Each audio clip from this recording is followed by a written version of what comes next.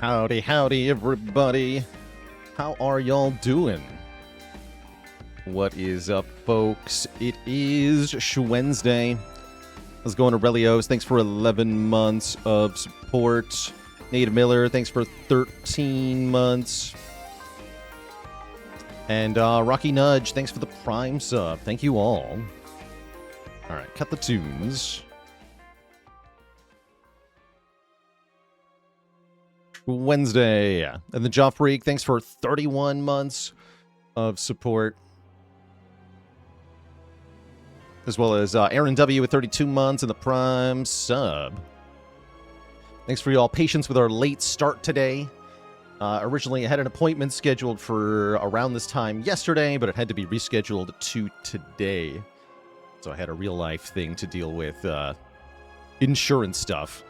Guy Incognito, thanks for 23 months. Pank Torilla, thanks for the Prime sub and 33 months.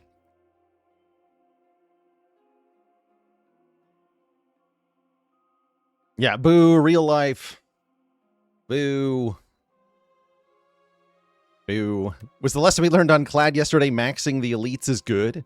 That was a fun run. Oh yeah, Silent didn't make it because I memed too hard. We flew too close to the sun on that one. This one was just good, right? Wing boots into 6 elite act 1. Look at this triple elite sequence. Just glorious. So what we learned here is that Shrimp Malaise is awesome. But maybe don't put all your eggs in one basket. I think that's the lesson here. Don't put all your eggs in one basket. We had the coolest build ever. With Electric Shrimp on Malaise Plus, with Lantern, with Chemical X, and with Throwing Axe, we automatically applied minus 21 strength at the start of combats, which is kind of incredible. However, what if the boss comes back to life and it gets all its strength back? It turns out that we just die. We just died to test subject from pretty much full HP. Whoops.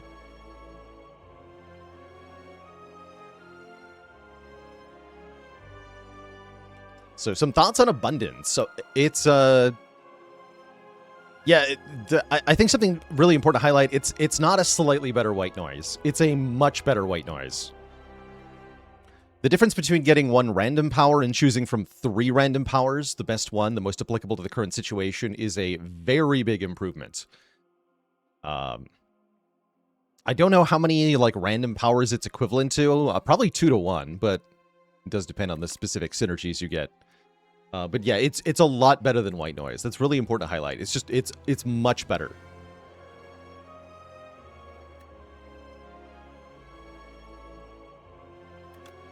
So the fairy that we discarded, I don't think would have saved us here. What would have saved us is taking a different ancient bonus from tanks. I think the Psy for the 7 block per turn, I think that would have made the difference against test subject. That would have been enough.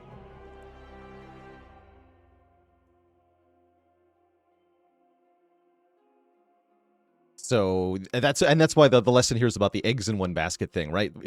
Effectively doubling the bonus that we already had didn't make sense when there was a major threat upcoming that was going to be able to neutralize that advantage. So we needed to diversify. It was really cool, though. And making Queen do 0 damage on both attacks was extremely funny. So totally worth it. Totally worth it, in my opinion.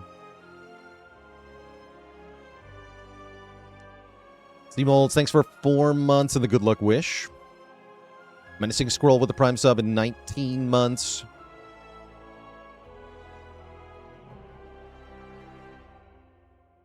Yeah, we might have also wanted to play phase 1 of test subject slower to make sure we got every power in play. That might have also been the case. I saw that I was taking damage, so I went to the next phase, but it might have been that we did this too early. Yeah, max out the ring. Good call. Yeah, maybe even different micro in the fight could have done that. That's all right. This is an extremely fun run. Again, I genuinely don't care one bit whether this run wins or loses in the grand scheme of things. So it was a cool run regardless. Getting to the final floor, that's good enough for me. How's it going? Ace Peacecraft.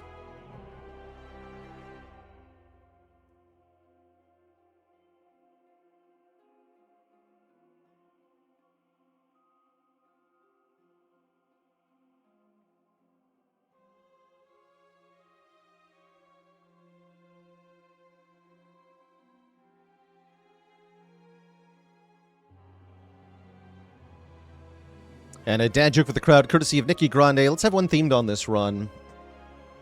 Why didn't the Silent want to show up to work?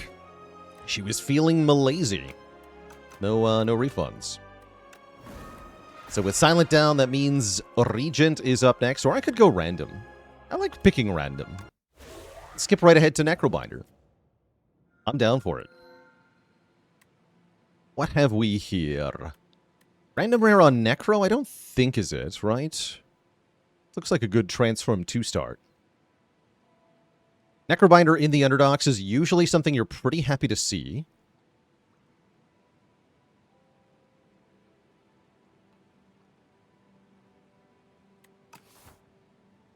This is probably Leafy Poultice. How many random rare cards on Necro are functional on floor 1? Let's have a look here. Definitely Eradicate, yes. Misery's fine. Pang is good. Soulstorm is not particularly good, but it's usable. Scythe is great. Time's Up is terrible. Squeeze is excellent. Banshee's Cry is terrible, but it can become good pretty quick. Oblivion's pretty good. Shared Fate is good. Undeath is good.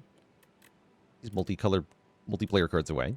Seance is weak, but fine. Sacrifice is weak, but fine. Transfigure's okay. Eidolon is not very good. End of Days is great. Reanimate is great. Neurosurge is great. Call of the Void is great. Devour Life is pretty much worthless. Spirit of Ash is mostly worthless, but can become pretty good. Necromastery is decent.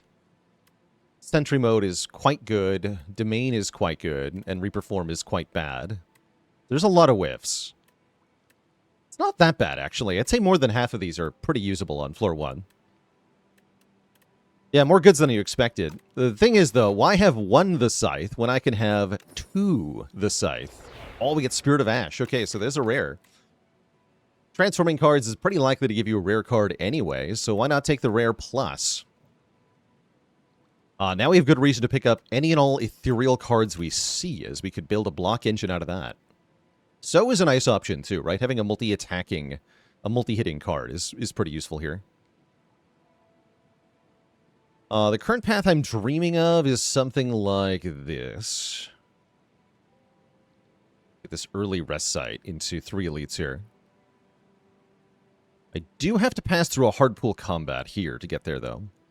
In fact, you pretty much have to go to a hard pool combat no matter what, right? Yeah, all of the paths that you can take involve 4 early combats, which is quite scary, actually. Perhaps a reason to go to that early shop. I think will be okay, though. Yes, Transform is just based on the proportion of rare cards in the character's card pool. That's right.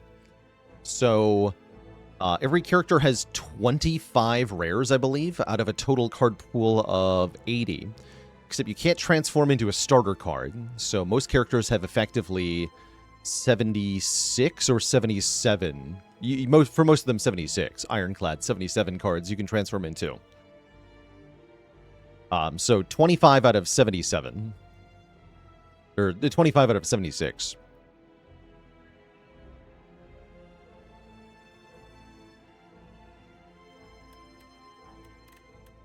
Anyhow.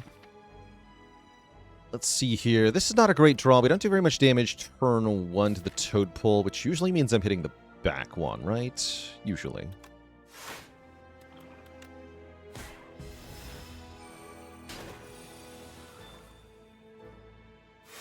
I can play So here. I don't really need to, though. I can do it next turn.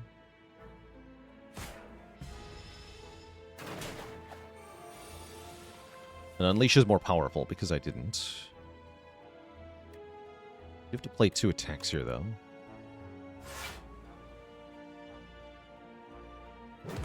It's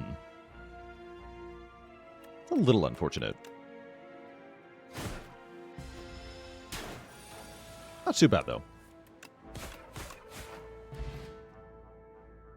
Dos Manos, thanks for the Prime sub. Welcome to the Cozy Sub Club. Okay, I'm pretty happy with a Powdered Demise, causing one enemy to lose health at the end of every turn. That's a nice thing to have in the back pocket for that hard pool fight, or better yet, for the elite fight. We also get offered an ethereal card. Since we have Spirit of Ash, it makes sense to pick this up. Because then I can get block every time I play it. Oh, and we can enchant a strike or defend with Spiral here. Spiral Defend looking really good, as usual. Let's take Spiral Defense.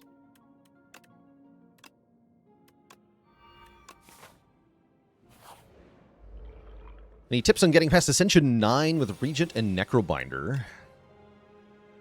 Regent can often get a lot of elites killed in Act 1. With correct play. So, making sure you're counter-building against the Act 1 elites that you're facing. So that you can get as many elites as possible. It's very helpful. Necrobinder is very good at killing elites in the Underdocs especially. So if your Necro run rolls Underdocs, you should prioritize getting some elite kills. For Regent, he's better at the Overgrowth. Lean into heavy offense.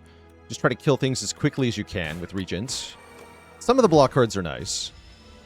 Like Reflect, but Regent really does his best, I think, when he's just going all-out offensive. Ooh, another Fear. Okay, interesting. Let's do it. I don't think I've ever had 2 Fears in my deck.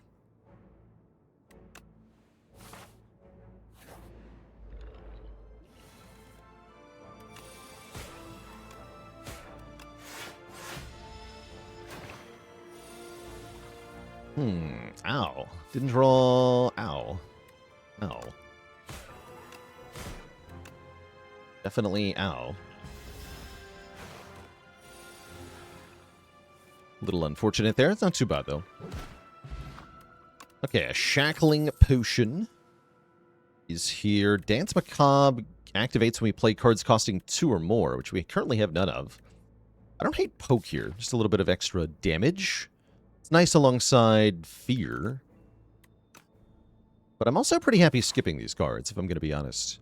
No, actually, for this Hardpool fight, I think I want Poke.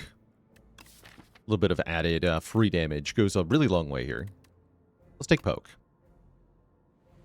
Yeah, Fear Mastery incoming.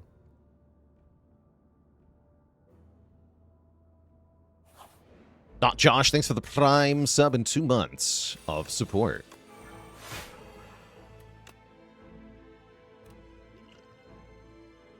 Do I just throw this Shackle Pot right now? I am losing a bunch of health. I'm going to do it. Just throw it at this nerd right now.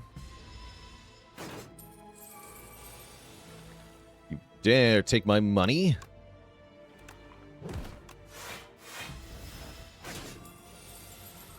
You would dare.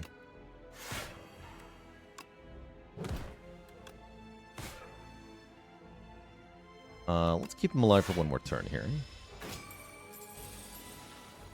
Perfect. Give me my money back.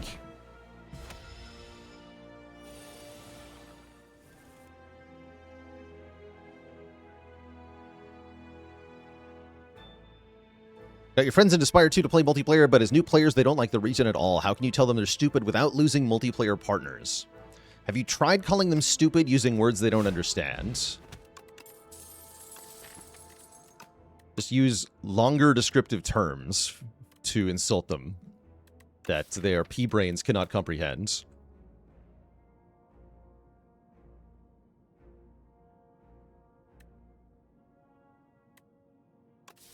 I think I'll take a Grave Warden here. Souls are not ethereal cards, but this card does block for a bunch.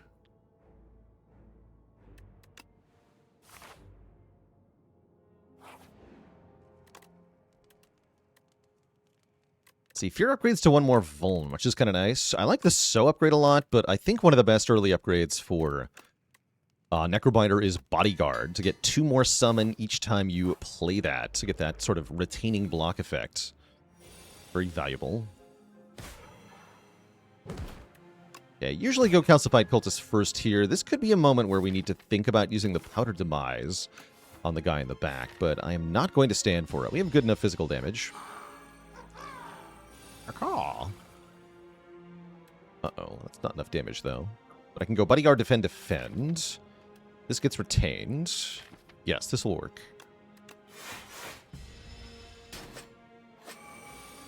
Not an ideal draw order, but that's all right.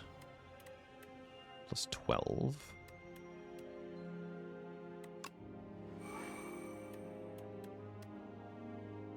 I fear this guy. I can't kill this guy, so we have to fear this guy. Poke. Hosty lives with 1. Okay. And then hopefully we can kill it in 1 turn. 23 is a little bit of health.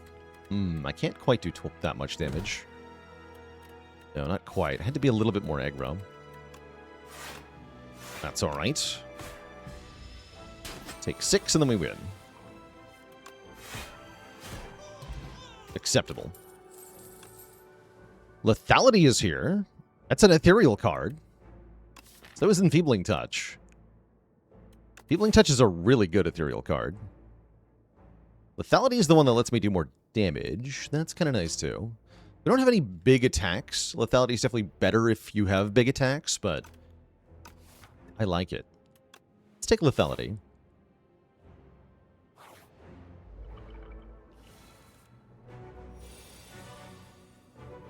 Let's take Lethality. Do we feel the need to use the Powder Demise in this fight? We're pretty good at this fight.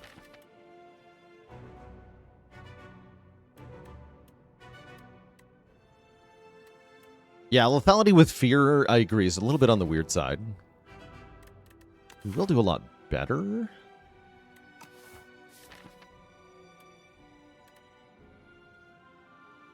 How's it going? Says Endralisk. This is currently a regular Necrobinder run. I'm not playing under any challenge currently. Good question, though. Probably tomorrow I'll do some more challenge runs. I decide not to use the potion. I might live to regret this. We'll see. Okay, we have Spirit of Ash. We can play Lethality. And I kind of want to go Sow before Fear, right? I guess I can do Fear without Sowing. We just go Fear Defend. That's probably better, actually.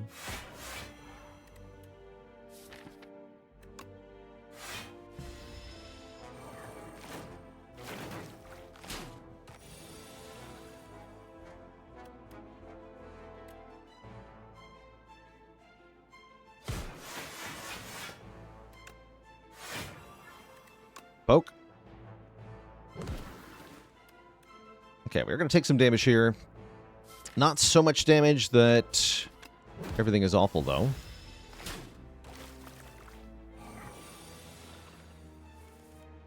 Currently, everything is largely fine. Kill this one. And this one.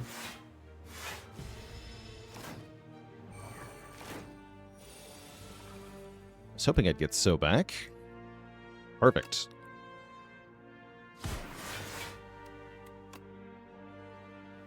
Then kill this one, and then we take none. Perfect. Good job, Hosty. And we're out of here. That wasn't too bad.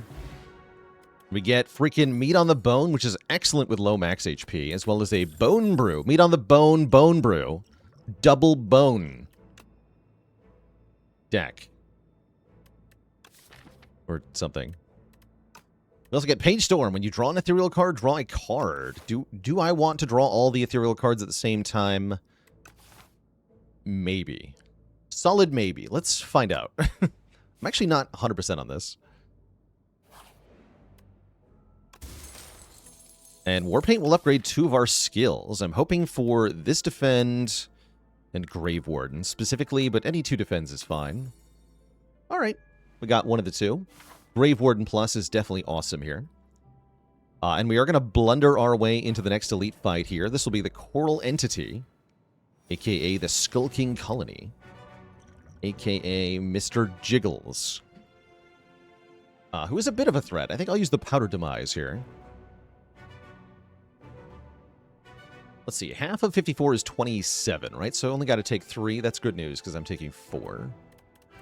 Actually, no, I am taking exactly 3. Perfect.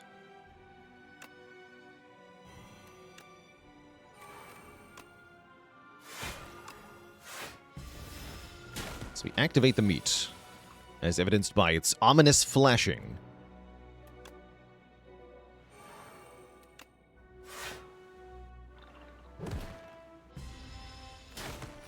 Oh, and it's taking the 9 on its turn. Okay, so that's not counting towards the thingy. Cool. Not counting towards the damage cap.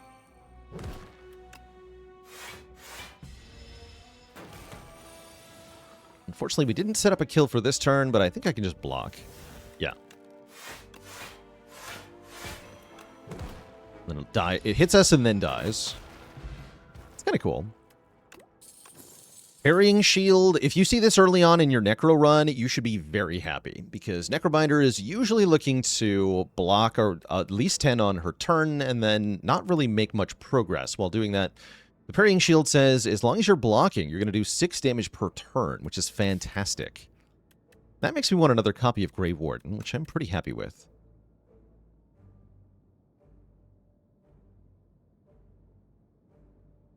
How's it going, Heptagon Son? Heptagon says, just wanted to say that watching you play Spire led me to showing off Spire 2 on the GDQ stage a few weeks ago. Awesome. Very cool. You're very welcome. And Rickon80 with 93 months. That is uncountably high. No such number is that big. I refuse to believe it.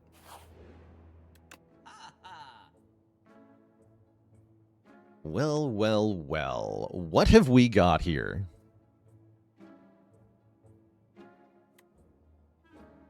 Look at this card. That says Ethereal on it. In a very good way. Very good with lethality.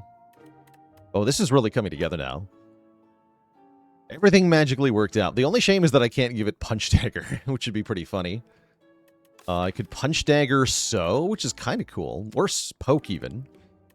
But no, we take Banshee's Cry here. I can't do Banshee's Cry card remove. I think we just buy the Banshee's Cry.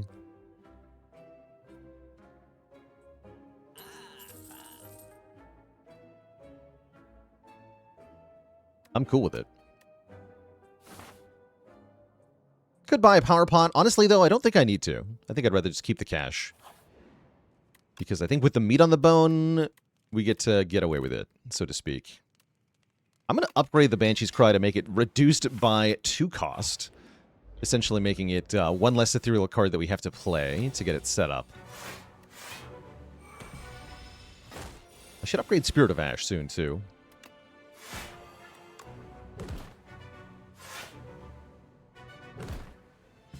Take 1.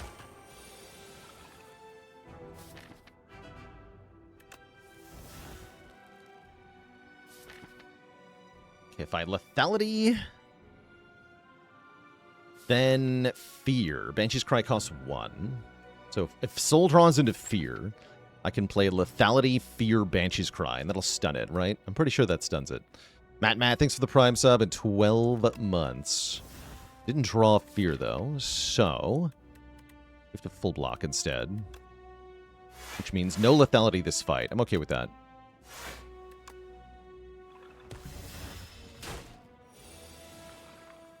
I accept this outcome. I don't like that we drew the Banshee's Cry again immediately, but I can't do anything about that.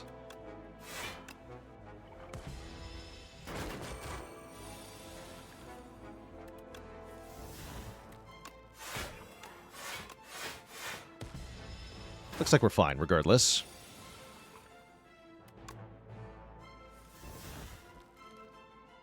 How's it going, Silophon? Actually, I think that's well said. Yeah, Regent's rares are too build-defining and overall weak, while the normal cards are too powerful. I agree. I agree with what you're saying. Also, that guy got dumpstered. You get a freaking Prayer Wheel. Normal enemies drop an additional card reward. This could be a really cool Pale's Wing, potentially. Cleanse is here. Cleanse I might take just for the Soulfish matchup so we can delete the stinky garbage in the draw pile. Let's take a Cleanse. Do I feel like Underdogs Elites are pushovers compared to the Overgrowth? No, I feel like they're checking different things. A deck that would do well against the Overgrowth Elites can get dumpstered by Underdogs Elites and vice versa. Yeah, Necrobinder has a really good starting matchup against the elites of Underdogs, but a bad one against the Overgrowth.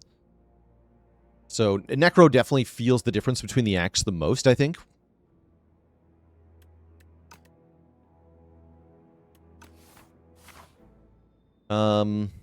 Debating event versus combat. The extra card reward from the combat is a little tempting, but it doesn't have a chance to be upgraded. So I think I'll go at combat farming in Act 2 and take this event here. Ah, classic. Okay. It's a fake choice and my face. Ow. Well, good thing meat on the bone is here.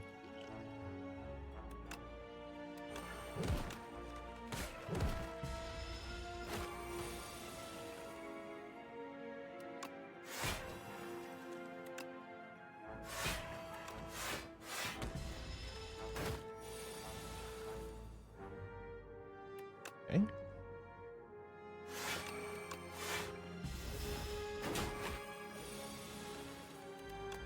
Pow.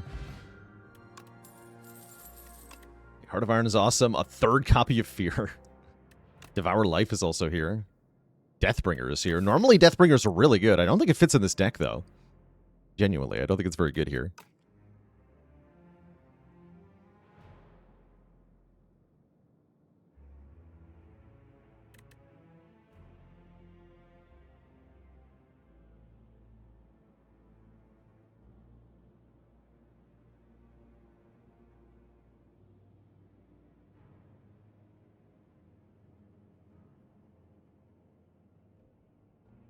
LGMO, thanks for the Prime sub in 10 months. Always learning new things with the streams. Happy to hear it. I'm going to lose this deck spot for the Heart of Iron, and I'm going to take none of the... I don't want any of these.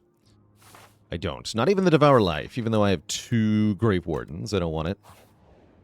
What I want is to upgrade... Spirit of Ash. Oh, it's only 5 block? I thought it was 6. Upgrade Lethality? Actually, upgrade one of these Fears to be 2 vuln. Yes, so then we can actually play Banshee's Cry with vuln sometimes.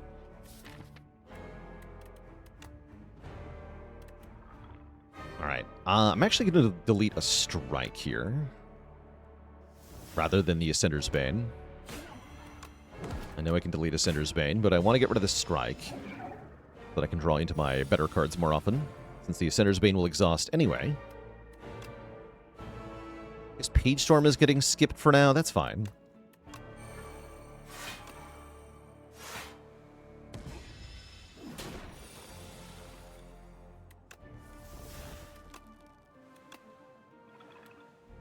Defend. Keep all this Asti summon. Next turn it's not attacking, right? Bad turn to draw all this block. Yeah, that's kind of bad. Double Fear is great, though. I will play Grave Warden. It does 6 damage from the shield, and I get a soul.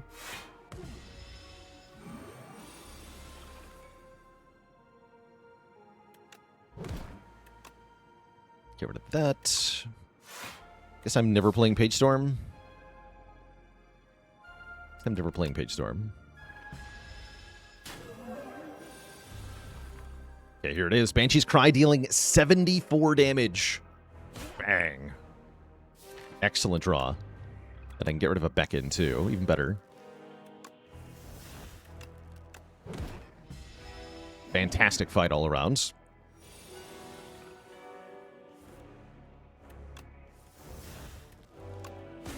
GG. Holy guacamole. We get offered some pretty cool rare cards, but do I care at all about any of these? I'm not sure that I do. Maybe End of Days. I could see taking End of Days here.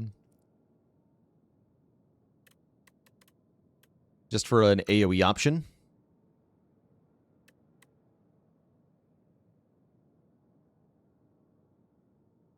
But I mean, I already have the Banshee's Cry. Yeah, this solves a couple hallway fights in Act 2. And that's kind of important, right? Because with Prayer Wheel, I do want to take a bunch of hallway fights in Act 2. Yeah, I'm going to take End of Days. And I'm going to swap the Heart of Iron for Liquid Memories here. Liquid Memories on End of Days is particularly good. Wait, Pale is here. Come on, Pale, please. Give me a wing. Come on, one time. What do you got? Ah. He is not here to give me a wing. He can give me card draw or energy. Those are both pretty good. Energy in particular is very desirable on Necrobinder, usually. Can I actually afford to end my turn with unspent energy, though? I don't know about that. That sounds kind of hard. So why the wing? The wing lets you sacrifice card rewards, and because we're getting additional card rewards, that means additional relics. We just get twice as many relics.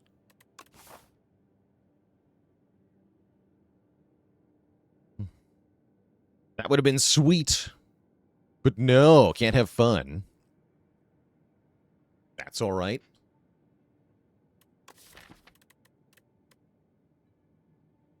Energy is so good on this character. I'm going to take the tears. I'm very tempted by the blood, though. Very tempted by the blood. Question is, how do I end my turn with unspent energy? We have to figure this out.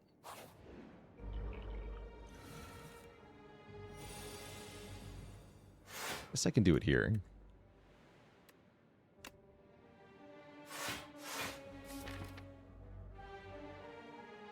Next turn's better, though. Oh, you know, you can keep that, actually. I only took that for Soulfish. Yeah, you can have that back. I don't care. Knock yourself out.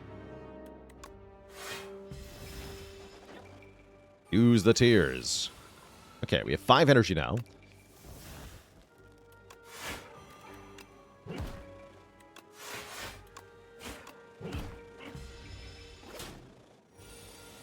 One more hit to knock him down.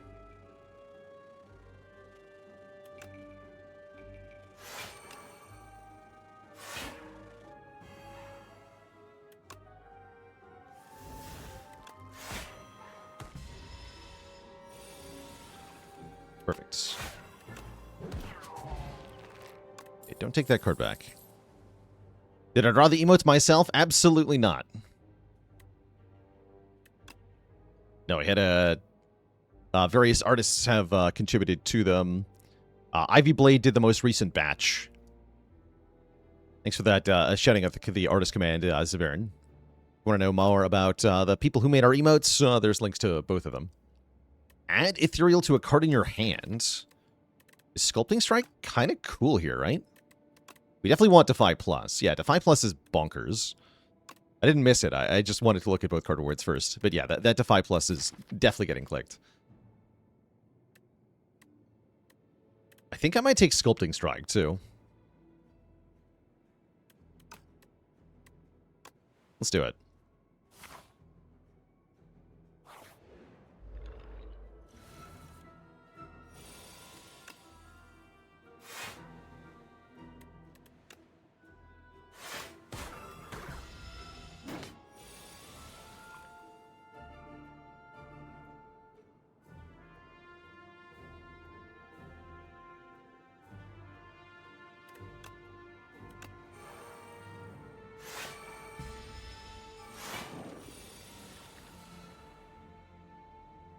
Now, looks like it's going to be potion time, probably. Can't break through this guy with this draw.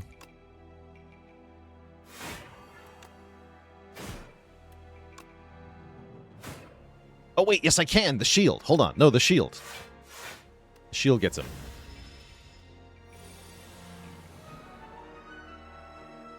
Okay, sweet. Sculpting Strike the poke. The poke gives me block when I play it.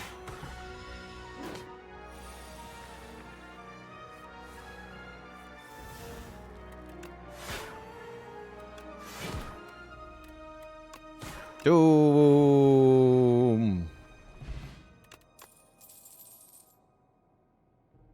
This is ethereal, but I don't think that's good enough reason to click on it.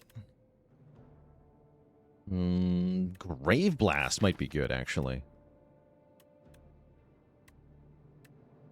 Grave Blast is kind of good. Normally not a very good card on this character, but it does some powerful things here. Not a fan of Drain Power, not generally speaking, no. Debilitate. I have 1 week in the entire deck. Oh, I guess I have Fears. It does work with Fear.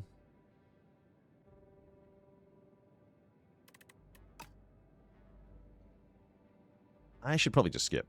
I think all of these are quite bad. The best card is no card. You get the mirror. I was wondering. Okay. Well, I have an easy choice here, in my opinion. Although Anchor's pretty good. You should definitely consider Anchor. But yeah, this is a dupe Banshee's Cry scenario for sure. Hell yeah.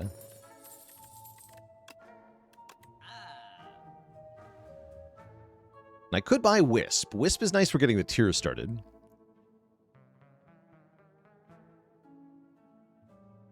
No dollies on Ascender's Bane.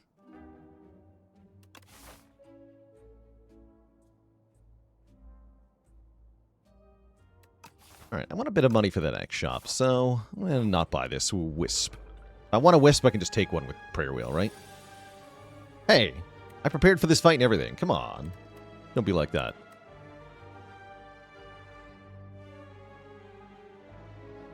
So am I okay with taking some damage? Do I use the Bone Brew? I think I just go ahead and use the Bone Brew. Order. That's fine. Not quite, but acceptable.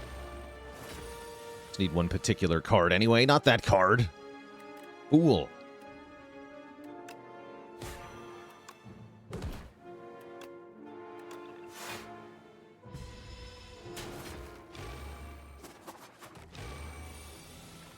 There it is.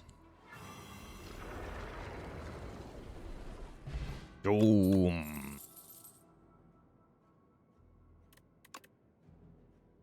Okay, delay is pretty good. We'll take a delay. Huge block card. And am I good to fight an elite from this position? Probably. Let's see what the next fight does for us.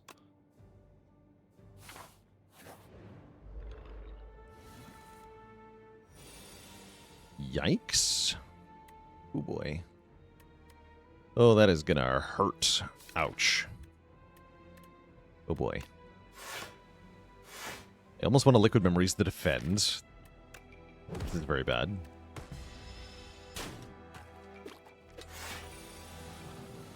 Okay, everything's fine. Good. Yeah, everything's completely fine. And this will be enough damage. So we can defy on you. It doesn't actually matter, though. Okay, everything's fine. They, in fact, just all instantly die when I do that. Making them die instantly is nice. We take a fetch? I don't think so. I also don't want a second Page Storm. Skip it all. And yeah, I'm going to go to the rest side here. We're going to upgrade probably Delay. But I also like the Page Storm upgrade and the Lethality upgrade. Why not fetch? Why fetch is my question back. Is it doing anything beyond just doing 3 damage? If it's just doing 3 damage, it's not really worth adding.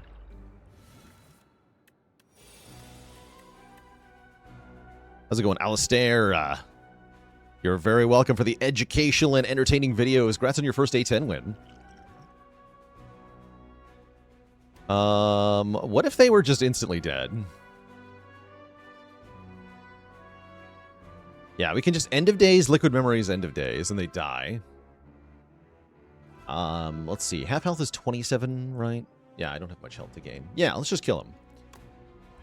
More like End of Bugs, am I right? Boom! And look at that. We get a Lantern to go with the Pale's Tears, plus a Fairy in a Bottle to go with the Not Dying. This is going very well. I actually, for once, don't want a Sleight of Flesh. Cool. Goodbye. What path would I like to take from here? How many elites do I want to fight? Probably not 2 more, right? A little scared of Dorito guy.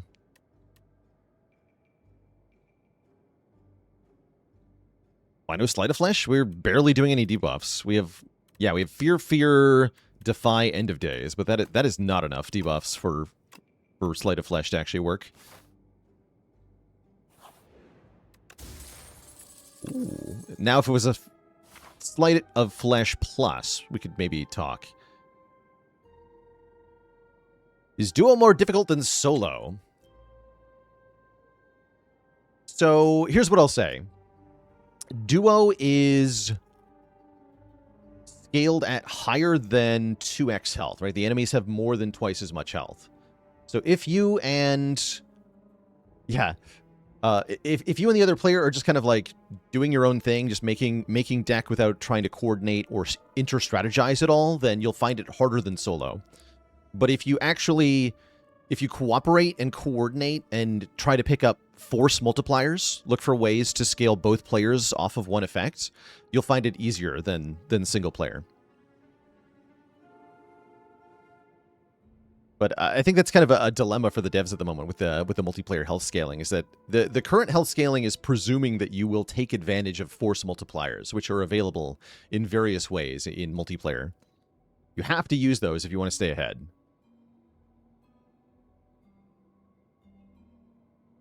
Yeah, especially with the new multiplayer cards on the beta branch.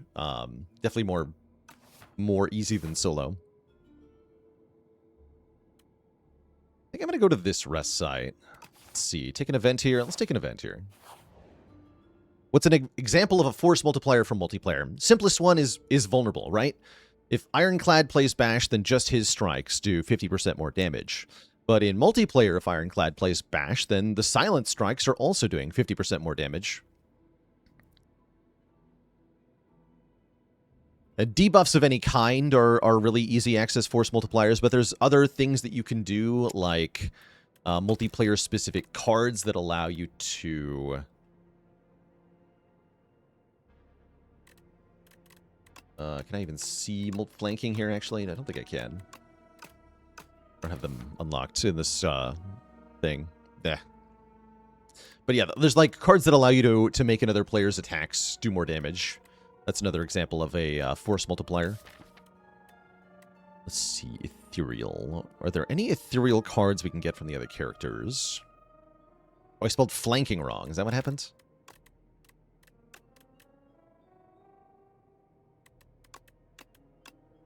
Colorless card, right?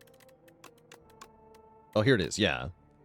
The enemy takes double attack damage from other players this turn. This is another force multiplier.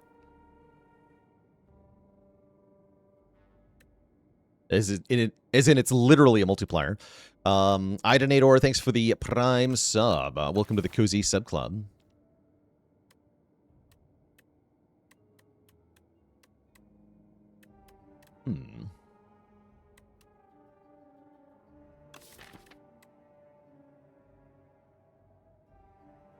Debating between Ironclad and Defect here.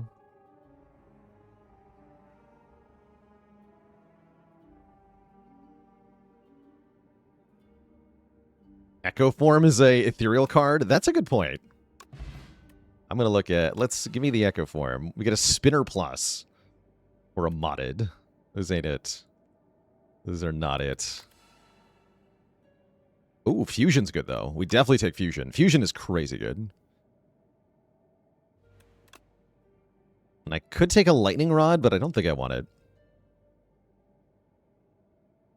Yeah, Spinner Plus is like Hourglass. It's actually more damage than Hourglass, right?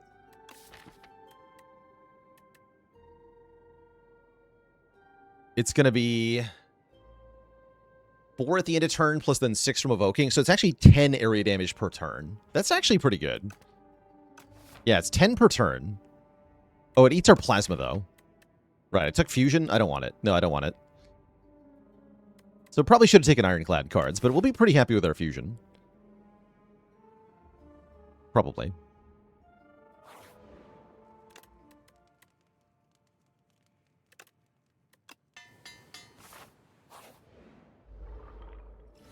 But not if I also take modded. That's right.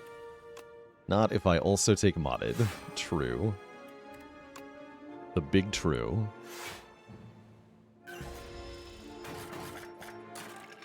I meant to regen potion here. I hope not.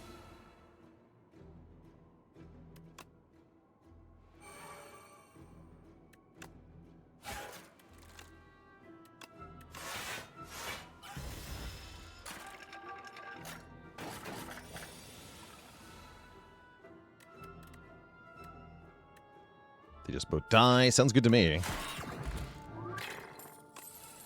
That went well.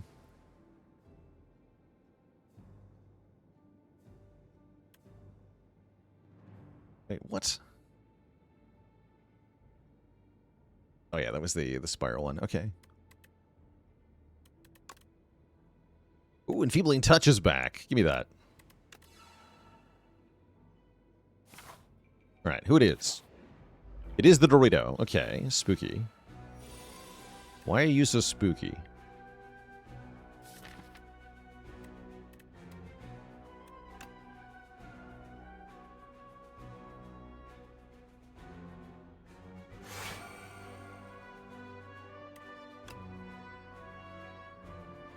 Let's go poke so. Take some damage here. Not gonna regen potion yet. Just hard cast this? Tempting. Just hard cast the Banshee's Cry for 7.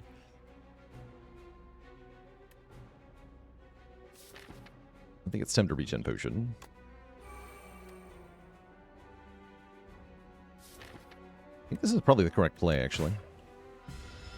Since we only get 3 energy this turn. Not that I'm allowed to play most cards on this turn, so I guess it's fine.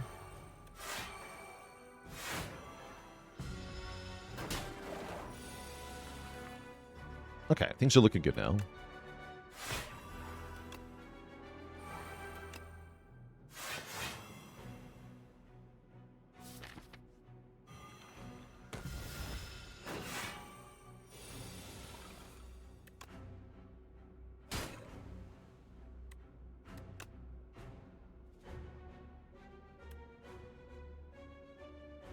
And then we Sculpting Strike the Defend, giving it Ethereal, so when I replay it, it activates our block power twice, and it's block positive.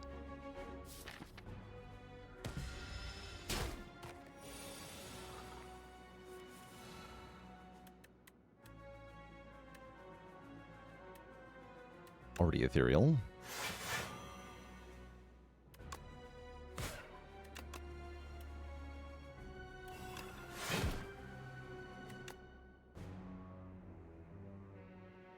It's...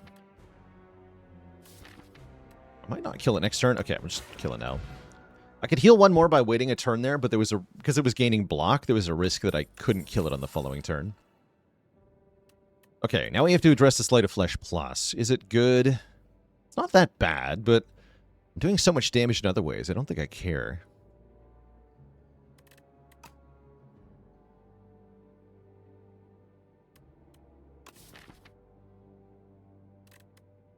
I'm skipping it. Feel like I got plenty of damage. Ugh. Alright, please remove 1 strike. Thank you. Goodbye.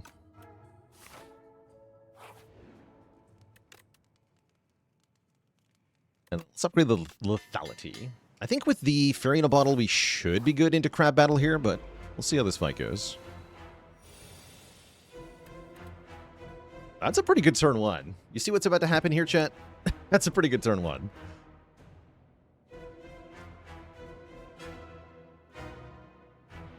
Do we consider the replay defend upgrade at this point? It's definitely pretty good. It'd be definitely going hard here, that's for sure. Who are we killing first? Is it Crusher? I feel like we're killing Crusher first, just because I have to target Crusher this turn. So we Sculpting Strike, applying to defend here. Defend is therefore an ethereal card that gets played twice. Banshee's Cry now costs 3. I play Fear. Banshee's Cry costs 1. I play Banshee's Cry on turn 1. Ow.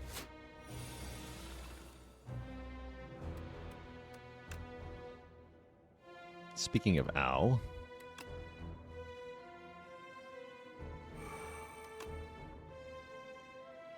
Oh, I should have played Fear first. That's true, actually. Yes, I should have.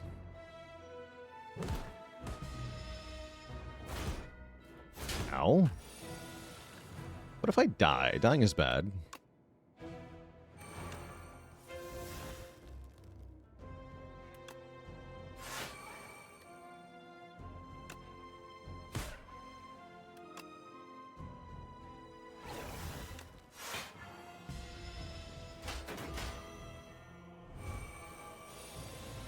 Thankfully, we can die twice.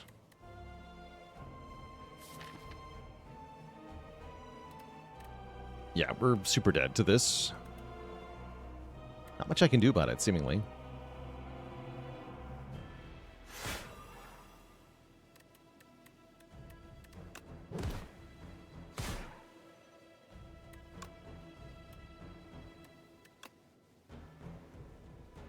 Yeah, thank you, Fairy. Might as well leave our energy floating so we get the tiers active. Now we're getting 6 energy per turn, which is pretty sweet.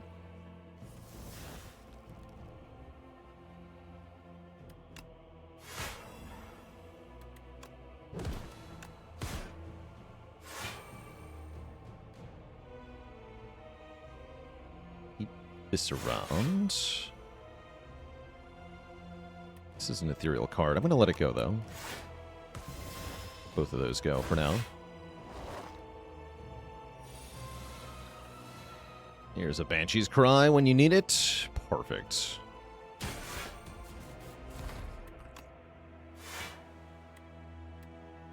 Don't quite die to Doom. If only we'd upgraded End of Days. Cute.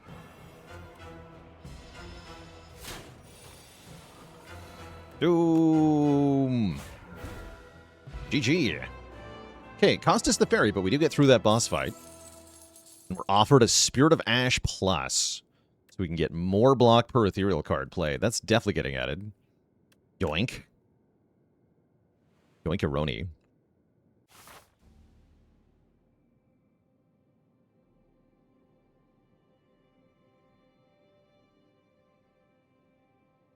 And why not turn around with Poke for the rocket attack? Because we're dead either way, so I figured there wasn't any point in turning around. Instinct? Crossbow, Throwing Axe, Spike Gauntlets. Crossbow is interesting. Throwing Axe definitely has some power.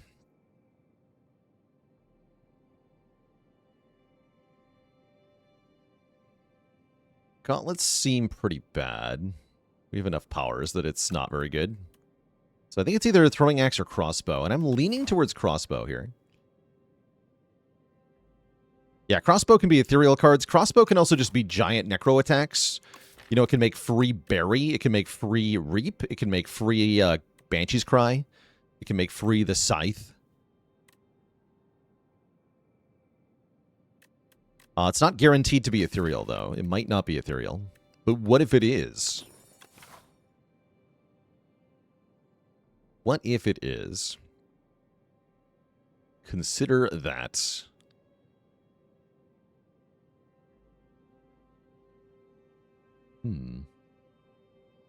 Okay. I think that's the shop I want to go to. Yeah.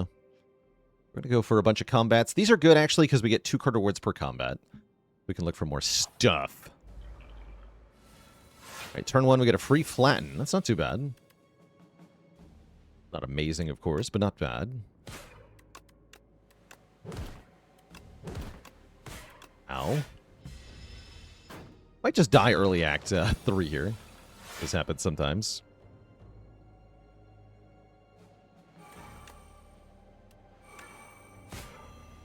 Order. All good. At least we have meat. Meat power.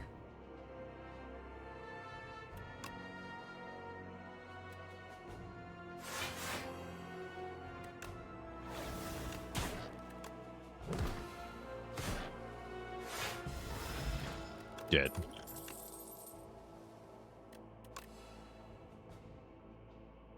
I don't think I want Snap. Snap can do some cool things, but less is more. As ever.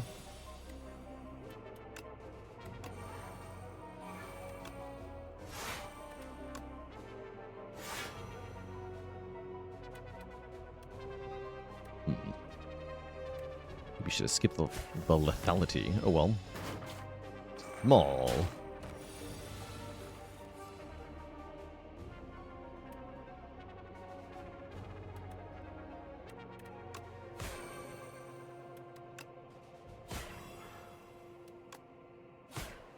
Tiny. Ooh. The wrench kind of cool. Dredge seems really good in this deck. Be taking a Dredge.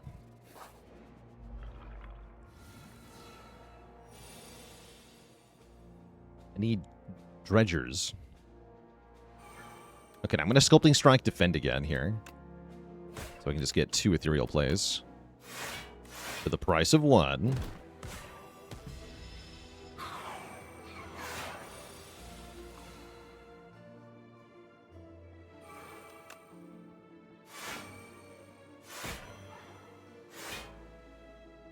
Oh.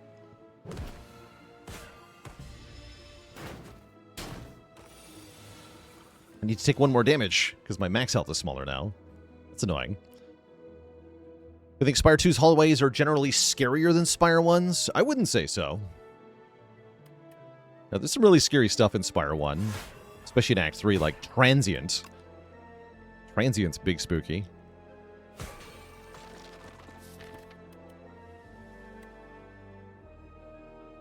Is it going to be possible to take 1 damage? Seems unlikely, but we can try.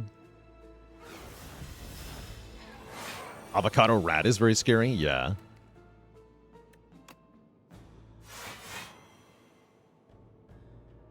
Okay, currently attacking for 14, I'm blocking for 11, so I'm taking 3. So if I defend, I'll take 2. 2 is good.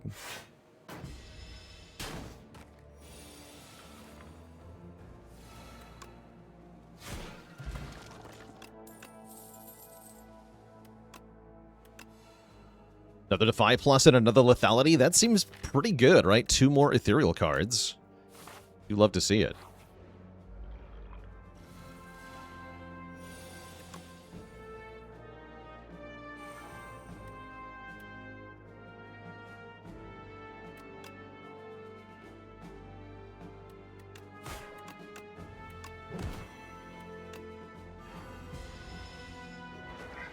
Lore.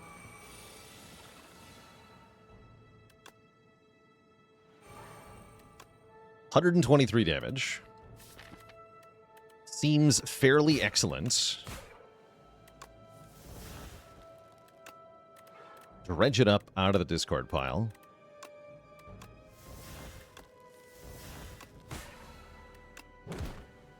Delete this nerd in its entirety.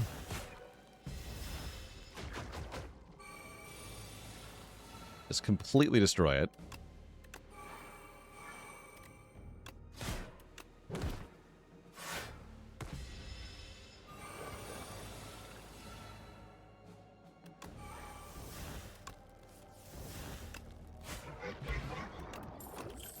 This is going well. Pull from below. Oh, there's an interesting card. Oh, definitely the Pope. I'll definitely be more interested in seriously tackling trying to get consecutive wins when the game is more complete. Take another Defy and the Pull from below. Yeah, Banshee's Cry needs an animation. I agree with that, for sure. That would be very nice.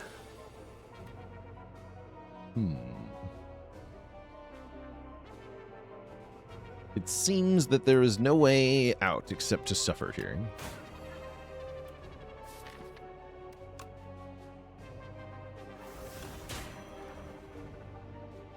Ouch. With my face, though.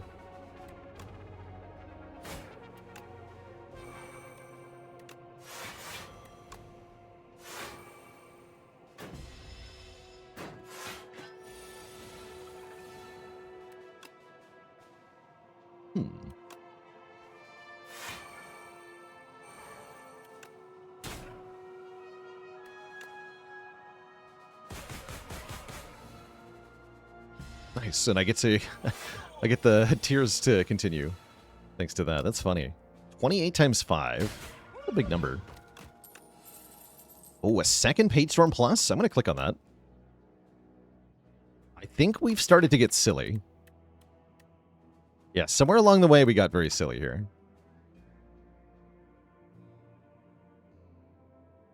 Wisp is somewhat tempting.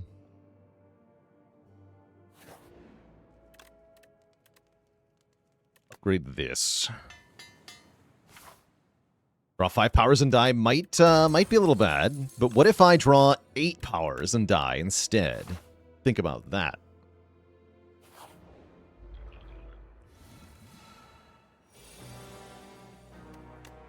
Why would you ever not take fetch?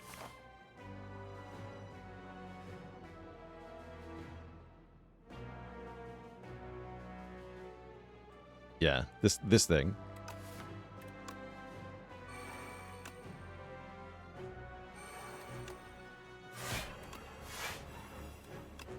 The Aeon Glass is a big meanie.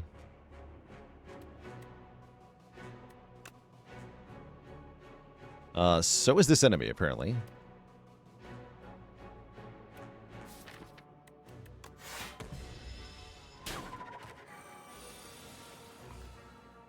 Perfect.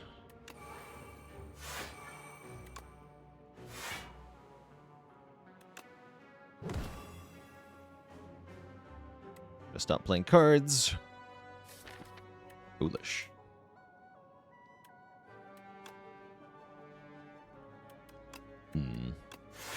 Mistakes have been made. Oh yeah, I've made big mistakes. Am I just dead? We might just be dead. Yeah, I needed to activate Pocket Watch last turn. Oops. Looking very dead to this guy.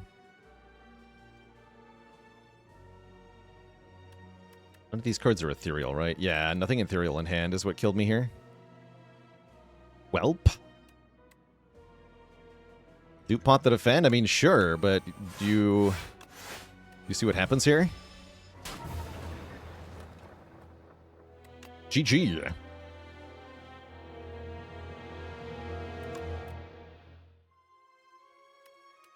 Yeah, it wasn't enough, unfortunately. You only get one more play of the defend, not 2 more, with a dupe pot on a replay defend. Had we upgraded that defend, we would have lived that turn. So that is partially a death to not getting the defend upgrade when we needed it. Also partially a death to not using the pocket watch properly. Good try, though. Yeah, good try, though. Too much setup in that. That was tough. That was tough.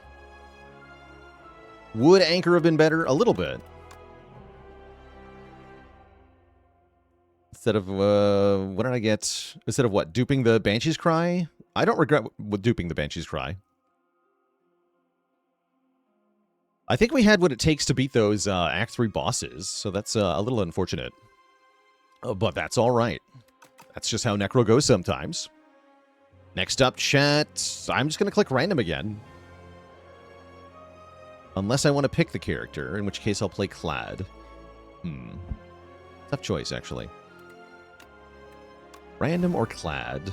I think I'm just going to go Clad. He's the most fun at the moment for me. Well, second most after Defect. But, like, the most novel? I know what I'm doing on Defect. Clad is more fun to experiment with. Random could give us Necro again, which is a good reason to pick Clad. Anyway, chat, I'll be back in a bit here. Going to refill the leg, stretch the water. When I return, we will play another run. BRB.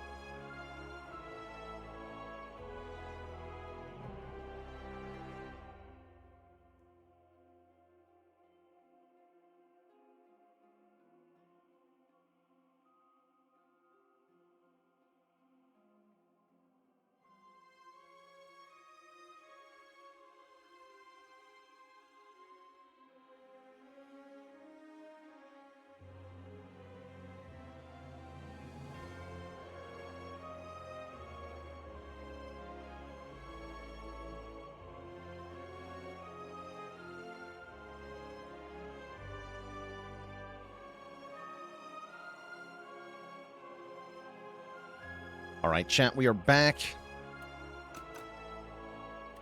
We are back. We're gonna play. I want to play Clad, so we're gonna play some Iron Chad. I just win streaked Ironclad.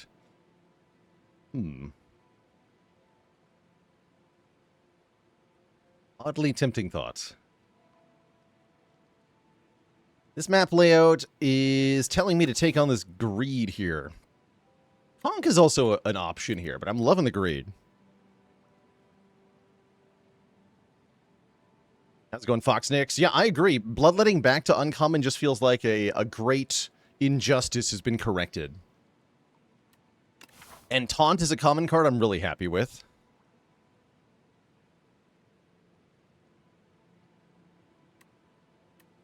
How do I think about the Eternal Curse so early on? I feel like what you end up doing in practice is transforming one starter card into an Eternal Curse, as the money lets you remove a card at that first shop. It does hurt.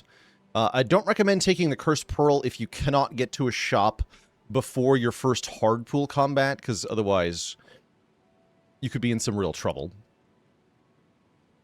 Tostat, thanks so much for the Prime sub. Let's take 2 combats into an event into the shop, and then if the shop is bad, we have the potential for 2 other shops we could go to.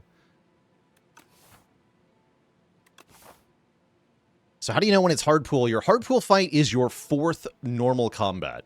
So it doesn't matter if that's a normal combat on the map that you encounter or if it's an event that turns into a normal combat. The first 3 fights in Act 1, and then only the first 2 fights in Act 2 and 3 come from an easier set of encounters that are designed to be beatable at the beginning of the act. After that 3rd fight, things get kind of spicy. Speaking of spicy, this draw is spicy.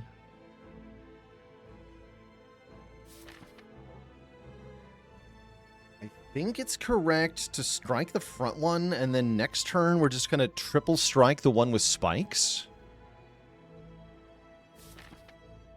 Feels kind of bad.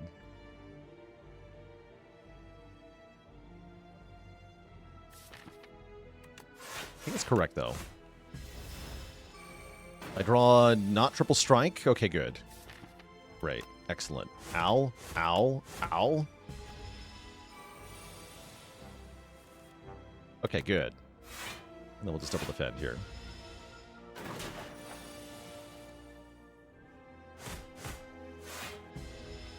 So, a little bit less health because of the curse. I think we're down like 3 health because of that curse. But mostly that's just, you know, floor 1 can be like that sometimes. Zondabach, thanks for the Prime sub in 2 months. I like both Pummel Strike and Headbutt here. I don't like Inflame much here. Yeah, face tanking the Thorns is such a Clad way to do that, right? It's great. Just bonk him. Just headbutt the spiky thing. It's fine. Doesn't matter. Okay, I definitely want to kill one of them next turn, so I should kill the back one next turn. Take 4. Perfect. And I have 2 turns to kill this 27 health thing, which Clad can generally do.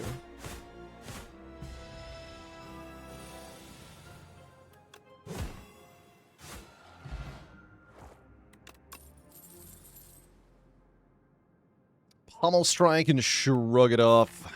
Since we're in Underdogs, it would be wise for us to add a block card of some kind. And having more draw on the deck is quite nice. Estienne Seagal, thank you so much for the Prime sub. Hey ho. Could also go double Pommel, try to get Hellraiser. If you missed it, by the way, we recently had a Hellraiser Meteor Strike deck. Actually, I can look at the run history within the run, right? Wasn't this one? No, that was the Unrelenting run.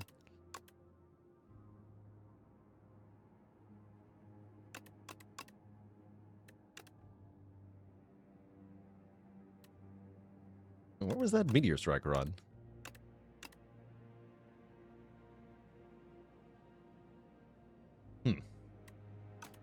It was a while ago, I guess. But it was fun. Oh, actually, it might have been on the other file.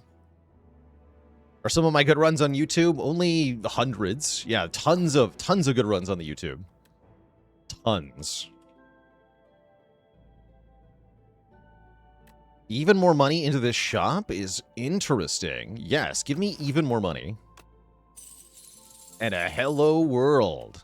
Hell yeah. Hello.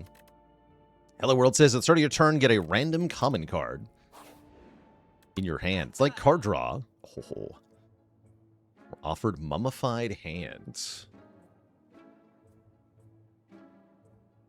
You're telling me I can buy both the Vexing Puzzle Box and the Mummified Hand because I was rooting around in the garbage? That's great news. That's fantastic news. That's probably what I'm going to do. The other option is Mummy Hand and Mayhem, which is also funny.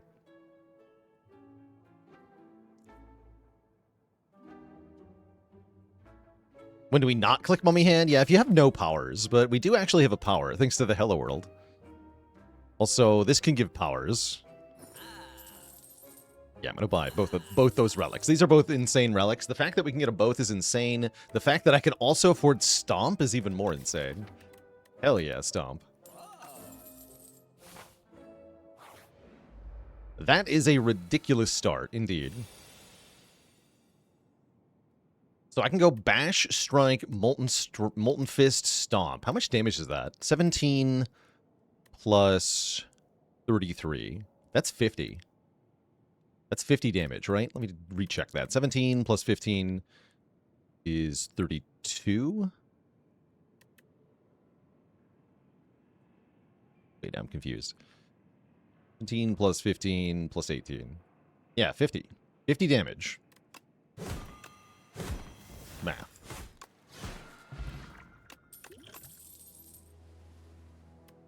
That does say power. But want to just take a Stampede?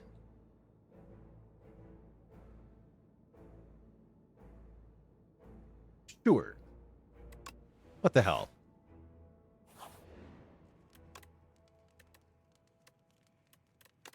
It still upgrades to innate, right? It does. I think I'd rather upgrade Bash, maybe Pummel or Shrug. I like that the Bash upgrade is a lot better in Spire 2. Spire 1, we actually had mostly niche reasons for not wanting to upgrade it. Now you've actually got good reasons to upgrade it. Namely that if you get Break, it'll already be upgraded, which is awesome. Very powerful. Yeah, it was mostly the Wake Up on Legavul in it, and now that that's not a thing...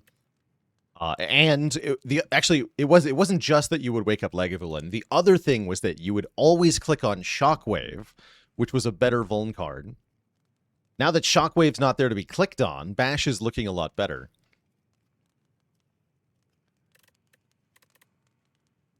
But yeah, I would actually say that the fact that Shockwave was around was actually a really big part of it. I'm also liking the Shrug upgrade quite a bit. I can get 2, so let's upgrade Shrug first.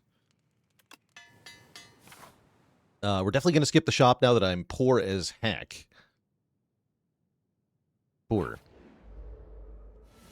Yeah, Vuln is also just generally better in Spire 2 because of the additional synergy stuffs. True. Very true.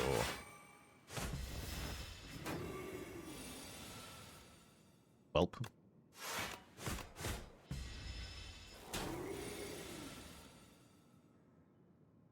Okay, we'll Shrug as our one skill. Then I can play Hello World. Ends up making Stomp free. Cool. Bonk. No matter what the Mummy Hand made free there, that was going to work out to be a good turn. Can I kill this thing? If I go Thunderclap, Strike, Strike, we automatically play Bash, right? That should kill.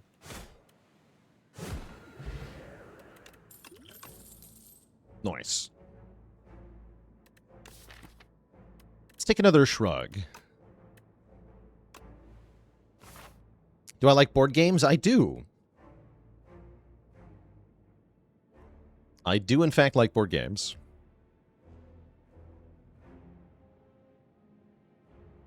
Favorite board game is probably Terra Mystica. I also like Lords of Waterdeep quite a lot. Kalis is quite fun. I've enjoyed Agricola.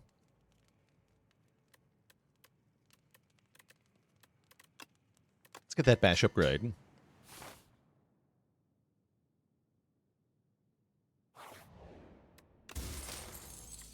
Oh, a strike dummy. Okay. Pommel strike just got a lot better. I've played one in-person session of Gloomhaven and a bit of the digital version of Gloomhaven. A fair bit more of the digital version.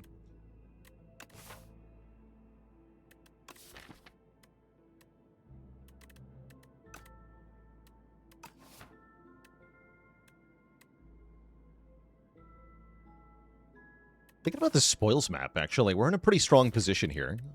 I think I can tolerate this curse. Give me the map. I also don't need another potion here. So yeah, give me the map.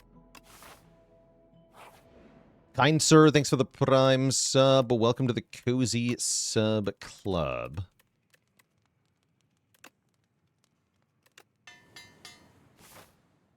Load up on curses and gold. What are we, a pirate? Why are you telling me to do pirate things?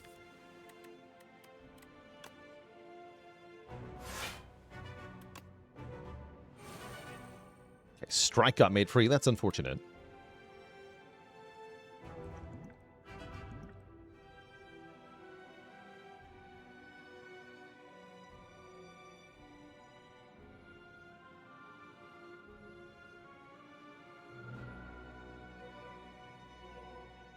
And how's it going, Shooting Thunder? You know what? Welcome to the Cozy Sub Club. Get in here.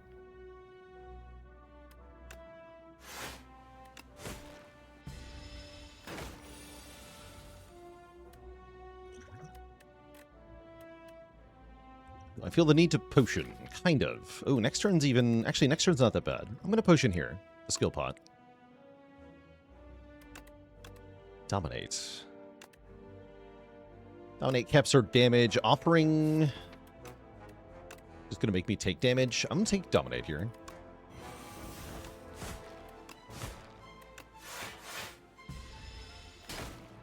Not the skill I was looking for, but I'll take it.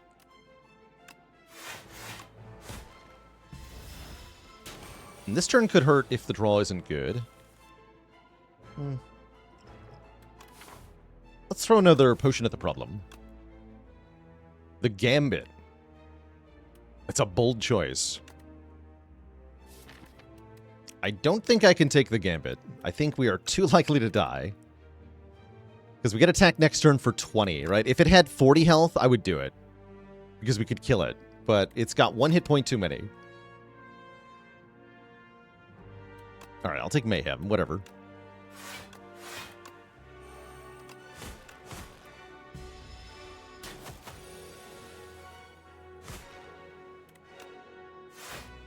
Oh, we would have gotten away with it.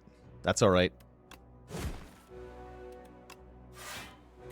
And I would have gotten away with it, too. Get a lucky fish. 15 gold per card we add to the deck. Cruelty seems like a pretty good card. Vuln enemies take even more damage. Sure. Cruelty became uncommon so that Dominate could become rare. Now Cruelty can be found a lot easier. I'm curious how this is going to impact Clad.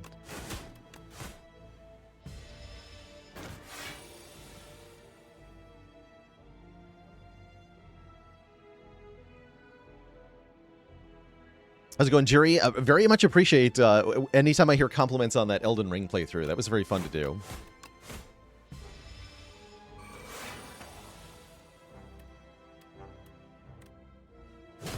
So always thrilled to hear when people enjoyed that. I'm gonna defend here. Okay. Dominate now in golden form.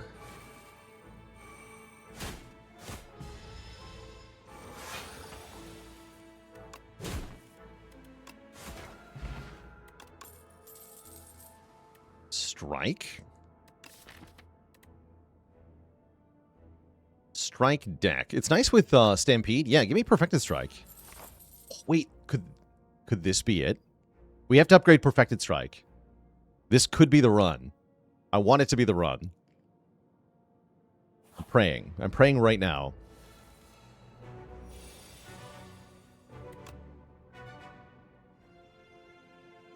Yeah, I'm praying for Clone Perfected Strike into Dragon Fruit with Lucky Fish into Bing Bong.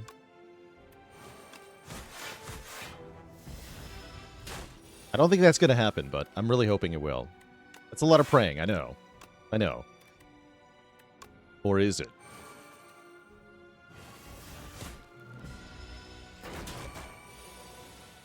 Or is it? I don't think I get the luxury of playing Stampede here. I think I got to double defend.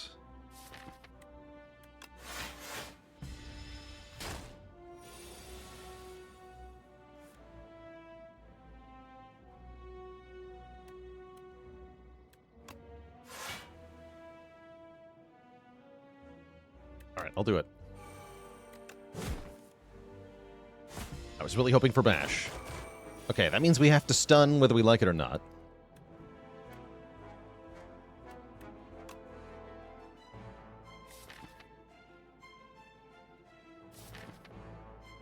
Which is fine. Put Bash on top. Strike it. Cinder gets automatically played.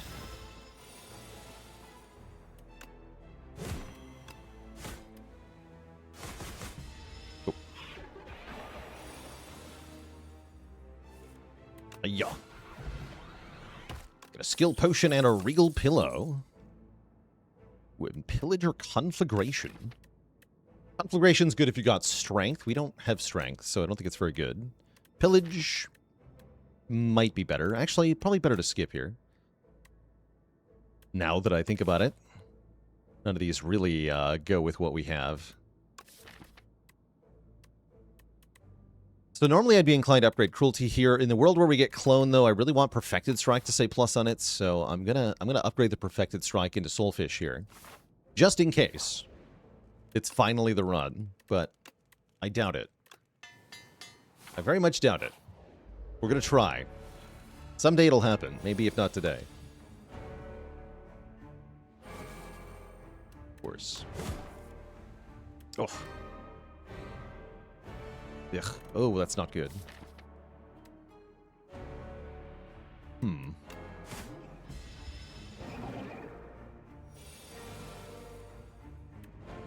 Very much not good. Okay, I think it's skill potion time already. We're in big trouble here. Stoke will help a lot. Okay. Stoke will help a ton. I think I Perfected Strike, then I Stoke. Feels weird. Definitely need that Perfected Strike to stay around. Oh, perfect. Okay, powers. Power slop. Go.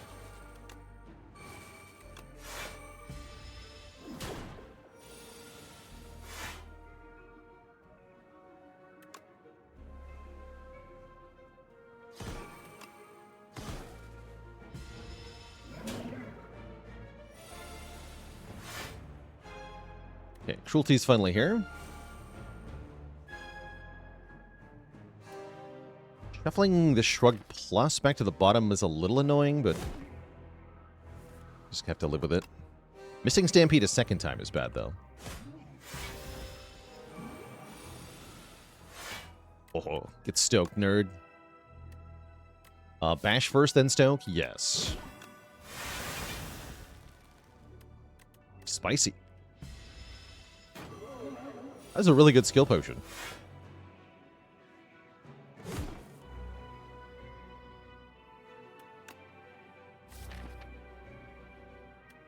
Pow. Turn these into rocks. Rocks are for bonking with. GG. Ooh, Cascade is another nice option to have in terms of things that are good with ancient bonuses that we might get.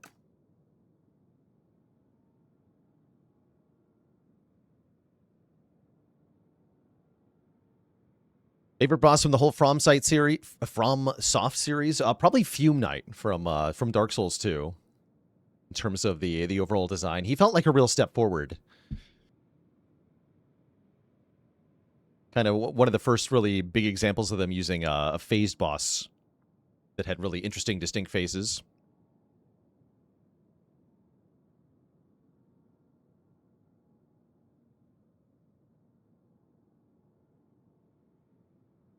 What happens if a Cascade hits a Cascade in the draw pile? Great question. So when you play Cascade, your energy is all spent because it's an X-Cost card. And then you resolve all the cards that you're hitting in the draw pile one by one. When you play an X-Cost card with another card, like Havoc or something, then the value of X used is your current energy.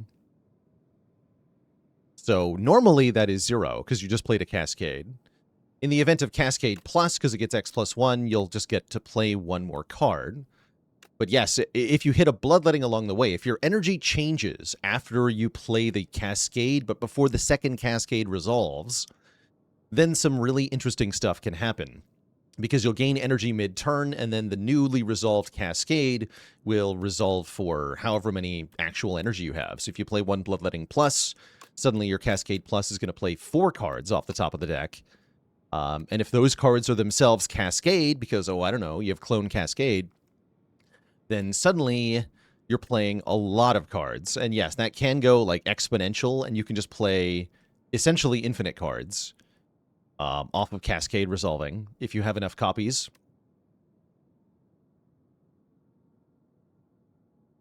So that's pretty cool.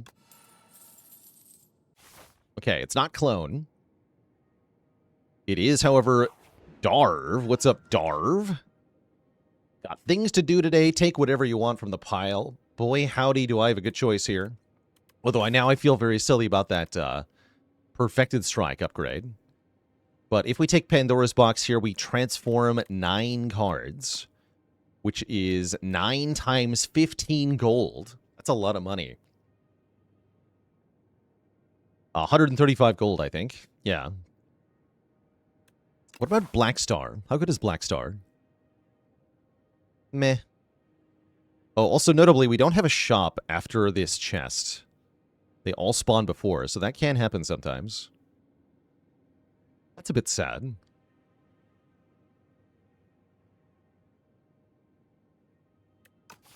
But yeah, I think I want the Pandora's Box. Here's what we get. 3 powers, 4 attacks, and 2 skills. Second Wind Shrug. Not bad overall. Not bad at all, especially with, of course, the Mummified Hands. You heard the sound of that money piling in. I think I would like to fight this elite, so I'm going to go this way. I feel bold. I also feel like we stomp all over the Dorito. It's like super hard.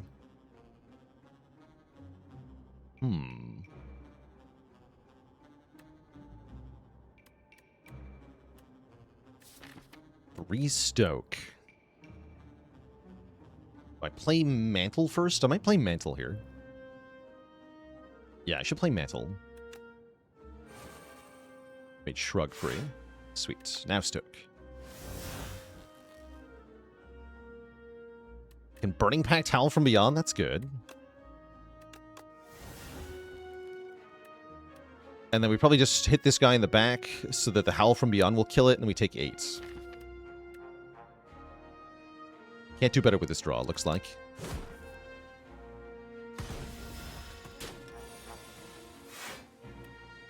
My Perfected Strike only does 15 damage. How sad.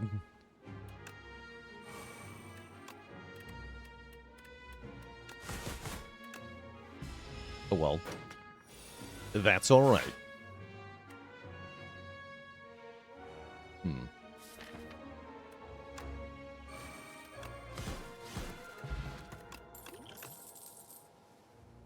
Since we're lacking in block cards, Iron Wave Plus seems kind of good, right? It helps. It also makes us beat up the Dorito even better. And gives me more money. Lots of good reasons to add that card. If I was going to remove a card from this deck, It might be Rupture. Actually, we have Rupture, Crimson Mantle.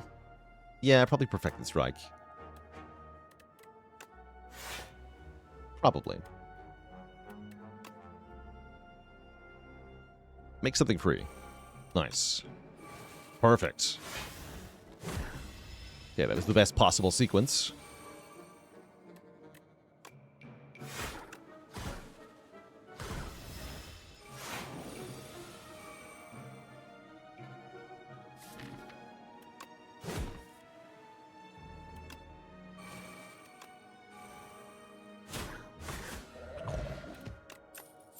Actually, that Sword Boomerang goes kind of hard, huh? Idle Worker, thanks for the Prime sub in 14 months.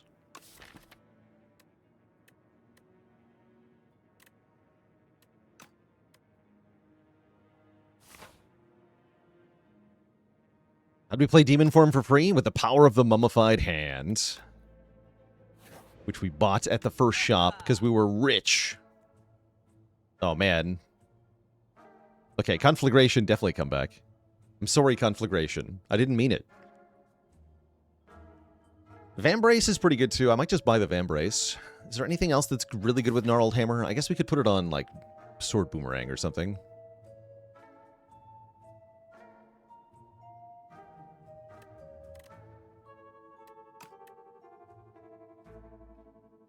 I tried Gildron. I have not.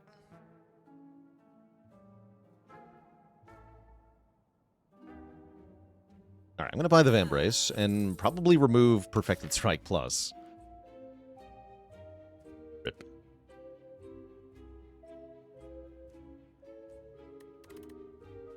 Yeah, let's get rid of that.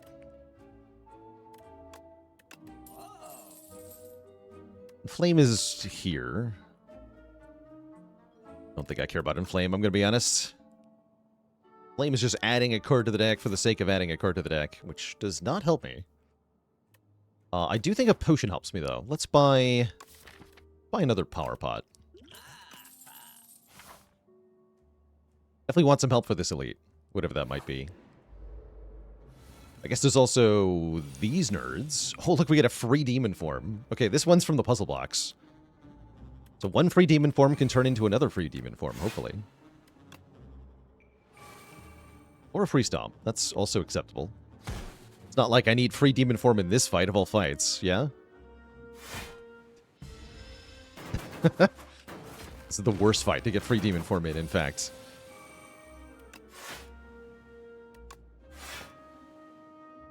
I guess I'll just block.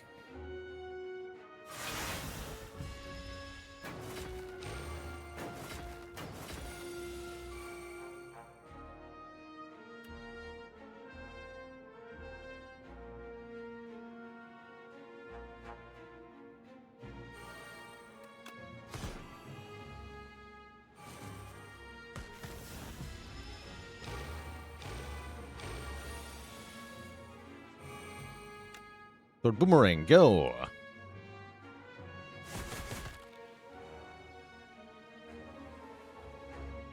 We have... I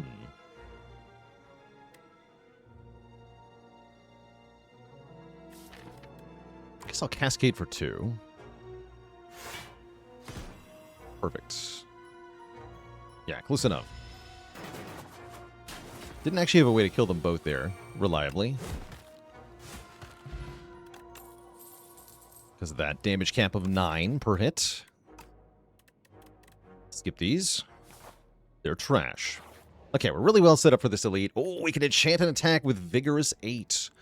The low cost of 6 health. Or we could gain 10 max health in exchange for our potion. But have you all considered Vigorous Boomerang doing absolutely massive damage? Conflagration come back again. Funny thing is, if we had Conflagration, it's never getting enchanted with this, because I already enchanted it with Sharp 3.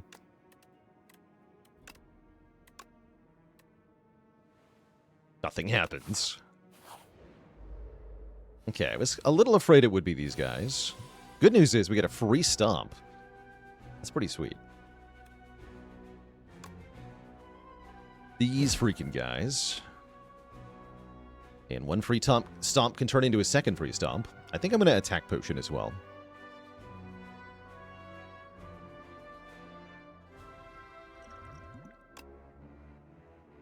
Bonk.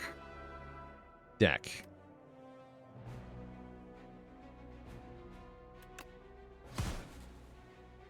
In that case, kill this one. Beautiful. And then I can play Hello World. Okay, that is a very, very good opening to this fight. Behold, there is more stomping.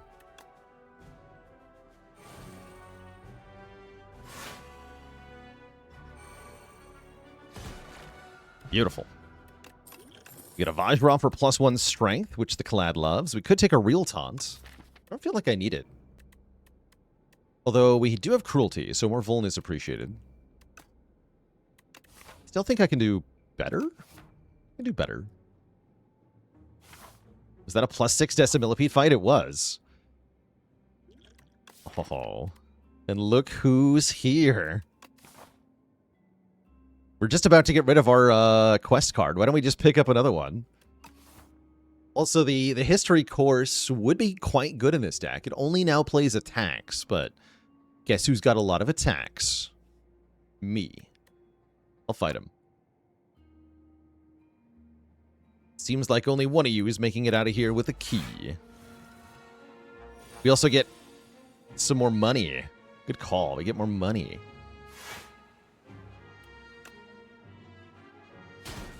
I love money. Ah, heck. Got a power potion there.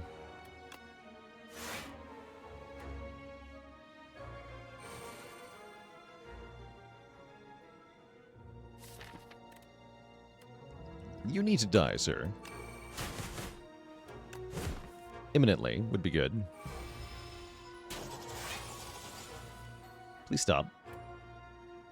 Oh, he's doing the really mean pattern. How rude.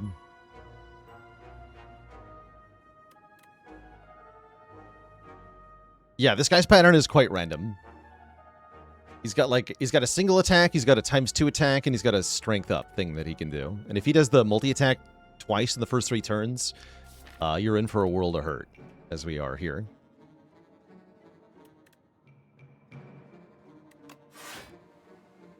Okay, we can go Shrug, Iron Wave, Crimson Mantle, lets us bash always. That's pretty good. Okay, that's fine. But yeah, if he'd done that at last turn, we would have been in much better shape here. Oh well. That's how it goes sometimes.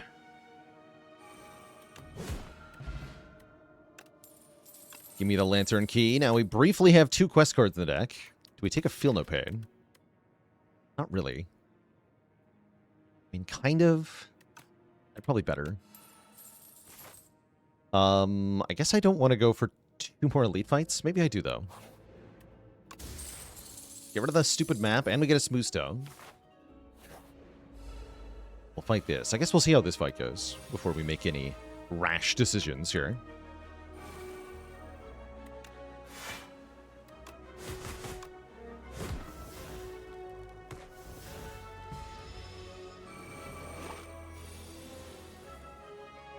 So much money.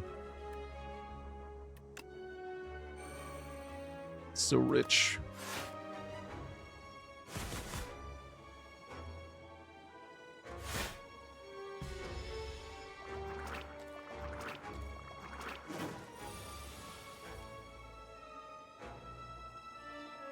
Okay, this turn looks a little troublesome. To be sure. There's Stomp.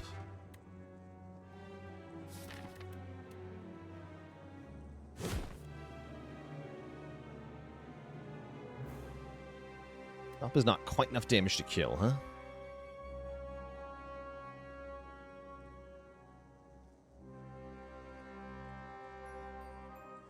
Power Pot pretty reliably gets me out of here. Right, yeah, I Stomp, and then I play the Power Potion. And then it's 100%.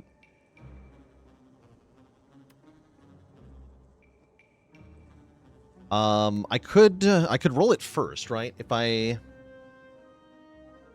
play a power now and we hit Mangle before we hit Stomp, yeah, we might as well roll the dice first. Because we might get out of here without the power potion with the right hit. No, we don't. Okay. And this still guarantees it. Okay, great.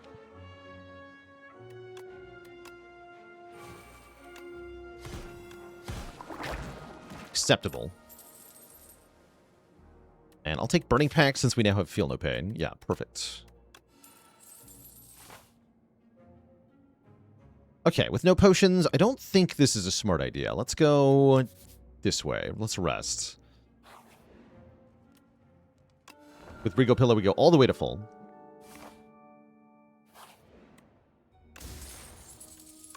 And get an Unshock You. I like that. Dorito is free. Yeah, it's the B guy that can actually ruin our day pretty hard here. If the draws are bad, that can go very poorly. I'm going to play Demon Form. Seems prudent.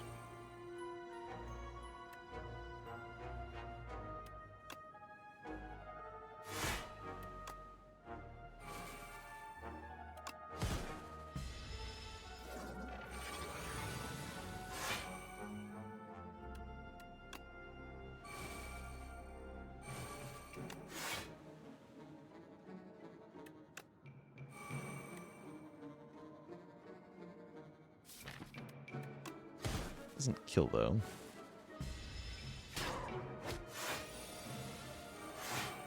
Oh.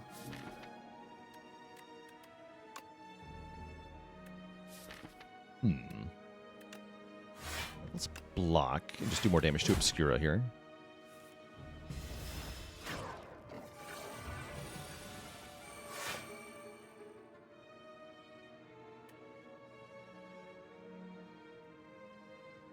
If I go Iron Wave, then Stampede, we always get to play Stomp for free, right? It's actually the worst outcome, because then I take 4, but that's fine. Bonk. Stoke for real. Yes. Stoke is incredible. No hesitation on that click. It was the Dorito. We could have taken the more aggressive path, but that's all right. That is totally all right. Please play Stampede. Okay, this could hurt a little bit. Nope, perfect. Good, very good.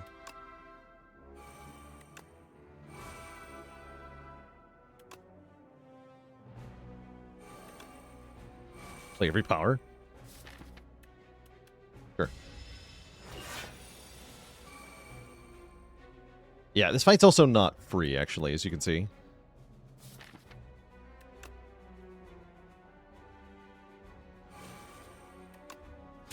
Not the first time through the deck, anyway.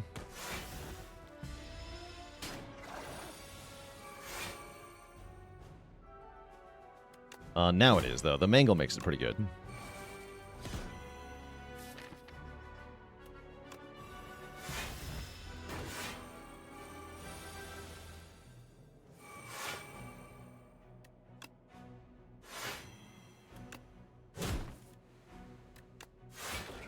Good. Okay, Blood Potion Meal Ticket's pretty nice, though. Colossus...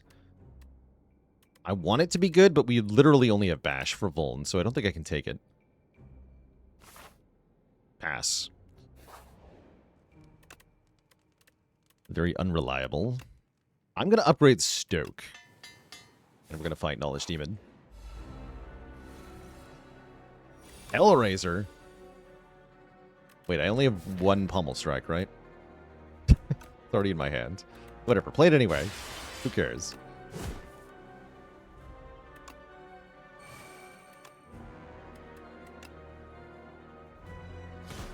I'm pretty sure I take damage per turn over minus draw.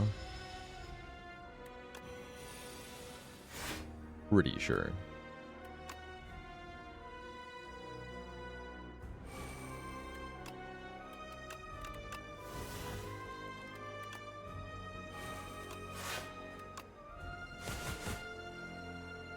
Cool.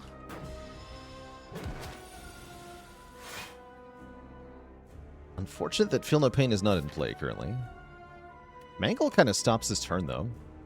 I can just play Mangle. Not a weak turn, though. I need to do more stuff than that. Actually, this worked out with his draw, right? Let's just Mangle him. And then I can play Rupture afterwards, which is nice. And then I can play all of these cards.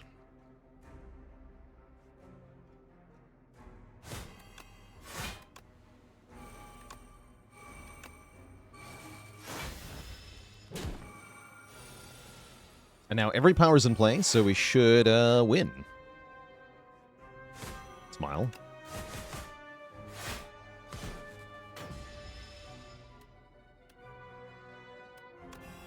Or we'll die. That's also an option. Dying is allowed.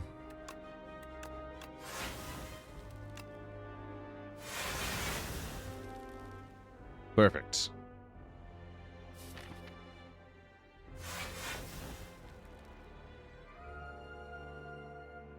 Simply perfect.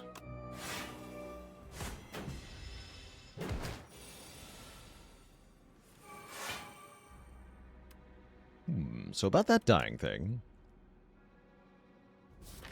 Epic, what do you got? Just Thunderclap, huh?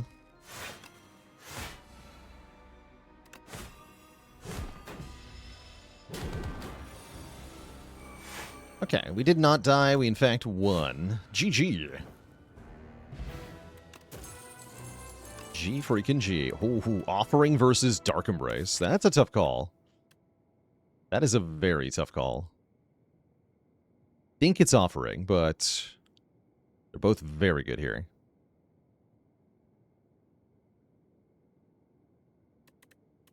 Yeah, I think it's Offering. The Dark Embrace draws more total cards, but the Offering gets us set up faster, which is crucial here.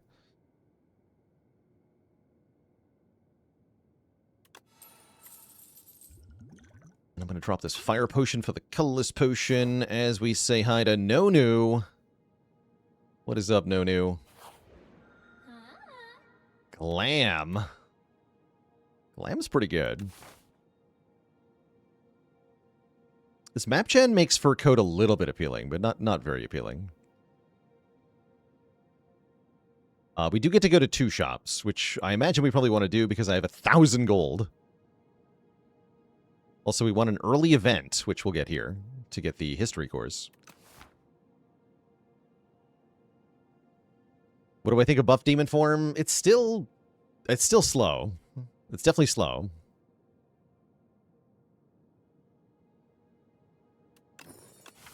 Let's add Glam. Let's see what happens. We don't get that many card rewards, which makes the Glam maybe not as good. But I'm still taking it.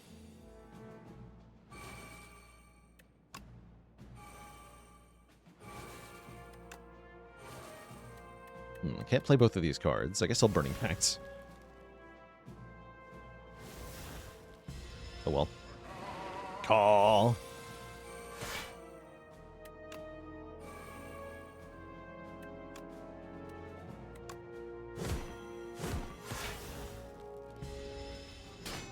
Trade some health to get ahead in this fight. This fight's kind of scary.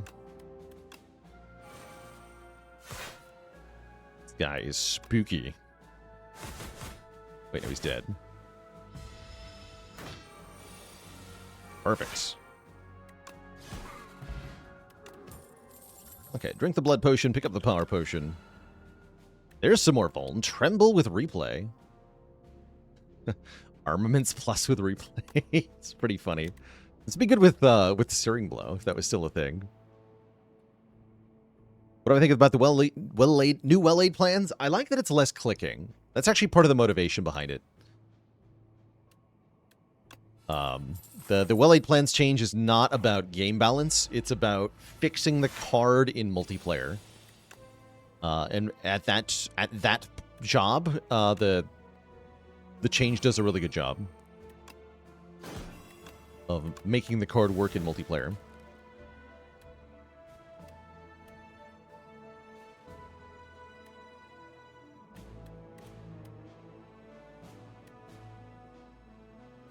energy back. Okay, so let's Cinder.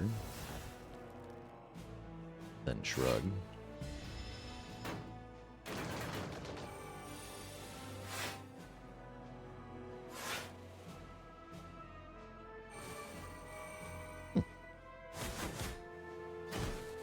But also, ow.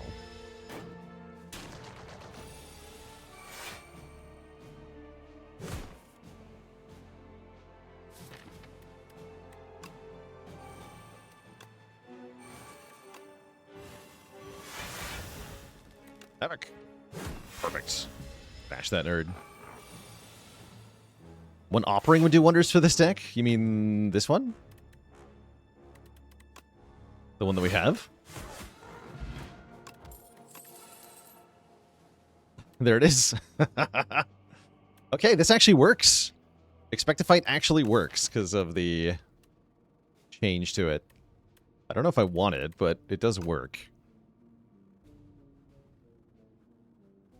Bloodwall with replay is kind of hilarious, actually. What if I just take the gigantic Bloodwall? The block. Give me the block 40 card. This is Impervious in disguise. What's up, Reppy? Let's take the new history course. Reppy bows in appreciation. He also doesn't give us a bollocking this time. We chose correctly. At the start of your turn, play a copy of your last played attack specifically, not attack or skill.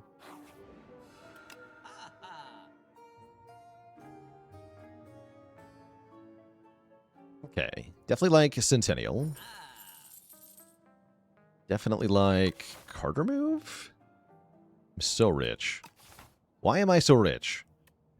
How does Eternal Feather feel? It's one heal. It's only... No, it's two heals. But no, it's only one heal because I'm at full health. Yeah, it's only one heal. I don't think I'm going to buy that. Yeah, I don't think I'm going to buy that. I think we're going to remove... whatever the stinkiest card is. Probably Cinder. I have not liked Cinder much. Cinder with Stampede is especially awkward.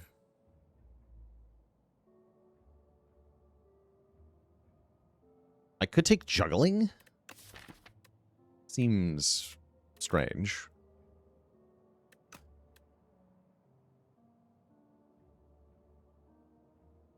Could take Drum of Battle.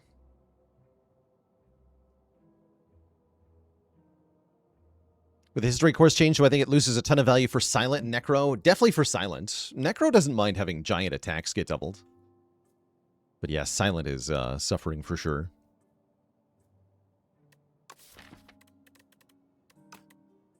I don't think I take these cards. Maybe Prolong, actually. Prolong is kind of crazy. Yeah, give me Prolong. Okay, great. Ooh, and give me card draw. I'm going to put it on Hello World for fun. Which I could then upgrade, actually. Being able to upgrade that to an 8 is meaningful. However, I actually want to upgrade Sword Boomerang here. That's our main damage card at the moment. Definitely like a boat thingy.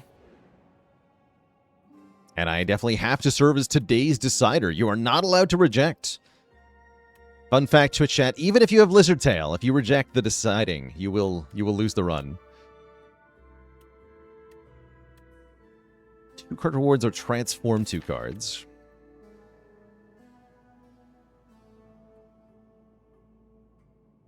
I could transform one of these Stomps. And Cascade, honestly. I haven't loved Cascade with what we ended up with. Oh, the rewards are glam. Oh, you're right. Yeah, actually, yeah, let's choose this. Yes, these are glam. Okay, what if Juggling had replay on it? All right. Pummel Strike's pretty good too, actually.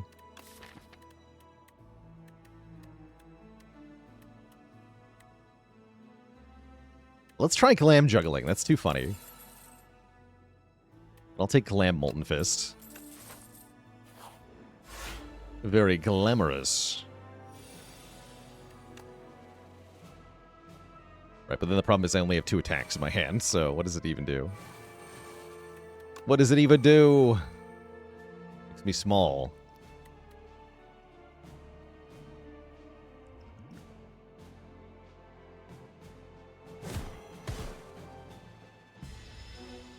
Tiny.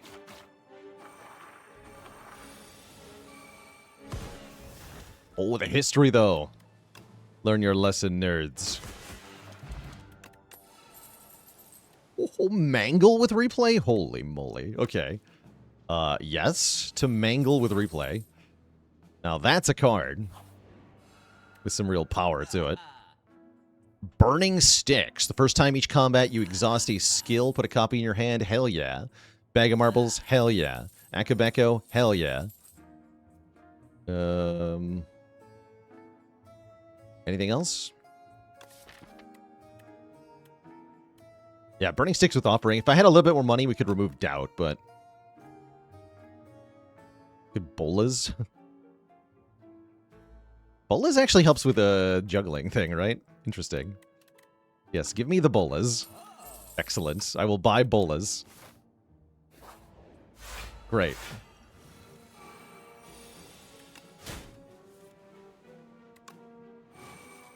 This is all going very well, and not terribly.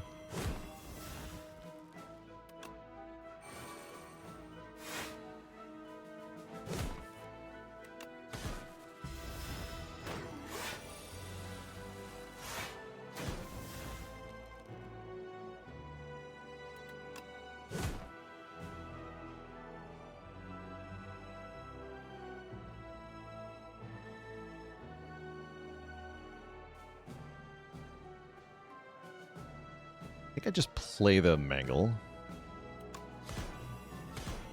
And then end turn. It's only one time the Mangle gets played this time, right? Yeah. That's what I thought. Okay.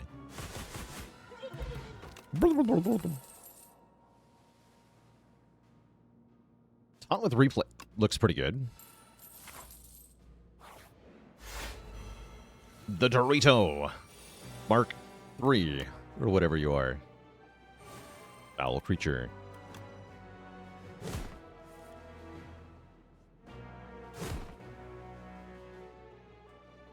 Cascade for 3. Suddenly my hand is full. That's great.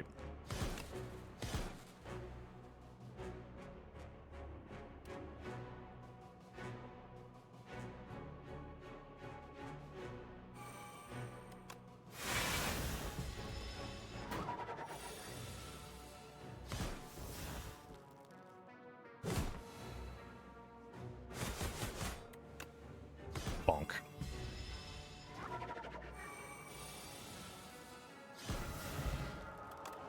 Unsettling Lamp.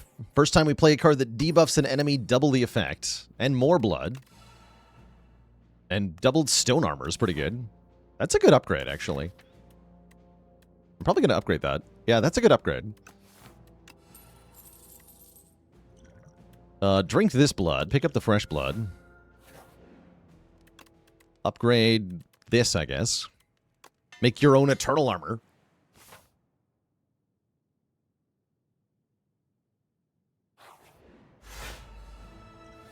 And Desirax, thanks so much for the Prime sub. Welcome to the Cozy Sub Club. Stoke or better Stoke? I think Aeon Glass is probably the fight where I should use this power potion. So let's start out with this. Barricade. Okay, wait. Hold on. Wait. Check this out. Let's go. Big. Big card. Just be huge. Now I'm kind of invincible, right? That's kind of badass. Let's also get rid of your artifacts. And call it a day, hey?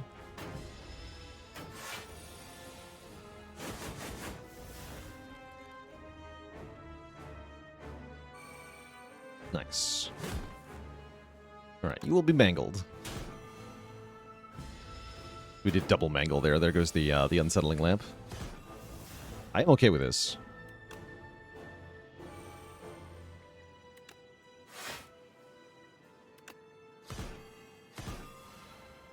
Don't play the Stomp.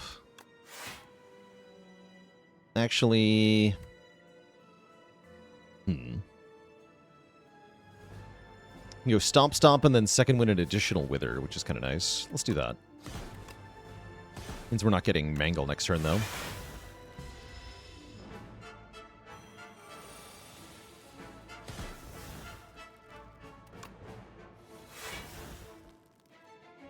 Oh, the Prolong. Yes, the Prolong.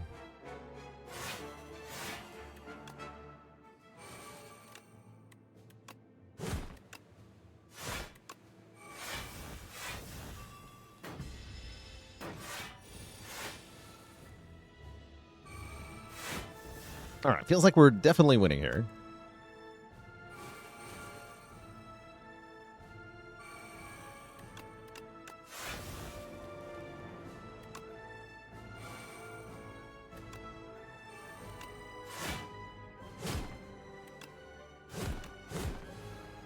Infinite? Wait. What if our whole deck is just bolas?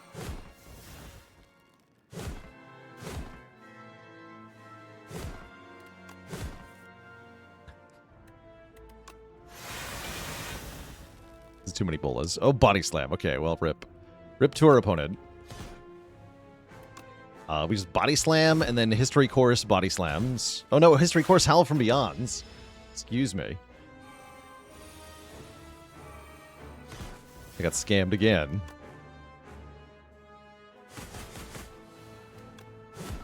GG. Okay, well that was very silly. As is any run where you just get a lot of powers in play. Prolong, this time you're a bit early, huh?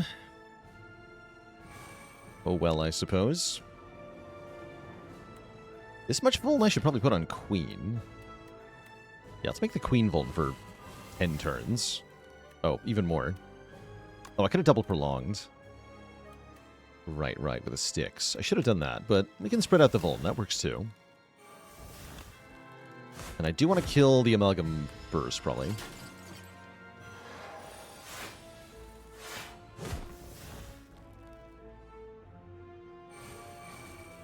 Okay, that it's second wind free and Sword Boomerang free.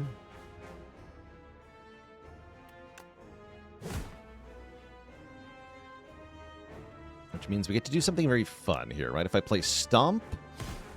Oh, wait, no. That was the... Played Anger already? I copied the wrong card. This is good, though.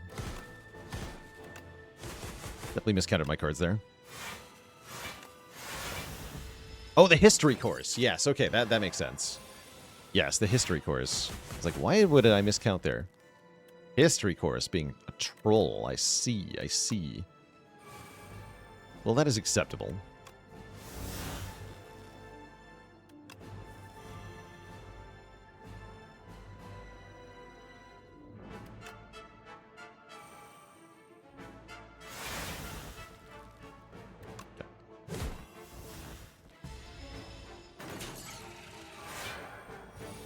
Excellent. Okay, double stone armor definitely happening over the Feel No Pain even. Cascade one card, which turns out to be Demon Form. Perfect.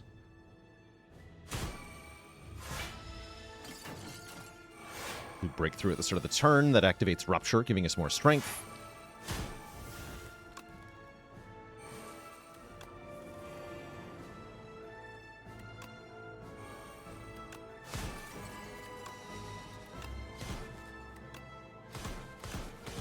Stomping time.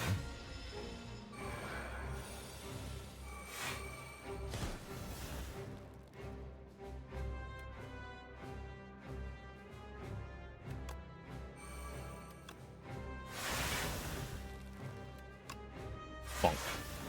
Oh, Ashen Strike also just instantly killed there, by the way, because we have 21 cards in the exhaust pile. But it's more fun if I do this. GG.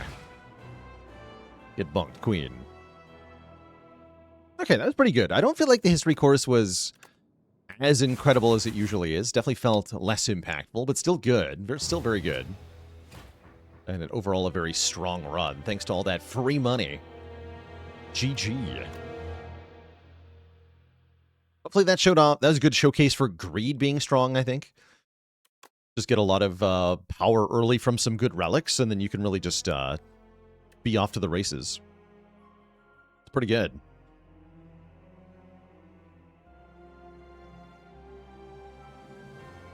Next up, chat, we're going to play Silent, but before that happens, I am going to take a quick break here, refill the legs, stretch the water. Is Spire 2 living up to my personal aspirations for it? For the initial early access release, yes. Yeah, I'm pleasantly surprised with how good it is already. Yes, Bad Lucky, I think Exhaust Cloud is quite strong. Ashen Strike in particular is very good. All right, chat, I'll be back in a bit. Don't go nowhere.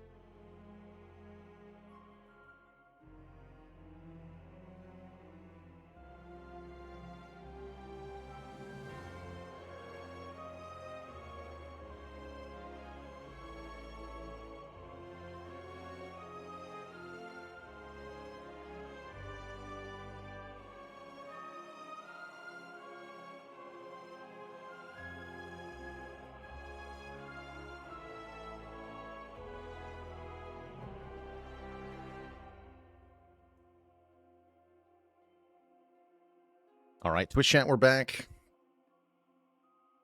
Aaron W. Currently feeling like Spire 2 is every bit as replayable as the first one.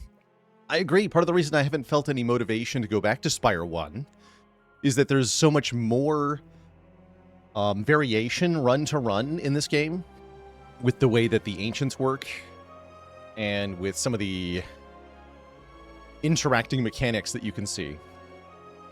That's saying something, because the last game was a game I played for 8,000 hours and was very happy with, but there's so much more stuff in this game.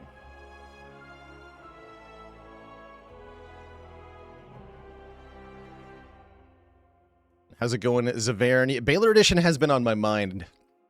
I didn't make as much progress this month as I was hoping for, but I definitely do want to make it a summer project to get Baylor Edition back up onto the screen. So it's gonna be within a month or two for sure. But yeah, I do want to bring XCOM back.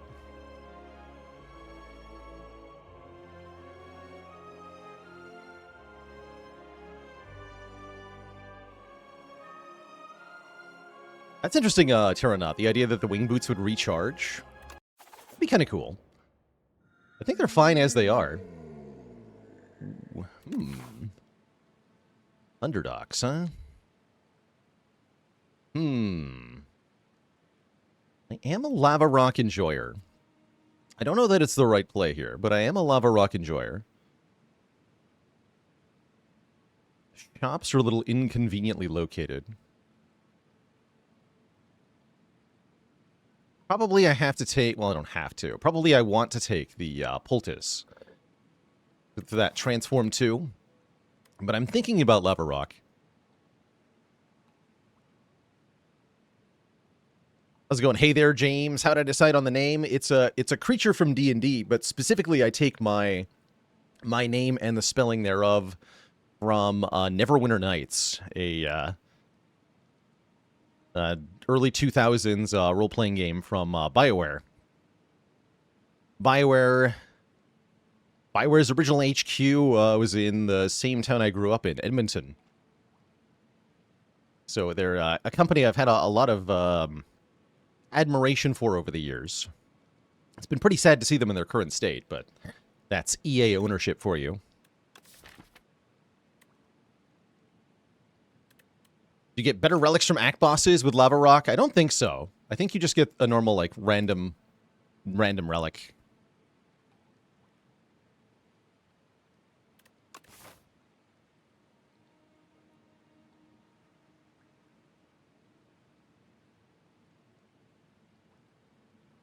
It's actually been quite cool to see that there's still people making new modules for Neverwinter Nights.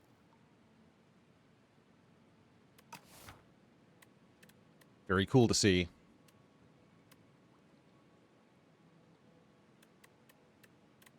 If I take Lava Rock, realistically, I'm going for one less elite during this act, is the problem. So if I want to go on this path, I don't take Lava Rock. With this path, I go Transform. Dagger Spray, Leading Strike. Ooh, I like that a lot. That's a huge offensive upgrade to the starting deck. And lets us be more defensive with the early card drafts. This is going to be great. And multiplayer's going strong in Neverwinter Nights as well. That's cool.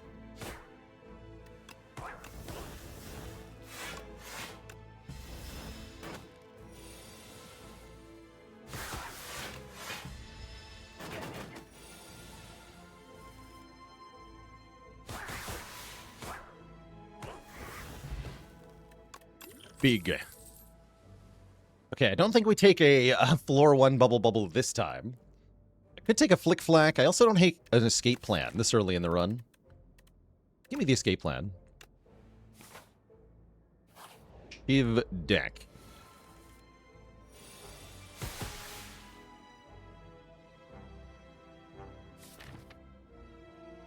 Lots of block in the draw pile. Okay, I'm going to neutralize you. Defend. Thinking we can perfect this fight.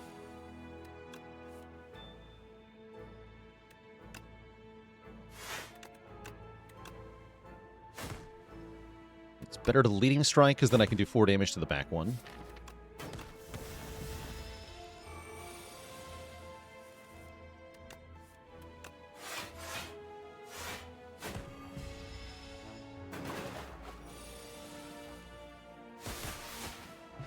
clean fight. Snakebite. Do I actually want Snakebite, though? I think I want either Cloak and Dagger or Infinite Blades? No, surely not Infinite Blades. We want a replacement block card. We're underdogs here. Give me the Cloak and Dagger.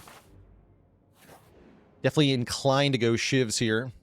What I'm not inclined to do is lose another 13 max health to get Frental Lens. That's pretty spooky, right? That goes down to 40, 45 max health? Yikes. Small.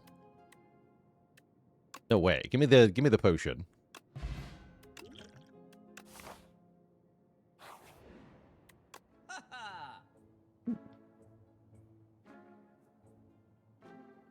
Expose is pretty good. Yeah, accuracy seems crucial, actually. With Cloak and Leading Strike already, we definitely want accuracy. We'll probably take Untouchable as well. But yeah, definitely accuracy. Yeah. Take the block. And then I can take an event or a combat. I say we take an event. For fun. It's the Sword and the Stone. Excellent. Oh, this is very good. Very good.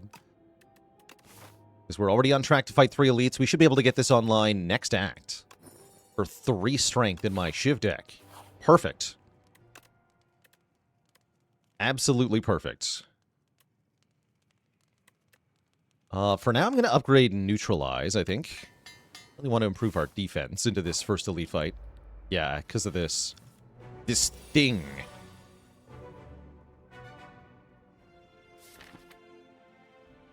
Alright, I think what happens is... I accuracy... and then I delete my deck. And these are the only cards left in the deck. So now I can go Neutralize, Escape Plan, Neutralize again. Cloak and Dagger. And block. That seems pretty good, right? And then we're always drawing a good mix of defense and offense from here on out.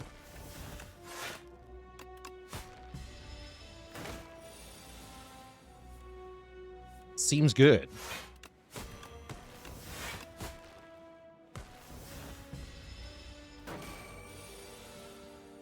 If you insult this elite, do they become a sulking colony? They do. They definitely do.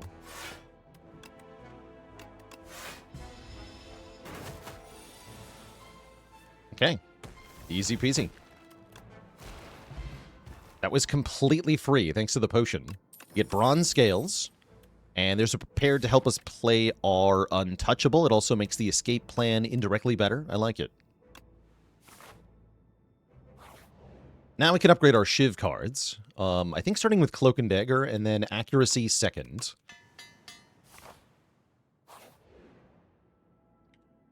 A Relic. More Strength. Okay, we're going to have 4 Strength. Can we beat our 7 Strength Silent from before? We need the Gurya, too. Give me Fisticuffs. Flash of Steel. He's very good here. Could also maybe take Automation for energy, but with the bonus strength, I'm going to take Flash of Steel for more damage output. And I think we have 2 more elites that we should be able to thrash pretty easily here.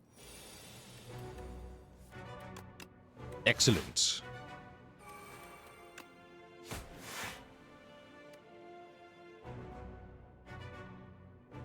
They block for 15 attack, so we take 1. 1 is fine. Get some secondary damage on the front one. That's actually the one that's closest to dying now.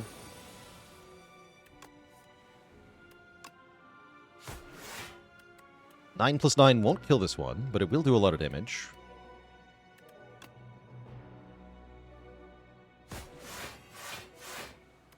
Could spread the damage out more, but let's focus on killing it.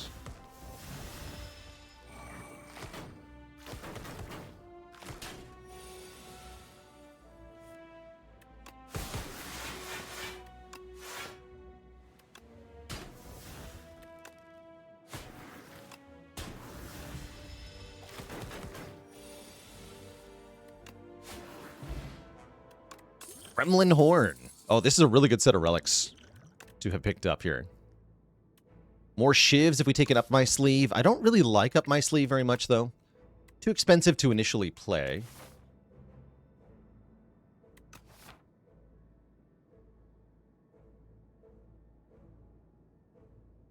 So it's really hard to take. Could maybe take Anticipate, the Dex Flex, but I'm just going to skip these.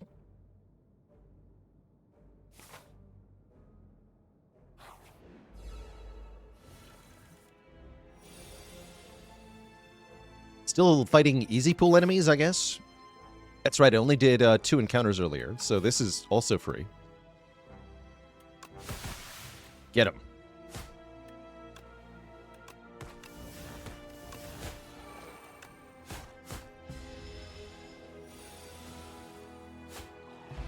Nice. Don't think I need Flick Flack. Skip these as well. That's fine. I'm down to not take stuff. We should probably take a Gambler's Brew into the fish fight, so we can gamble away the beckons if we need to.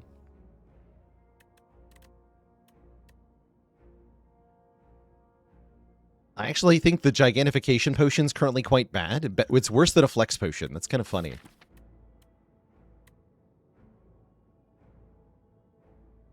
Yeah, the Flex Potion does more damage than the Giga Potion. So I'm going to discard this, pick up the Gambler's Brew, and move on here. You. We could also gamble the Untouchable, actually. And that will play it for free. That's pretty good. Let's do that.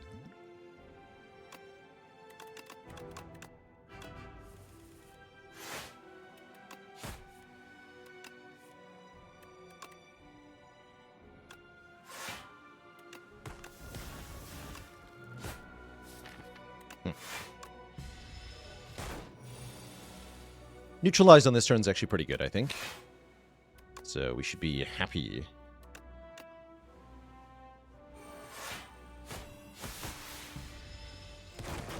Take only 1. If I can do 25 damage or 18 block, we're good. I currently can't do... Actually, maybe I can do 25, right? Yes. 15 more with Flex Pot. Nah, we can do better than that with the Flex Pot. I think we just go for it, yeah? Maybe not. No, we should wait.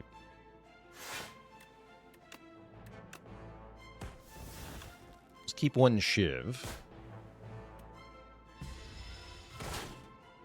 I won't be able to kill it in time if I go then.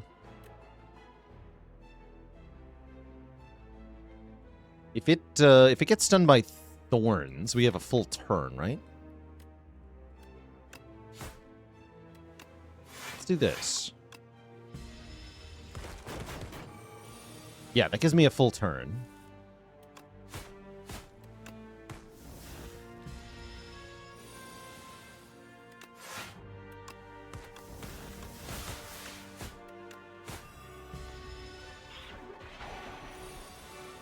Nice.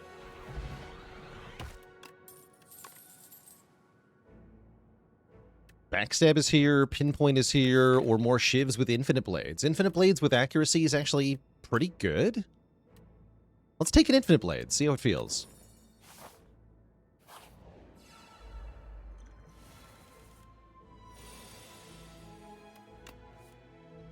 How bad could it be?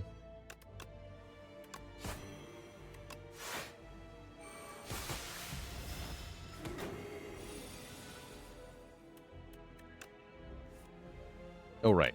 That was foolish. Well, I'll take 4 and push a bunch of damage on it. That's not so bad, actually. But yeah, I should have blocked, of course.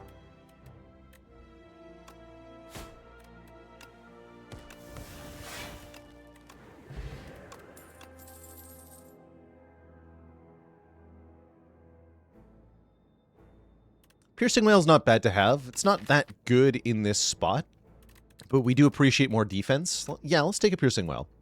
This is really good for Act 2.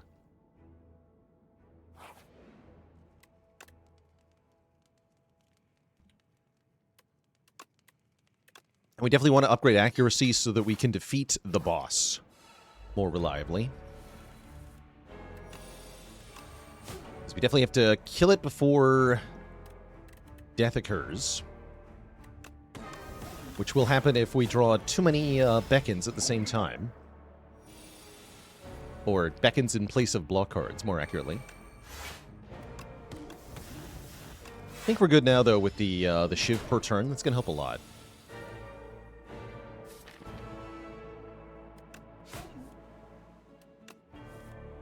Good. Prepared to discard beckon. Excellent. Excellent.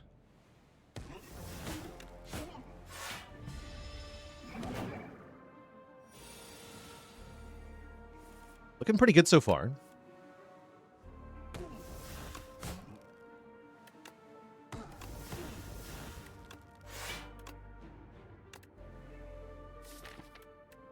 Guess I'll just keep the whale. This is one of the turns that hurts, though. Could have maybe considered keeping that Shiv, but I figured best not to have too many things in the redraw. It's better than a beckon, though. Yeah, it might be that I should have kept that Shiv.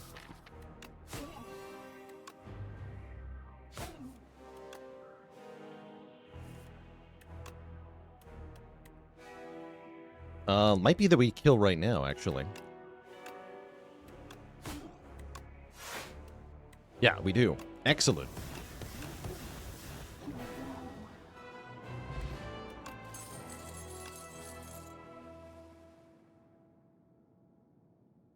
was hoping one of these would be After Image. Envenom is not bad.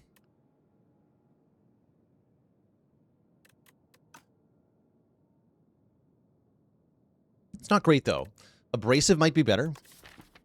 To give us some thorns. We have a little bit of discard, and we would like to add more discards, so that's not too bad.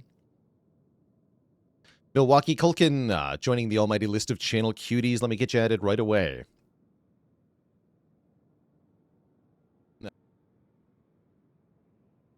You got it.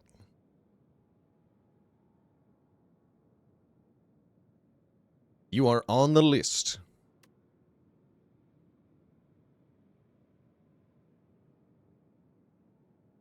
Yeah, let's take Abrasive here. And Darv? What's up, Darv? A mid card. Did you know the Pyramid's still in this game? And it's still really good. Wait, is that a double redeem? That is. That is a double redemption. A double cutie.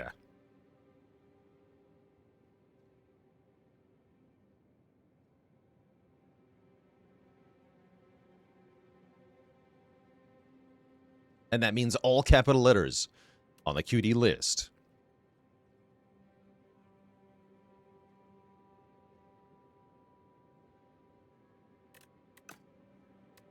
I'm definitely going to take the Pyramid card here. Pyramid means we can reliably discard Abrasive and Untouchable. It means that Piercing Whale is very reliable. It means we're going to have a really good time. Hell yeah, Pyramid.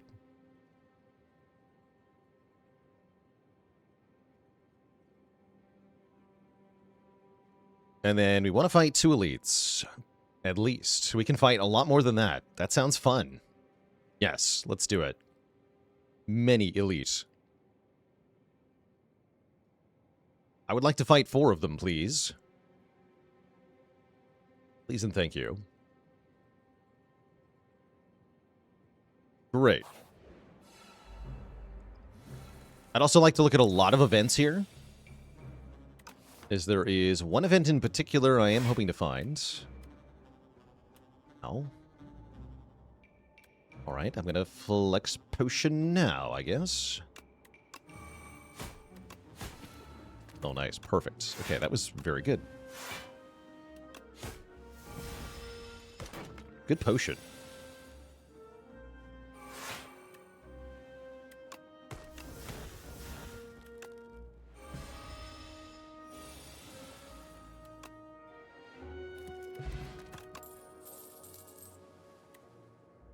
I would take a dodge roll plus. I don't think I want a dodge roll minus. I want things that discard things. Or I want dash. Maybe Sucker Punch. This event turns out to just be a combat. Unacceptable.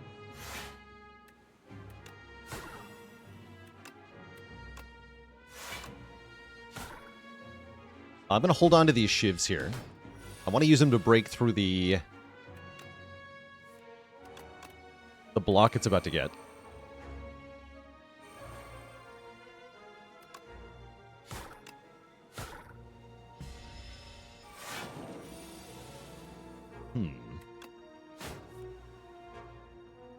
Really?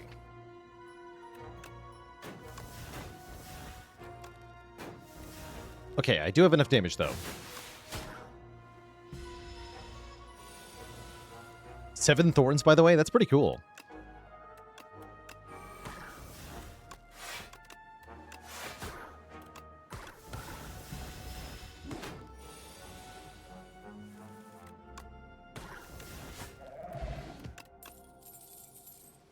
Mirage. Next turn, gain 1 energy. Holy. I said I wanted Sucker Punch, but not as much as I want Mirage. Another fight. That's kind of concerning, actually.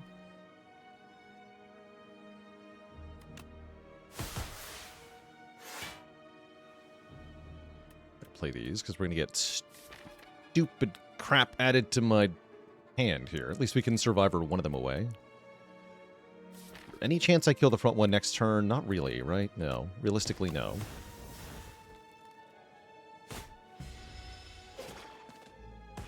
But yeah, this fight's quite scary, especially with no potions here, especially with this draw. That's tough. Alright, I'm going to discard Abrasive and then just play the Toxics. I think that's my play with this draw.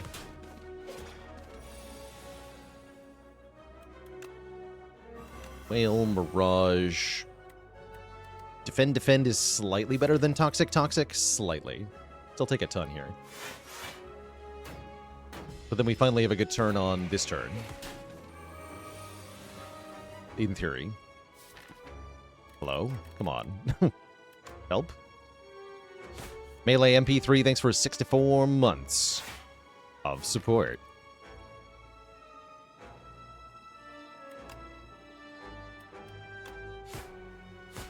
Okay, we just killed this one. That's good. Okay, great. Okay, that's not so bad.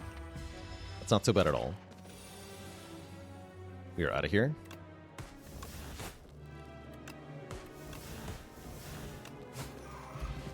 Okay, a Shiv Potion. That's great news. And a Deflect is the sort of thing I was looking for here. Well, sort of. It helps, except against the Dorito. Dorito is starting to loom. I must take adequate precautions. However, we did make it to the shop, so hopefully all is well. Ooh. I can do the remove 2, add a normality, then remove the normality gimmick. That is tempting. That is very tempting. Get Raving, did I miss your sub? Or, sorry, your cutie redemption? No, your Prime sub. Thanks for the Prime sub and 58 months of support.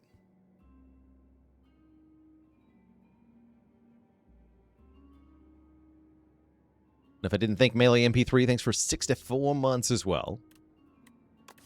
Pyramid does love removing cards.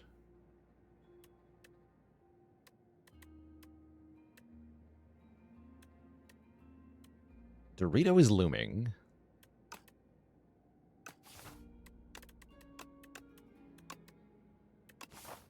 Dorito's not real. Ooh, Splash is here.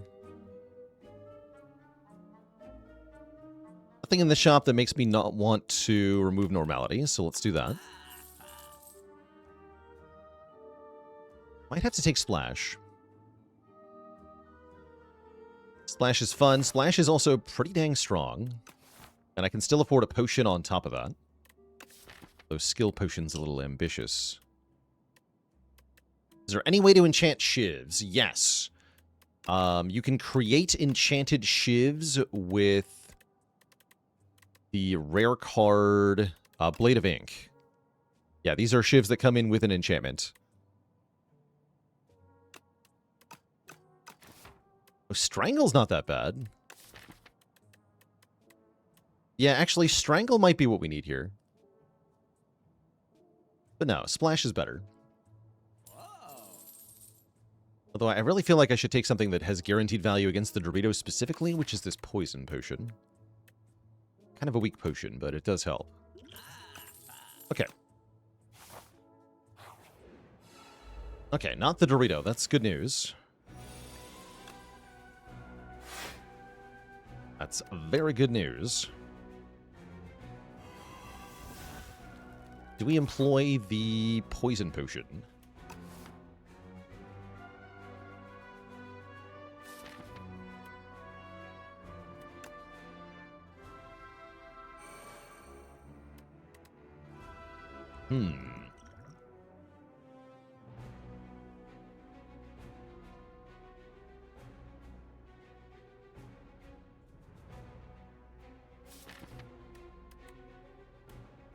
I don't think yet.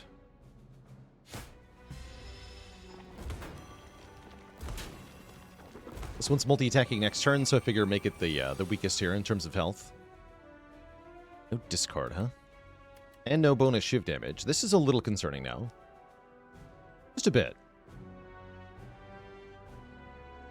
Not disastrous by any means, though.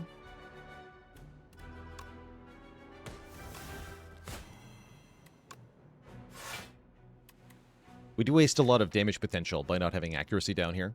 I think that means I do want a Poison Potion. Let's get this front segment to die faster.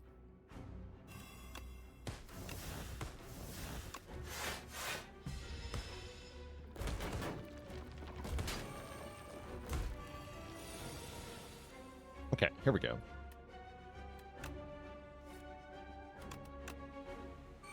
Perfect.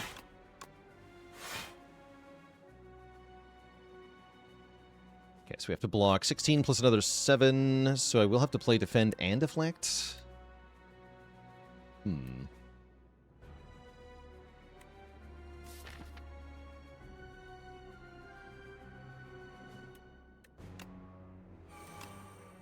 Have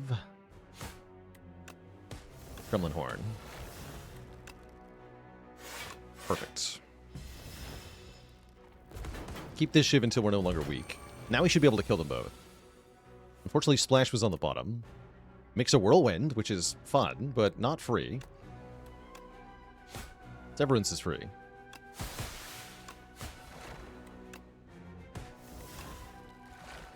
Alright.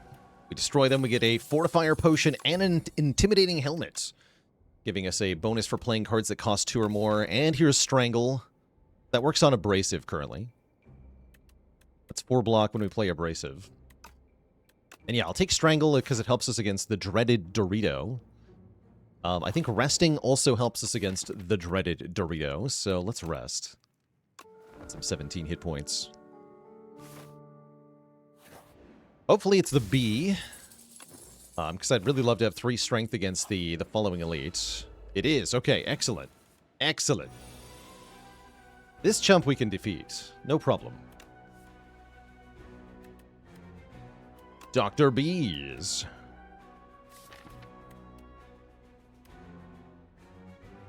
Turn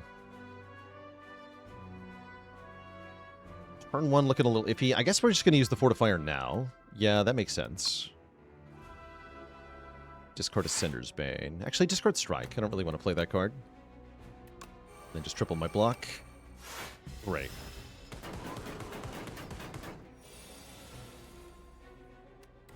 Excellent.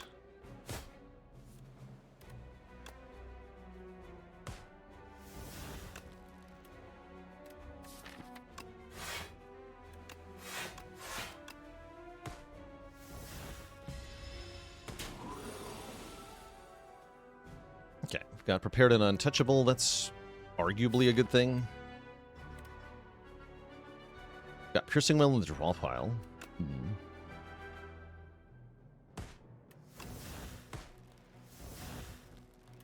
Splash makes. Beat into shape?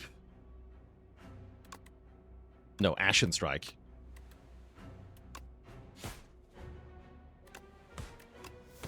That's just a lot of damage. Perfect. We should have a kill next turn, hopefully, maybe. We're not actually quite there.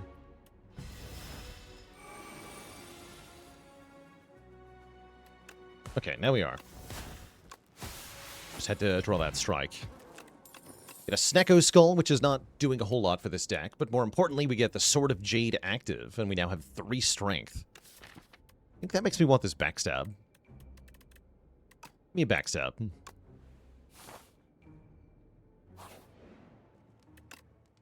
And now, surely we can upgrade a card, right? Smile. I like the prepared upgrade quite a bit. Business Giraffe, thanks for the Prime sub.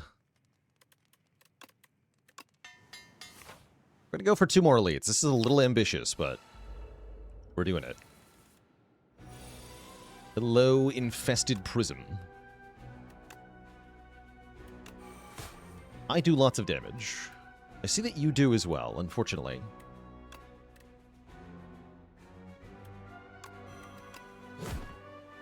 Oh.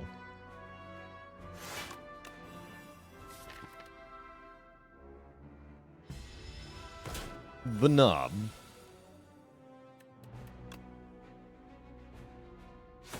Okay, this turn we can full block, right?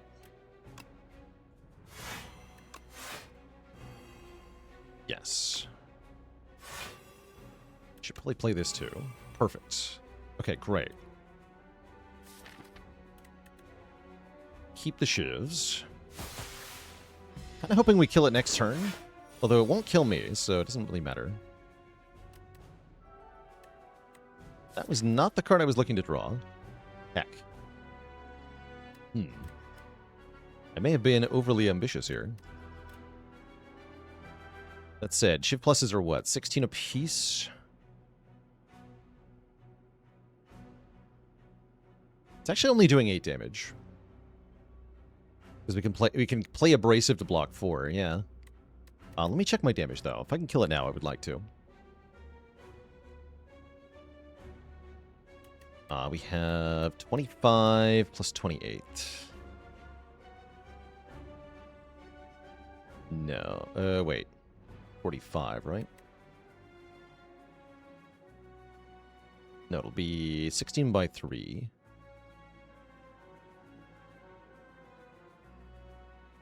54? 48.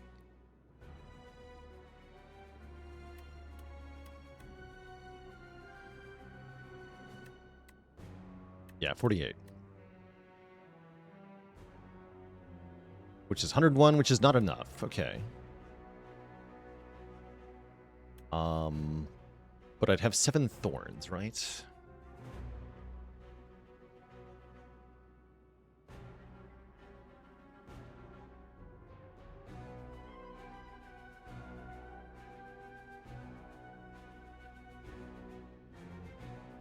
Okay, that does actually full block. I believe. If I've calced this correctly. That's a pretty cool way to get a full block. Yeah, let's do it.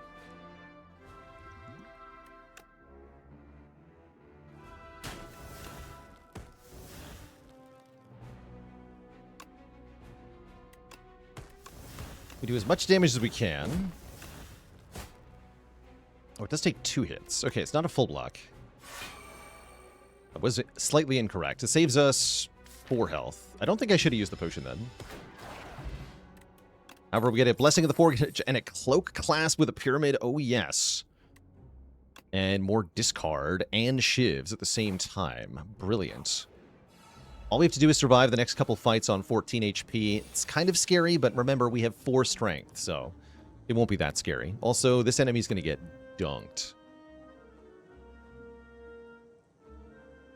Super dunked.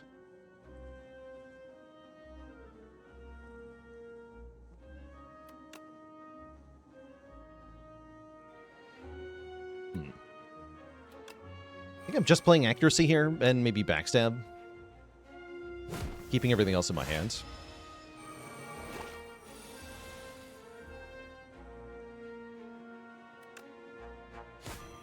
Right, Splash, what do you got? Beat into shape. Mostly funny to me, so I like it.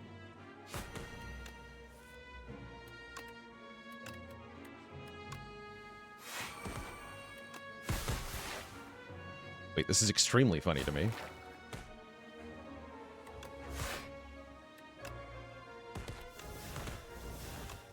Forge 35. Sword.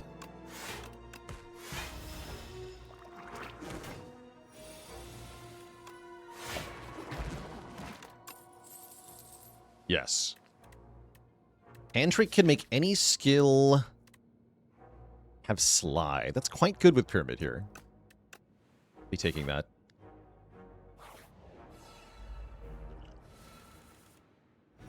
Perfect.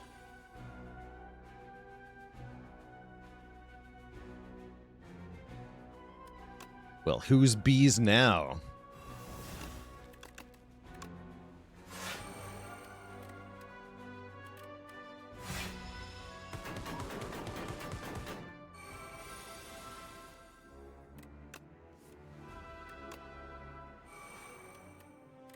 Okay, get to block. Blocking would be good here.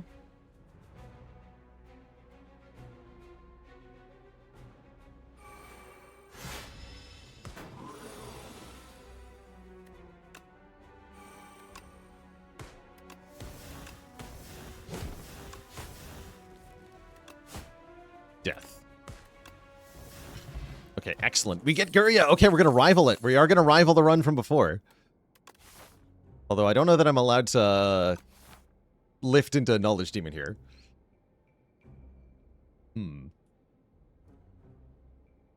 It's tempting, though. Very tempting. Imagine Shivs having Retain the power. No, I don't think we want Phantom Blades here. Not that bad, but I don't think we want it. Yeah, I really gotta rest here. I wish I could lift. I do want to lift next act. I swear we'll do it.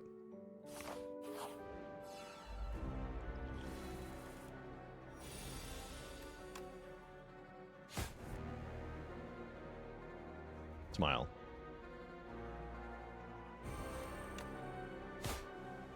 Let's just see what Splash has, huh? Photon Cat.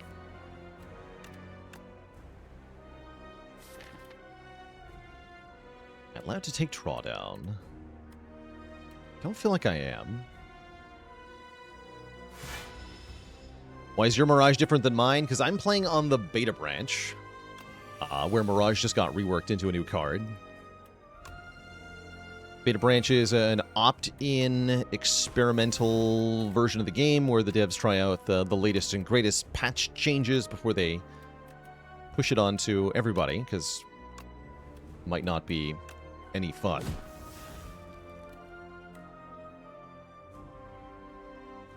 I guess I'm not using Hand Trick. Should have used it before I played what I did there. Oh well. I think I'm going to Forge Pot. Upgrade everything in my hand.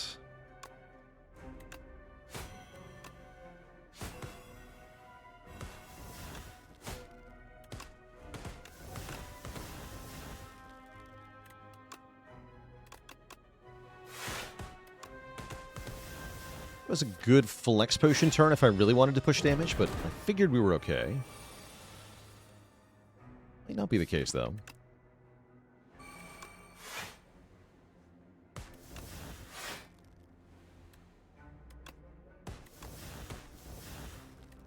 Let's get rid of this now. 200 health left, huh? Yeah. These are not it. In terms of splash cards, Splash has been failing us here.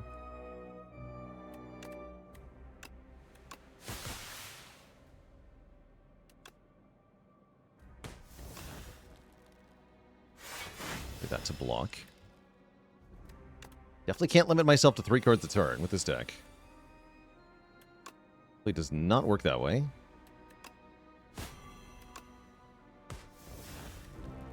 Let's get Mirage down. One more shivs at him. I'm thinking we can probably live next turn. Gonna be kind of close, though.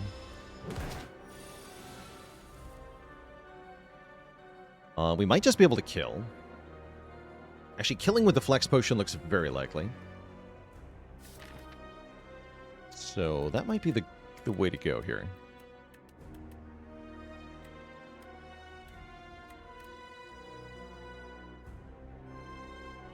Yeah, let's Flex Potion and kill him.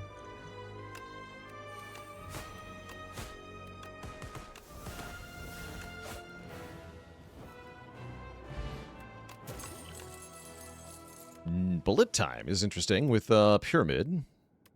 We take a Burst or a Nightmare. Neither of those seem as exciting. Maybe Burst.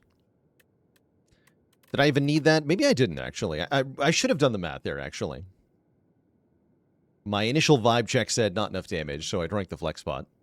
But yeah, it's possible we might have been able to keep it there. Very possible.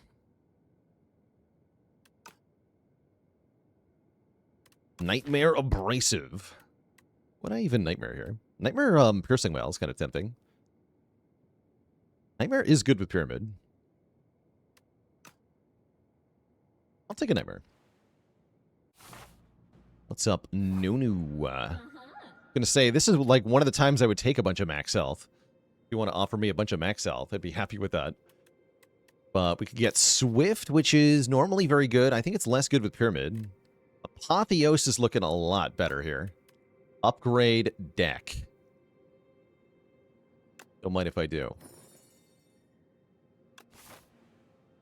Don't mind if I do. What do you call a silent that never saw footwork on her run? Dead.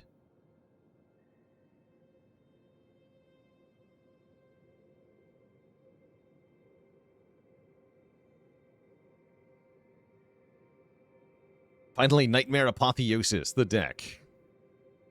I think I still want to keep fighting elites. I should be very strong at them now, especially if we upgrade Apotheosis here.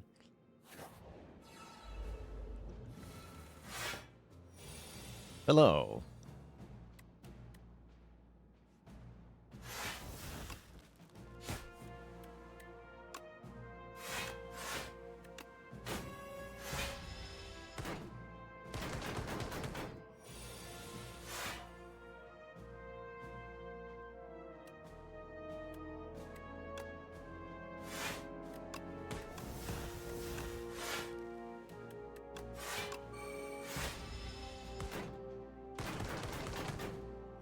Guess I can just Nightmare Backstab.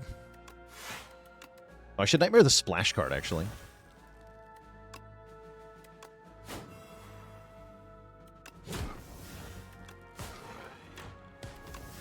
So what use is Nightmare Backstab if they just die instantly?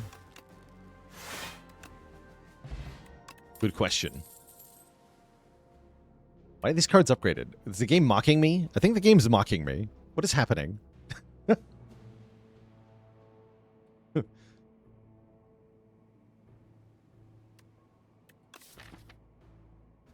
Actually, don't hate Sucker Punch here. It's pretty good damage. Oh yeah, I should have gone to more rest sites.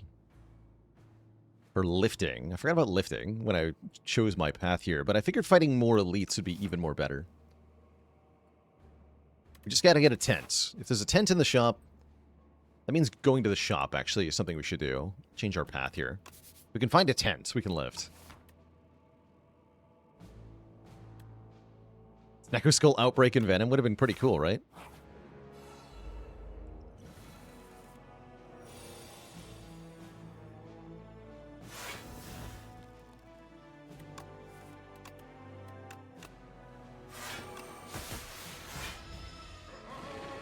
Call.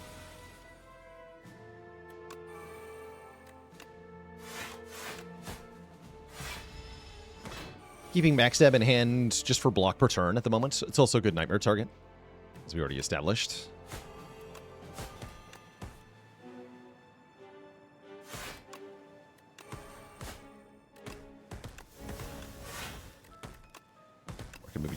kill the normal way. Great. I like it.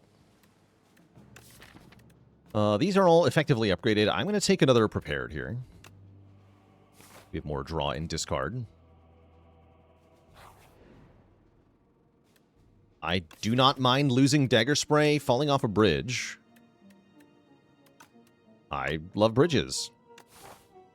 Speedy Thief, thanks for the Prime sub in 2 months. Oh, mini cannon. All attacks deal 3 more damage.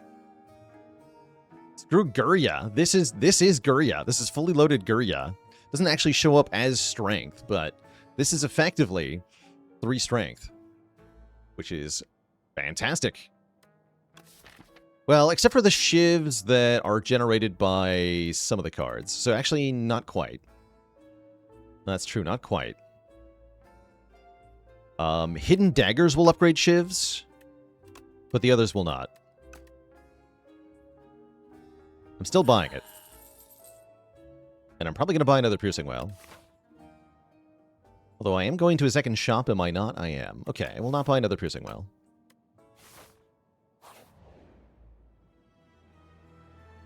Rare skill. Wait, adrenaline? Hold on. How many rare skills are there? Quite a few, actually. Some of which are very good. Adrenaline is amazing. Malaise is amazing. Blade of Ink is amazing. Burst is pretty good. Shadow Meld's amazing. Knife Trap's amazing. Yeah, give me a rare skill. Okay, Shadow Meld or Knife Trap? Let's do Knife Trap. Let's just do it. There's no hope for the future. Oh yeah, because Knife Trap Plus upgrades every shiv in the draw pile, right? Oh yeah, I forgot about that. I did forget about that. That's pretty hilarious. The synergy. Pen Nib will double the damage of every 10th shiv in the Knife Trap. Sure. Sure. Excellent. Good. You'd love to see it. You don't love to see this opening hand, though. This is not it. This is also a really scary fight. Normally, you kind of ignore the middle guy, but if you have Pyramid, he's more of a threat.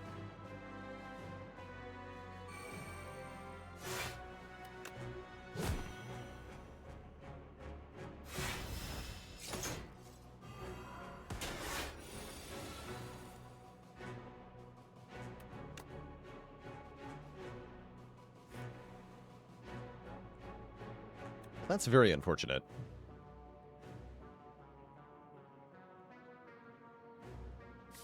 We're kind of boned.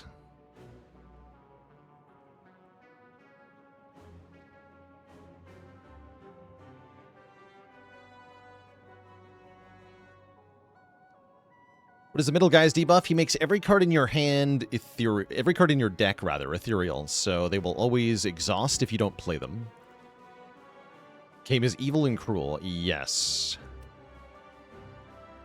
Sure is. I gotta play Infinite Blades accuracy, right? Definitely. I guess we can ignore the middle guy now. That's fine. What he does is no longer relevant to us, so I'm just gonna hit the front guy.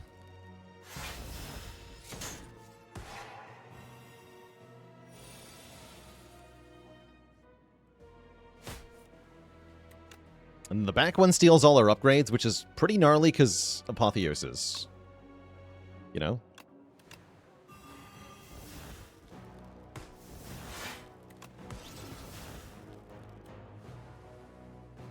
Fill your hand with debris. Oh no. My pyramid. Help. Oh, thank you.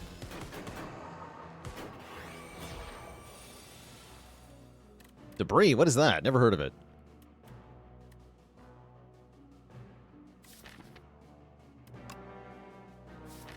Okay, this nerd needs to die next turn. We can Pen Nib a Shiv onto them right now. Let's do that.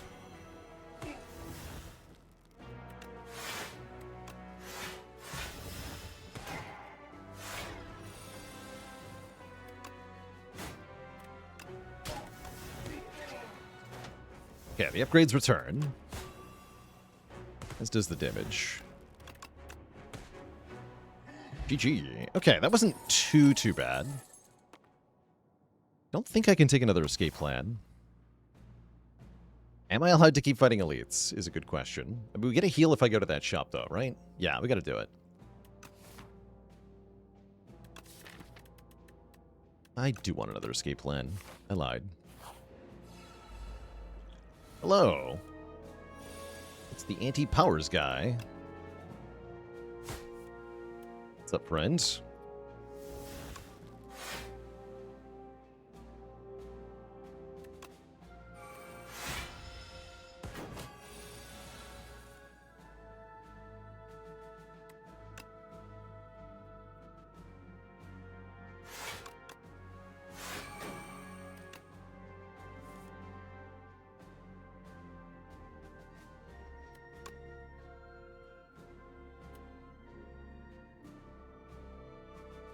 Okay, just discard both powers, I guess.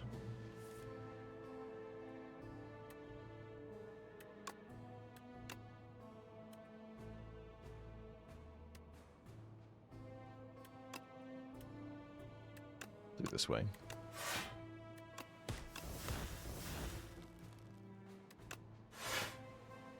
It's already a full block, so we can leading strike here. Knife trap on the next turn. For fun.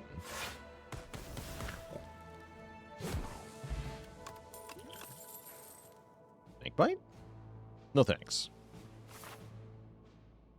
Alright, our second elite is going to be Hoomst. Mecha Knight. Good to see you, bud. Unfortunately, the turn 1 blocks have been really lacking. Very sad to hear.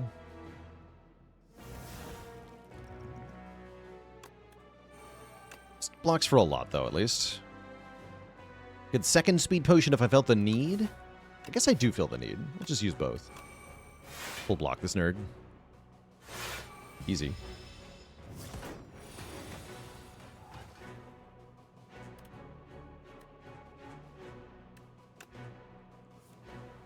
Do I aim for a certain ratio of blocks? Generally speaking, I want blocks to be about a third of the deck. I don't know if that's where we're at the moment. Let's have a look. Let's count blocks. 1, 2, 3, 4, 5, 6, 7, 8, 9, 10, 11. 12-ish. Yeah, that's about a third. Doing pretty well there. You want enough blocks that you're consistently getting around one block, at least one block card per turn, but not so many that you are likely to draw a hand that is entirely block cards. That's really undesirable.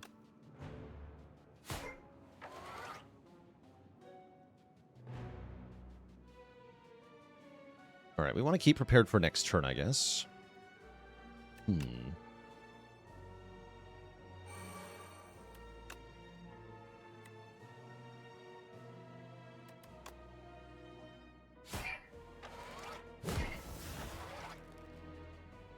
Fine. Fill my hand with your garbage. You must.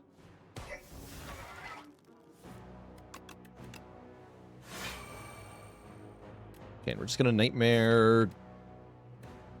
Deflect? Or deflect?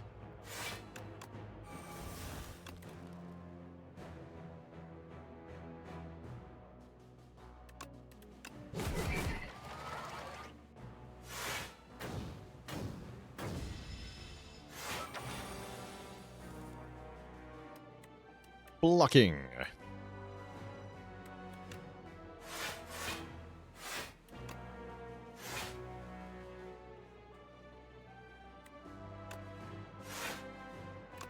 Don't need Mirage.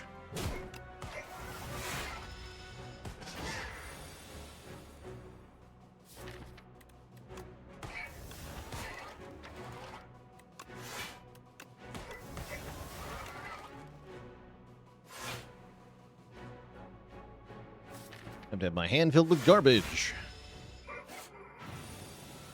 Hooray.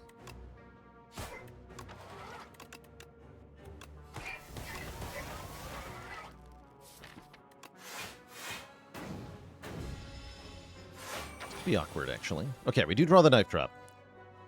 That's what I was hoping you'd say. Fire! Excellent. And I'm also very happy to have Regal Pillow. That means we can top up to full HP as we go into the bosses here. Let's take one more Cloak and Dagger.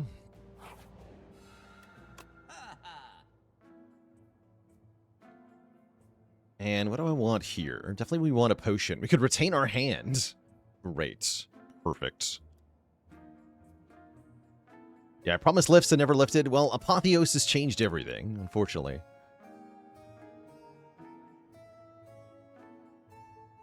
Tactician is solid, yeah?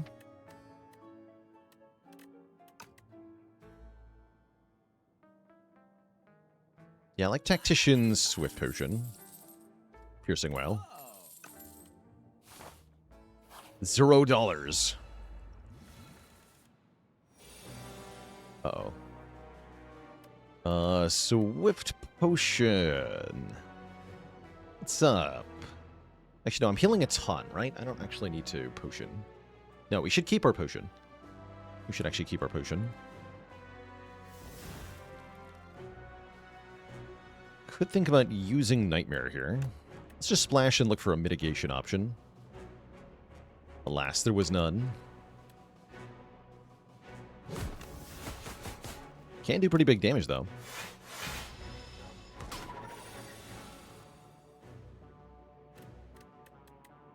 Oof. Okay, that's starting to get kind of spicy.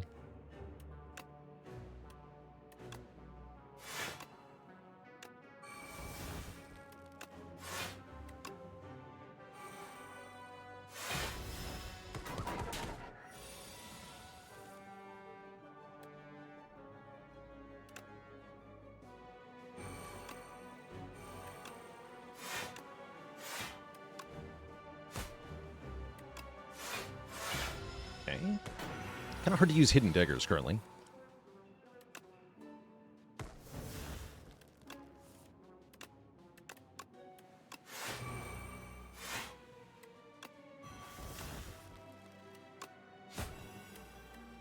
Suddenly I find a way to use it, though. Get him. Death. Get Pocket Watch, which unfortunately is not very good with Burning Pyramid. Blade Dance, however, looks like a really good card with our Knife Trap. Get more shivs up front. And let us rest all the way up to full HP here. Actually, not quite. We do have both our potions. Okay. How do we want to play this fight? Is it crucial that we get any powers in play during the first phase here? Yeah, I think it's kind of crucial that we set up accuracy kill.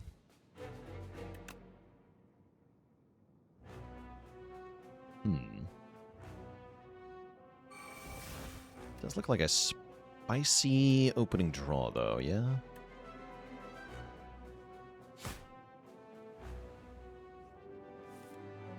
Okay, that helps quite a bit.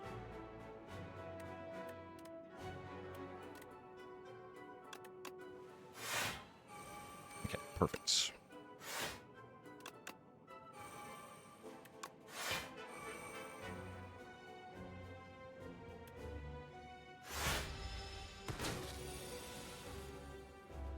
Okay, there's our accuracy. I can Nightmare the accuracy. That's a fun idea.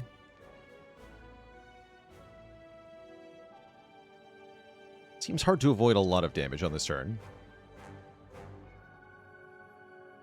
I'll backstab first, yeah? Then we can prepare and see what we're getting here.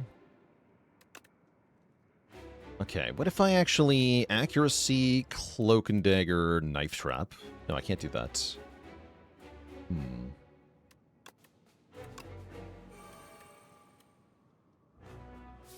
Not enough shivs. Looks like we have to tank a hit then. Or I have to use the Swift Potion here.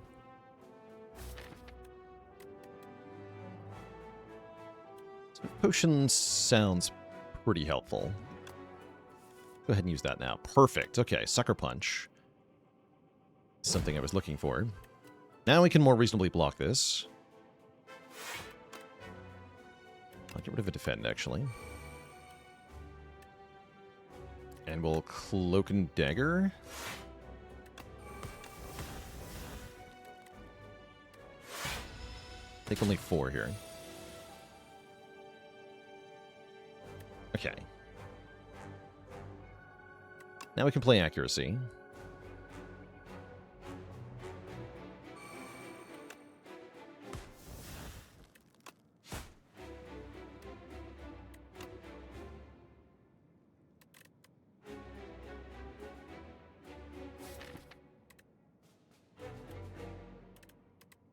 Three shifts currently. We have Piercing Wail next turn. Okay, let's just get our shivs down.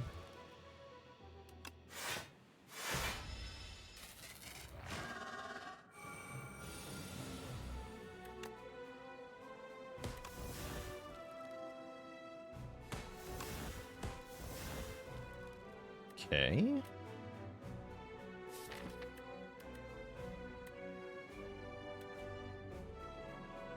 So I can Cloak and Dagger, then Knife Trap. I think we just kill this phase. It's a little tempting. But is that enough setup for us? We can also Nightmare the Piercing Wail. That's a pretty good play as well. That would buy me some time to get Infinite Blades in play and to draw back to our Knife Trap. Right? Because that's what we want. In order to win this fight, we want to be able to Knife Trap the third phase to death in one go. In one go, if you will.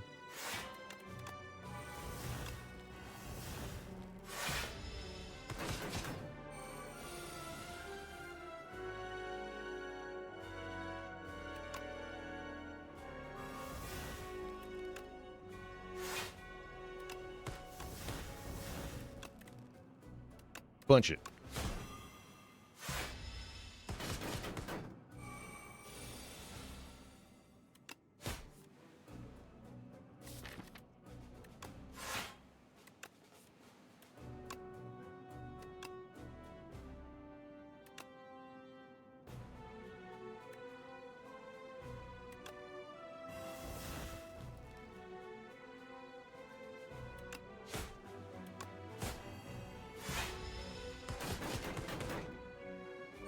Okay, here we go.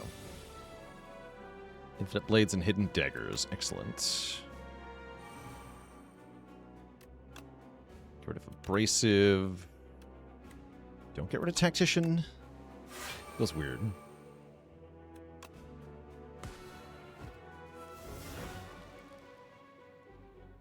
Play the Mirage.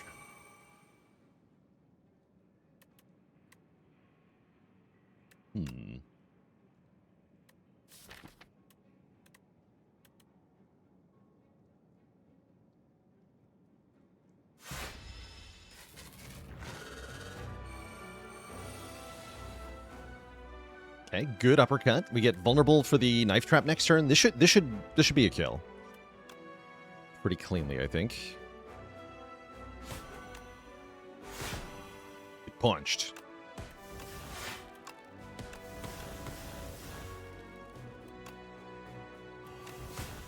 Should have kept some of those shivs for this turn, actually. Should be plenty, though. Each shiv is going to do lots of damage. Yeah.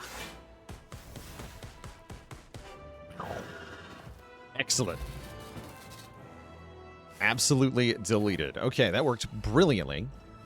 Now we just have to defeat this nerd. How hard could it be? How hard could it be? Yeah, he activated our trap card, for sure. Okay, Wail is here. Wail is probably good.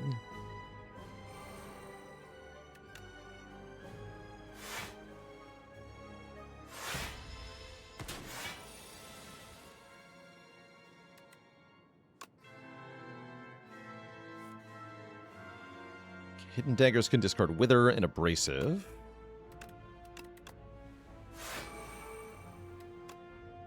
Your artifact, I guess.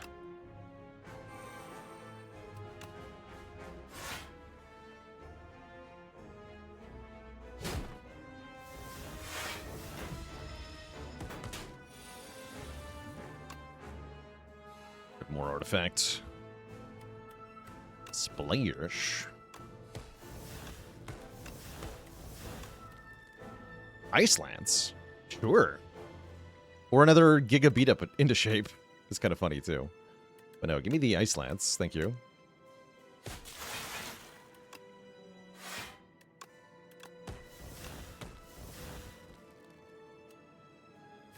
And then let's go Whale. Get rid of that artifact so I can Sucker Punch it next turn.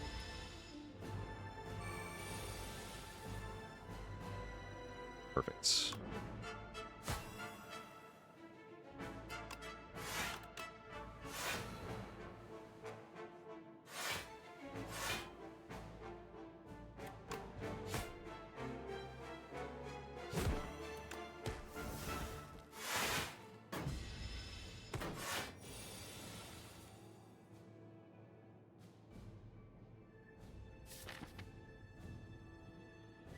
Knife Trap, you're late.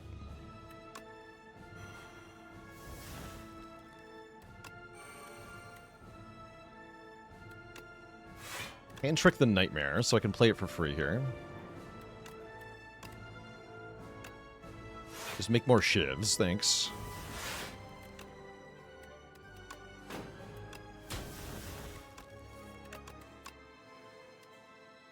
Yeah, then we have the biggest Knife Trap ever next turn. Excellent.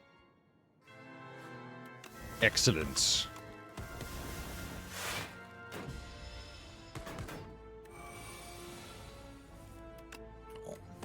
Get him. Play 17 shivs. GG. To death.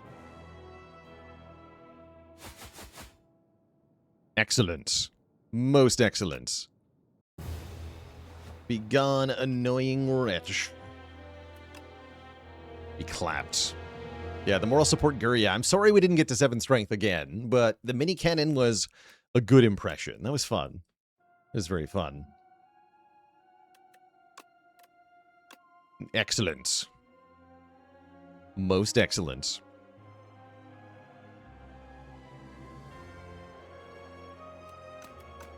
I say we dive right on into another run here. No need for a break. Let's just become the king of stars as the regent. Jump into another run here. What if Glam? Glam could be good here. It's definitely, it's overgrowth, so Glam feels even better. Spicy. I could fight 4 elites in the overgrowth too. Though there's no reason to go this. Yeah, there's no reason to go for the 4th elite. I would like Glam cards. I'll trade all my money to get a Glam card. Might seem like a curious choice, but trust me when I say that card is worth its weight in gold. Which Spire character is the best in chemistry? The reagent.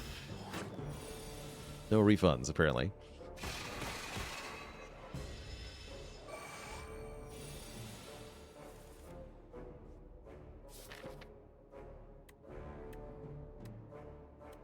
This does 26 damage, so I have to do 1 strike here, which means we'd have to take 3 damage.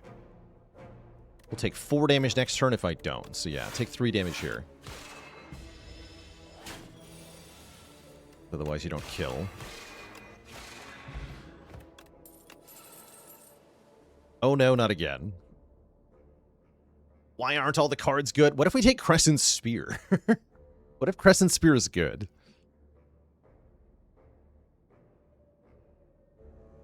I think Refined Blade is pretty good, actually. Rad Payer, thanks for 4 months of support.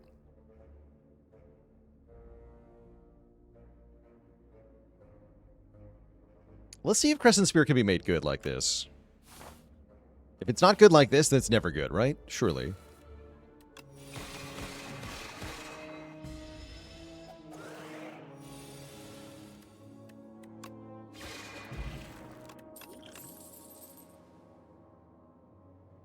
And then I probably want to take a Gather Light, although Know Thy Place is pretty good here too.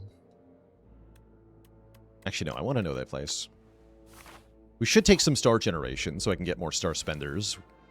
But we instantly see the payoff here, right? Check this out. It's good? Look at that, it's good. It's actually good. Show me Gather Light doing that. You can't. Oh, and there it is. People are saying you cannot clone this Crescent Spear. That's true. But I can clone this one. Smile. This will work. Totally. Alright, there's no shop in our future, so we definitely join forces. Yay. We won't get to use that money for a long time. That's alright. Ho, ho, ho. I don't even need the Know Thy Place. Wow. Just kill this thing. Splort. And I guess I just don't play Know Thy Place? I guess so.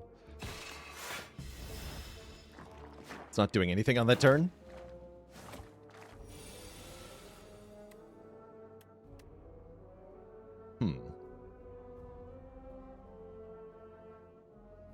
This turn's a little bit more unfortunate.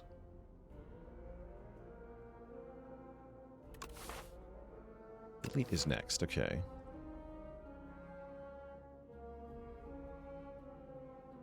Looks like my best turn is strike this one.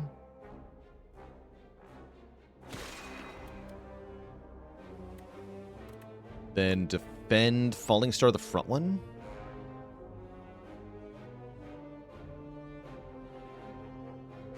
As far as I can tell, there was no way to kill this guy.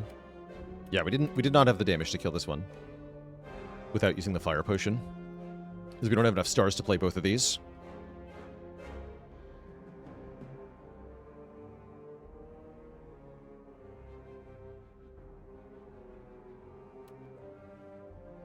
We can kill the back one with Falling Star Strike, and then we can defend. Yes. Yes, that's our best line.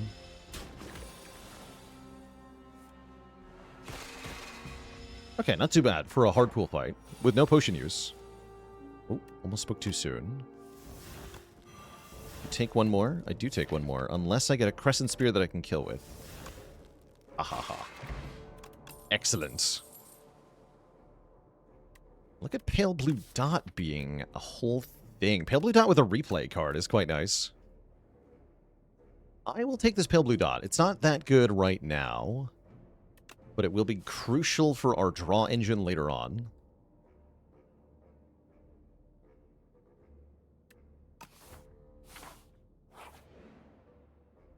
Ooh, upgrade a card or get an energy refund. I think I would like a heal and a Crescent Spear upgrade. That just sounds amazing.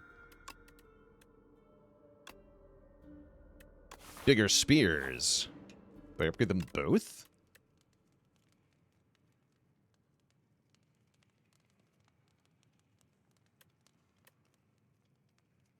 Venerate upgrade is a little tempting. Not particularly relevant at the moment. Now we upgrade this.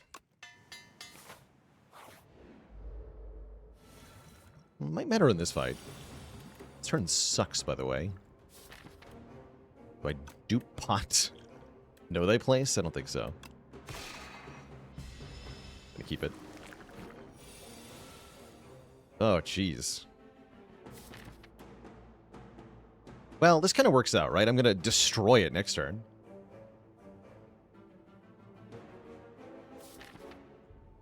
So this will be 25 twice, right? That actually does mean I need to play one strike is fine. And Falling Star into double Crescent Spear. Into Crescent Spear. With Venerate. Yeah, I play all three of these cards. Okay, that's not too bad. We do take 15 here. I can't really do anything about that. That's okay. How's it going? Pre-shrunk cotton, exclamation point, challenges. I'll do it. Here's the spreadsheet.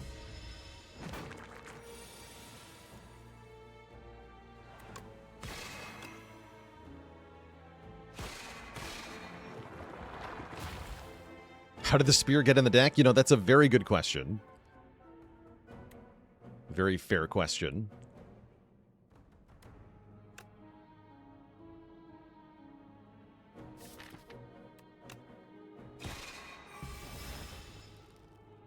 Probably gonna fire pot this one.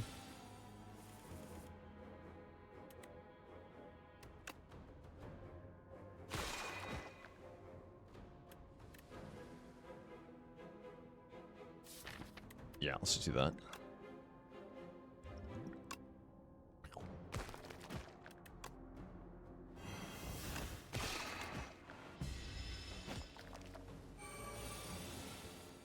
Yeah, totally worth it.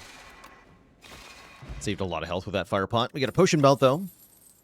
And here we go. More stars. Let's take Hidden Cache, I think. Although Glow is actually really good. I don't need that many stars. Actually, give me Glow over Hidden Cache. Haligonian, thanks for 74 months of support. Okay, so far we're holding it together. Got a boat thingy. That's good.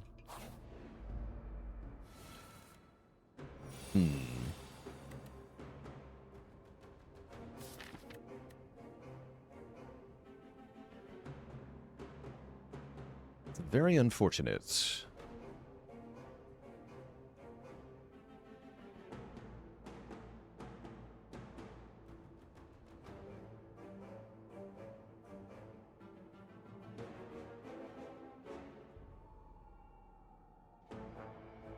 Does Dupe Pot duplicate the glam? No. And yes, I agree that this is a good dupe pot. The problem is that it's still not enough damage. Even if we use the dupe pot here on our Crescent Spear, this guy's going to hit us really hard. So that's what I'm sad about. It's worth a shot, though, right? Play the Pale Blue Dot. Yes, we do. Pale Blue Dot into Giga Crescent Spear. 20, 22, 23. Actually, that's pretty good damage. Why won't this guy just know his place? Now he does. Now he certainly does. Okay. Because of Pale Blue Dot, we do get one more card draw. Hopefully we can get enough to make 12 damage. Currently, we do not have 12 damage, so we should panic. Okay, Venerate into Crescent Spear. Okay, that did work. Oh, and the Glow. Yeah, we had more draw. That actually worked out pretty well. Dying Star is kind of a cool card and does increase the damage of the Crescent Spears. I'm kind of into it. Kind of into it. Be the Spear.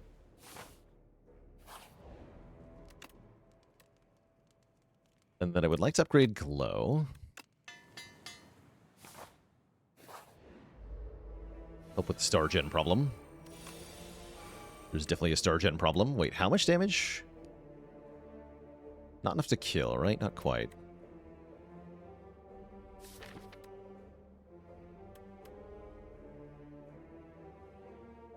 Actually, I should have not played Glow. I should have just killed Fuzzy Wormcrawler.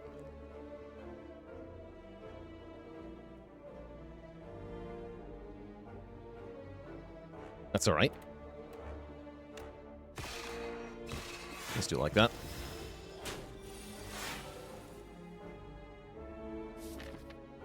Yeah, he's cooked.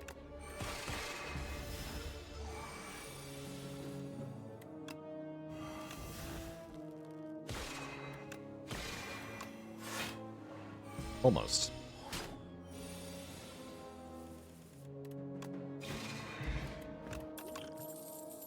Okay, here's more Star Gen from Gather Light. We skipped it earlier. It looks pretty good now, though. Could take a Bagon as well. Bagon is nice in that it's 2 cards in 1, which makes the Pale Blue Dot much more reliable, actually. That's a good reason to take Bagon. The lack of block is a good reason to take Gather Light, though. Let's take Gather Light. I do need a little bit more Star Gen, I think.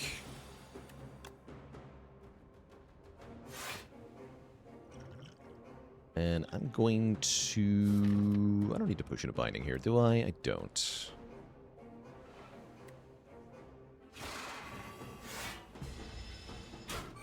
Aw. Corbin, thanks for the Prime sub and 19 months of support. Okay, we just do massive damage. There's no need to potion. Yeah, there's no need to potion.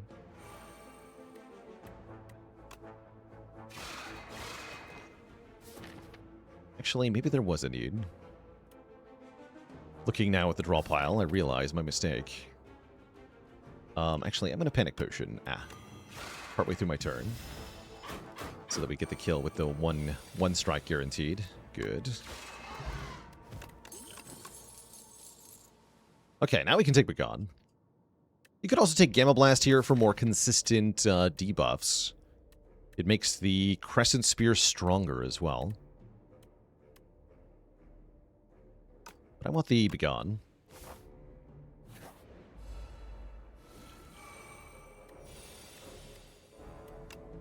Well, well, well, look who's getting Dying Starred.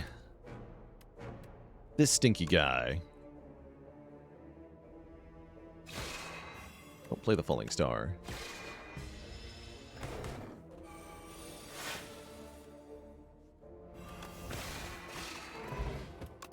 Okay, this is working. Reflect will also make our spear better. Reflect seems great here.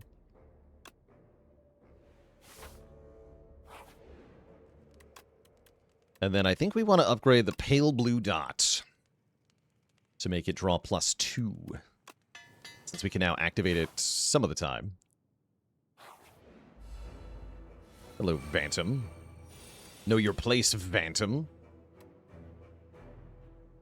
Do we Dying Star the Bantam?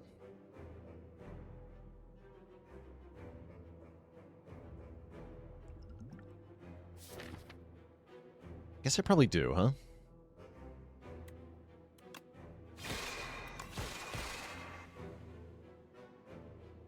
Thorns help a lot in this fight. No reason to play the Know Thy Place yet, so this is fine.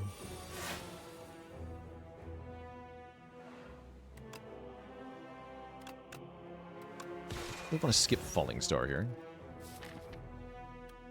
Yeah, because then I can do like Gather Light Reflect or something. That would be nice.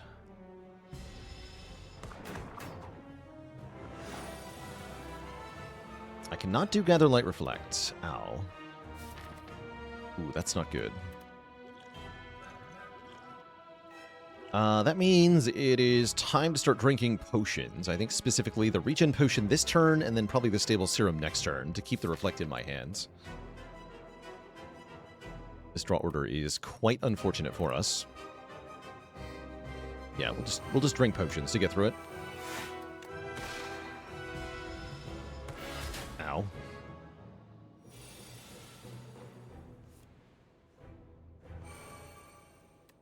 I'd really like to do this with Vuln. I would really like to do that with Vuln, so let's retain.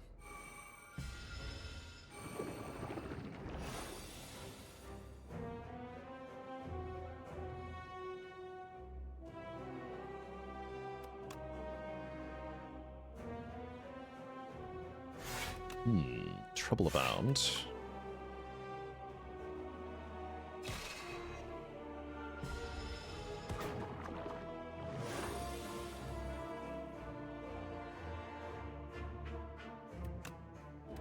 Gone Wound.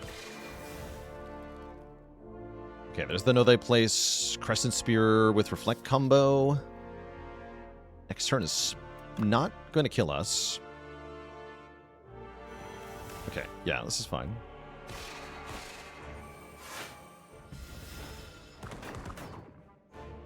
We could have Dying Starred instead of Reflecting. That might have been better, actually.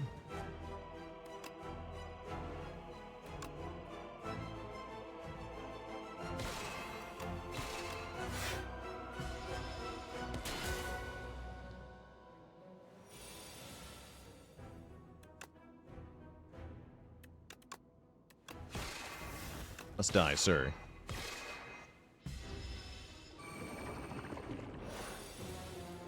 Okay, we got him. That was definitely close. And you can see we would be exactly dead if not for that regen potion. Decisions, decisions. Not that good, actually. Feels like a skip here. Yeah, it feels like a skip to me. How do I generally approach the Vanta matchup as Regent? I try to get one of the multi-hit cards. Astral Might, especially. Is that what it's called? Celestial Might. This one. Do damage 3 times. Get it upgraded to hit 4 times. If you're lucky, you can instead take something like Radiate or Stardust, which can be a cool way to do it too. But there's a lot of multi-hit cards on Regents, so I prefer to take one of those if possible. I think we would have lost this fight without the Bronze Scales, so that was kind of sketchy. What's up, Darv? No Pyramid. We do get offered the Sealed Throne Plus, which definitely enables the Spear deck. Interesting. It's also really good with Pale Blue Dot, right? Hell yeah. Yeah, let's take Dusty Tome. Whenever you play a card, gain a star. It's no longer upgrades to innate, sadly. But it is still very good. That's our 3rd Darv in a row. We're having a good time with Darv today. Usually he's not so friendly. Wish I could retain these cards. I can almost kill this thing right away.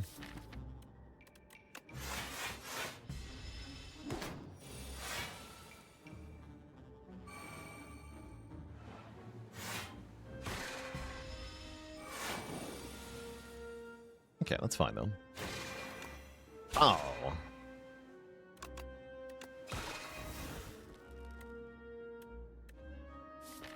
Pow. Get reflected upon, fool.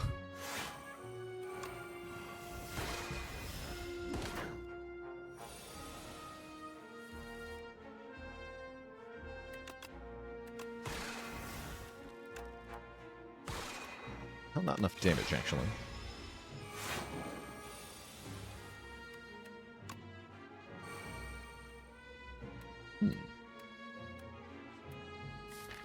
Quaint. She ended up taking 3 there at the very end.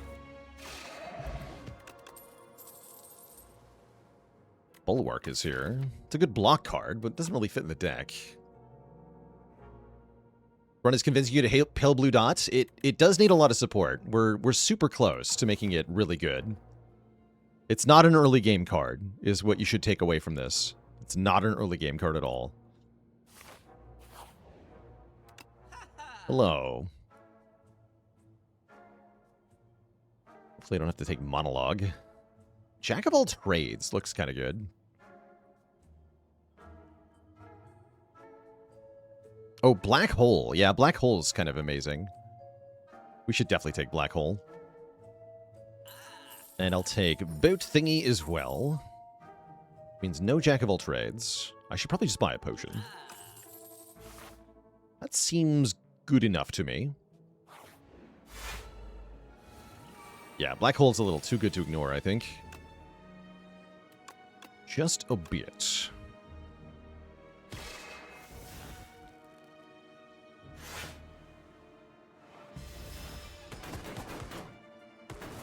Thank you, Anchor.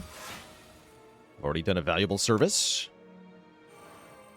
Okay, we get to Pale Blue Dot here. Pale Blue Dot already showing its worth here. Excellent. Good. Look at that. 2 draw next turn. The power.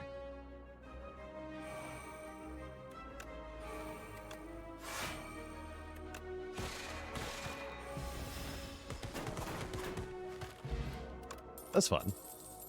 Glow Plus. Wow. Not sure that's helpful. I'm not sure that's helpful.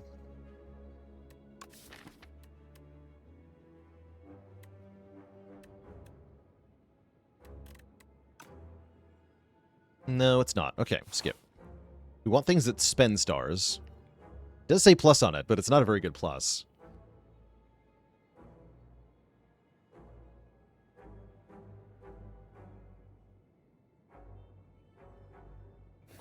Yeah, it's no good. Doesn't actually enable any more star cards, because we already have so many star cards enabled.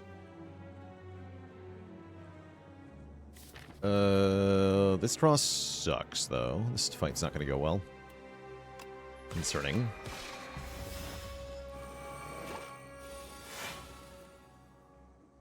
Okay, hold on, though. We get Sealed Throne into Black Hole right away.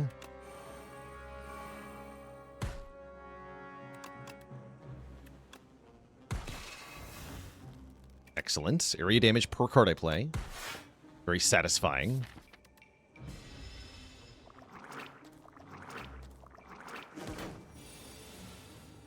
Okay, now is when things get ugly, right? Yeah.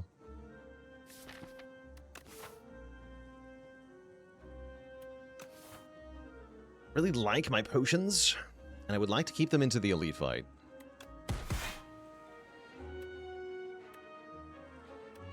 We can kill one minion at least. Take 10. 10's not so bad. Would have been nice to draw Reflect on that turn, though. Or, no, we didn't have Reflect in the draw pile. To draw Crescent Spear on that turn.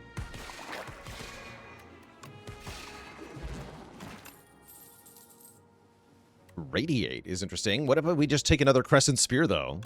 Give me that. Let's just keep taking them.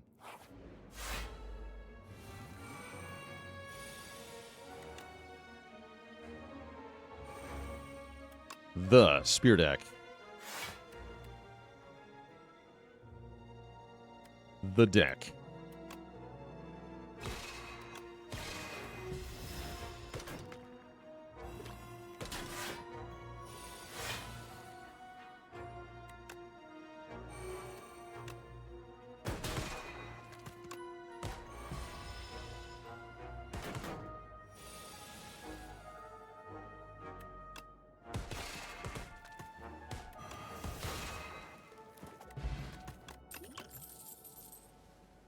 When you spend stars, gain block for each star spent. Yes. I will take that. And I will probably upgrade that right away. Yeah. Okay, bees. Hello, bees.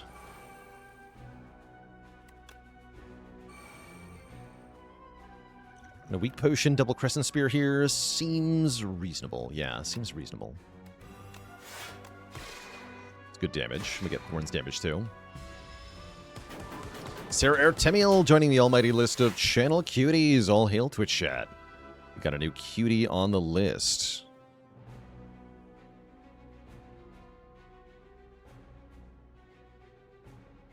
And you're already on the list as I thought. You've been here a long time, so get your all caps for that double cutie. All hail the superior cutie.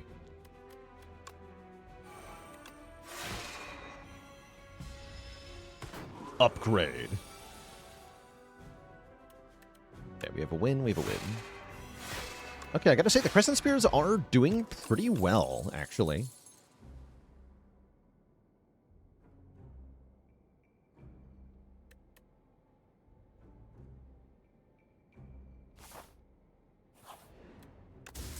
This is working. And now we have some upgraded block cards. Good. Imagine I want to go this way? Yes.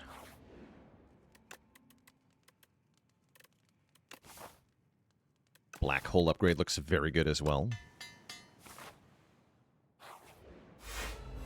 Okay, it's him.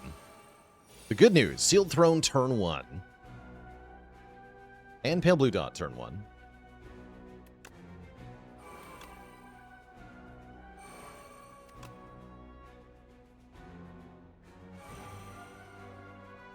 So I need to use an attack potion or power potion. Let's use the attack pot here. Like a knockout blow. Bonk. You get bonus draw next turn with Pale Blue Dots. Right.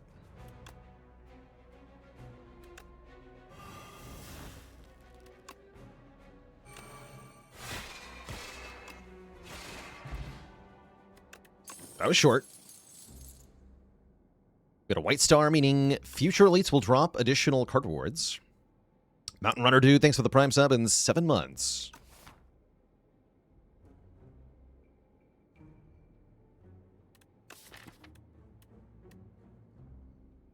Why do Panache and Pale Blue Dot count cards differently? Because Pale Blue Dot is just counting how many cards have been played during the turn.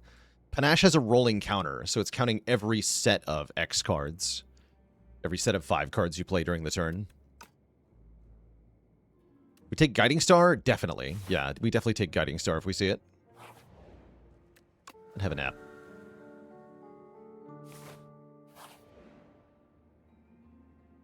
Metamorphosis on Regent. Actually pretty good, right? It's a good card with Pale Blue Dot. I'm into this. Yeah, I'm into this Metamorphosis.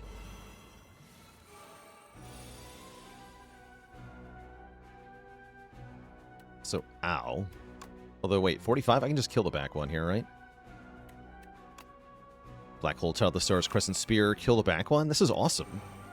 Look at that damage output. Dang. We take 3, and then I get free block. The bad news is I cannot play Sealed Throne with the way that this worked out. The good news is I have a free Comet in the draw pile.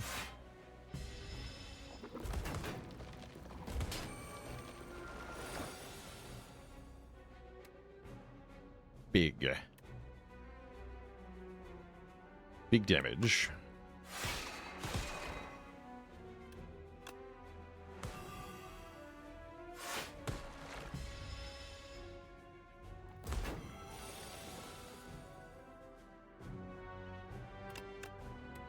Bonk.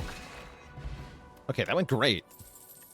Get a Stinky Juzu Bracelet. Neutron Aegis. No, Crescent Spear Plus. Give me more Crescent Spears. I could take the Smith, but I think I'd rather take Tyranny. Or draw 1, exhaust 1 per turn. That sounds rather nice. And then I think I'm just going to upgrade that. Because this deck could end up kind of big. Ooh, nice. I'm going to skip Child of the Stars. I really want to play Metamorphosis here. Yeah, because we get a free Comet. Free Comet would be good here. Why Clone Spear when you can just add more spears?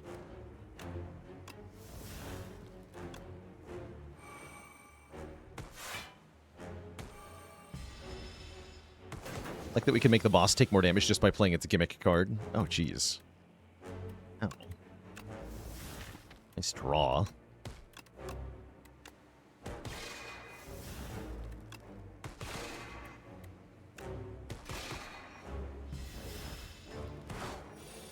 Ow. Oh, that's a good question. Does Crescent Spear count cards that have a star cost of 0? I can't tell. I have no idea. Cilantro says it does. Kind of believe you.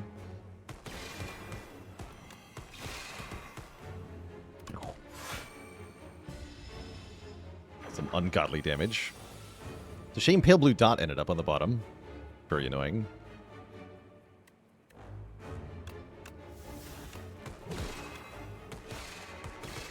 Damage is big, though. GG. We take a second Dying Star? I don't think so. Although maybe. It's a really good card, right? Actually, no, we do, because it's a really good card. Once Sealed Throne's in play, this is just massive damage mitigation. Yeah, give me that. I lied. I wanted it. And then I would legit take... dang it. Tanks. Actually, Throwing Axe is pretty good. Is it as good as Iron Club?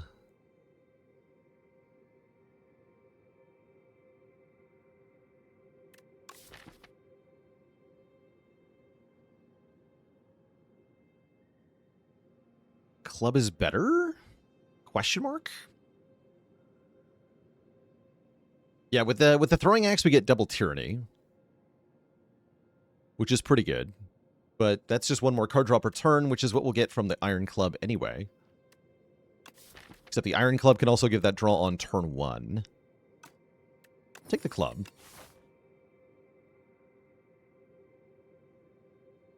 Shops are all early in the act, unfortunately. Not too bad, though. Guess I'll go to this one. Get a couple upgrades after that. Sounds fine. Yeah, double tyranny might actually be too much card exhaust. That's within the realm of possibilities, for sure. Caw. Yeah, Throwing Axe would only play a glam card 3 times. That's right. Just 3 times.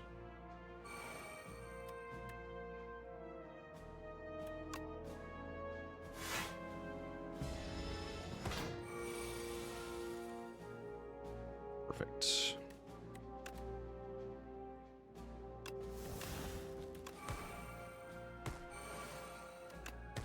Know your place, fool!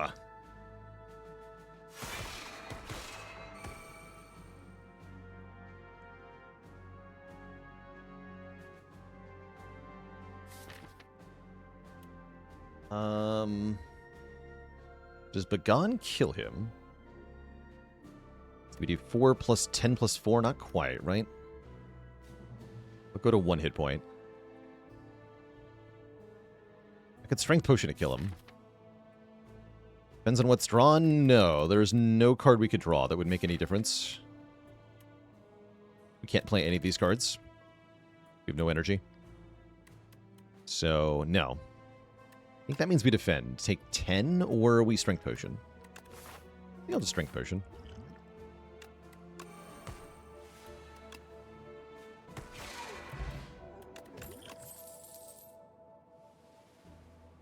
Okay, skip these.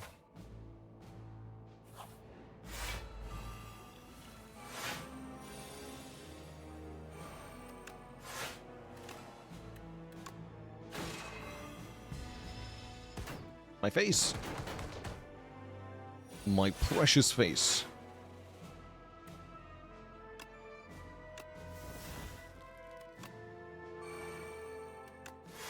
And I can murder? Murder this guy, actually.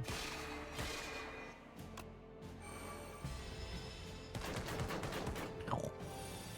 Alignment would be good here, yes. Broadly agree.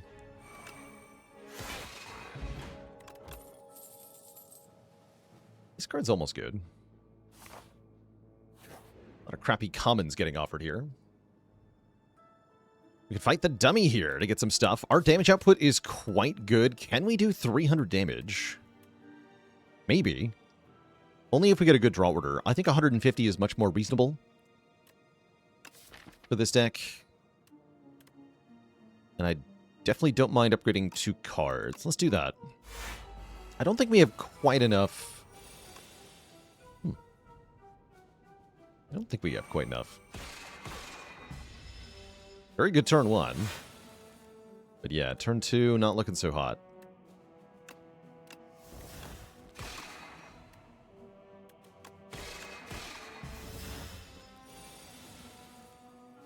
Yeah, we would never have gotten the tier 3.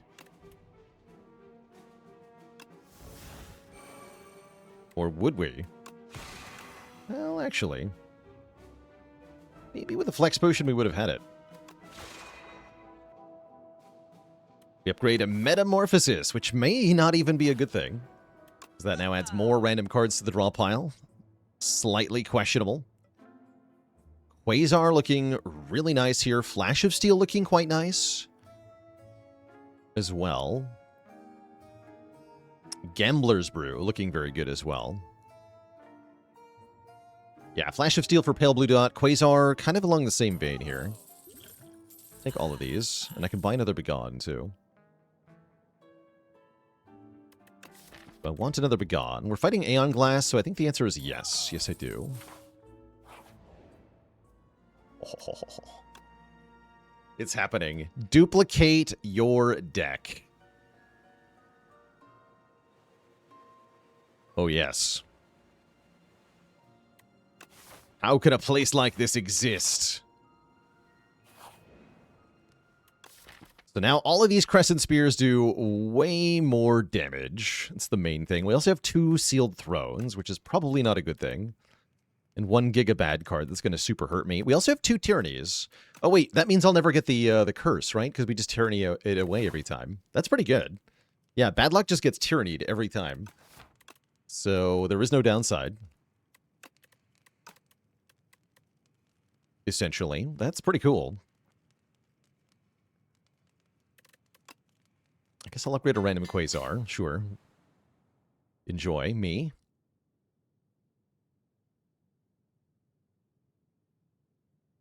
Let me rest, fight an elite. Sure.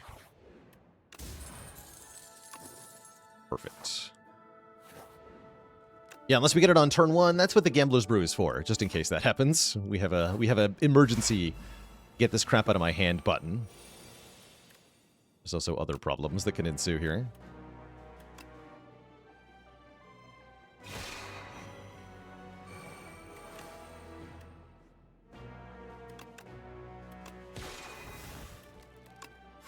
That damage, though.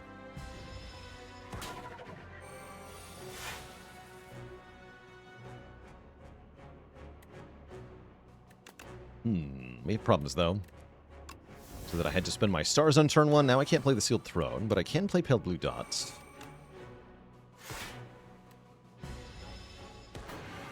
Could be trouble, actually. Okay, we're fine. Right, we go Venerate. Dying Star. The Blue Dot.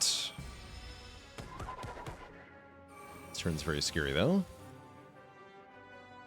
Good.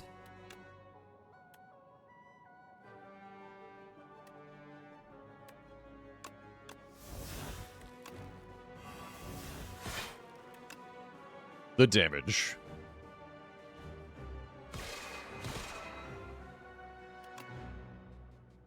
The power.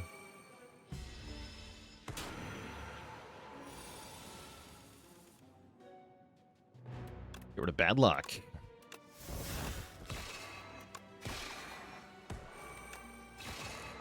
GG. Okay, that was pretty cool. That was pretty cool. Convergence for card retaining is a little tempting.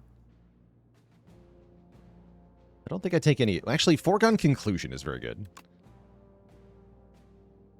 Because that can just fetch our Sealed Thrones. So why Genesis when you can just seek for Sealed Throne, right?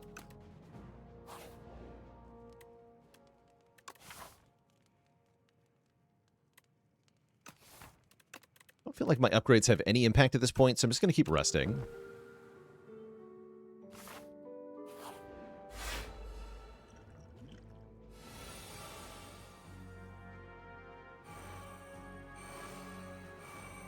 Oh no!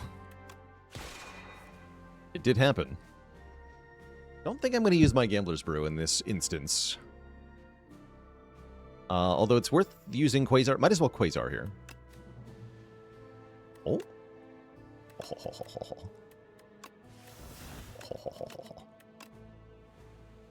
No prob. No potion. Simply Quasar. Then play this. And then tell this guy that he stinks.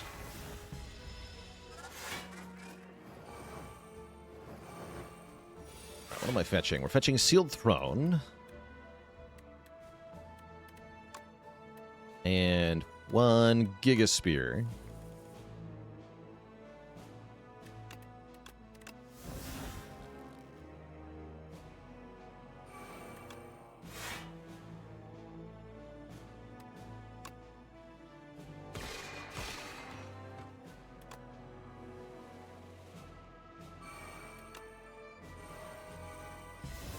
Great.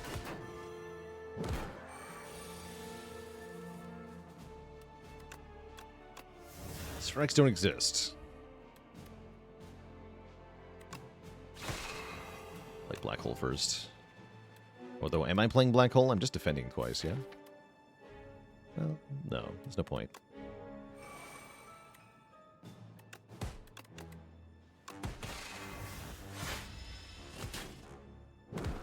Acceptable.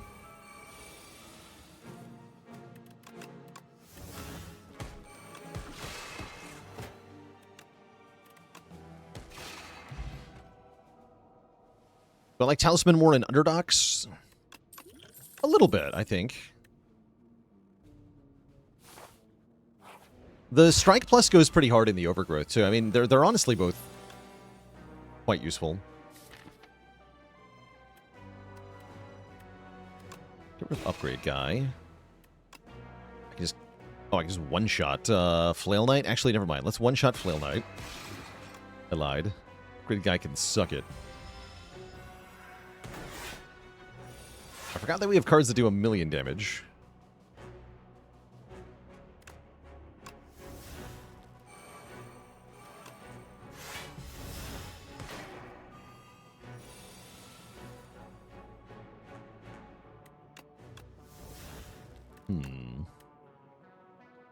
Splash. Scrape won't hit anything, will it? It's not. There's a few hits, actually. Mostly no, though. Mostly no.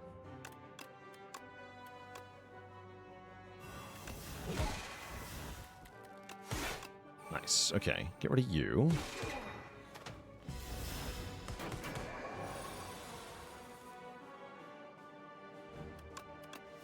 Then get rid of you. Perfect. Ooh, Bottled Potential is pretty powerful. Could take another glow here. Third dying... I guess what is this, a fourth dying star? We already have 4. Yeah, we have 4 dying stars.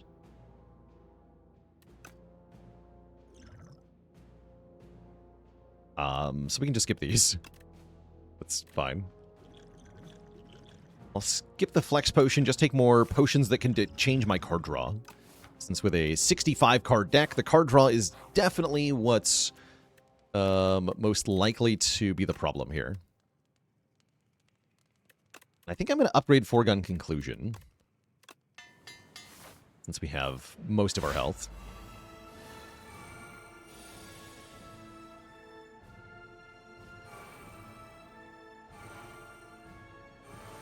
Torchhead doing so much damage on turn 1 still is very spooky, yeah?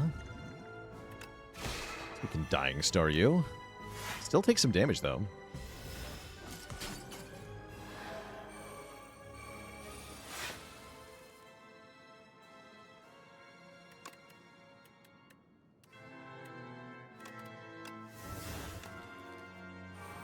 Okay, there's a Sealed Throne. Perfect.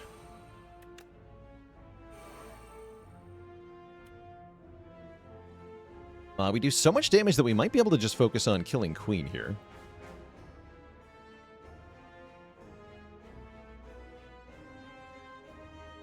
Get 3 block per star, so I'm going to get 9 block. Yeah, let's just try to kill Queen directly.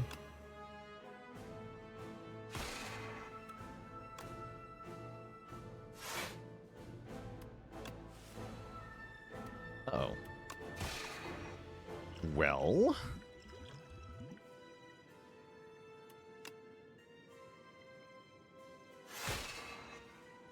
guess I'll gamble that.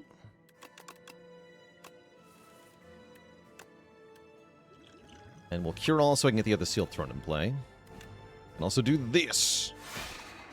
Holy damage.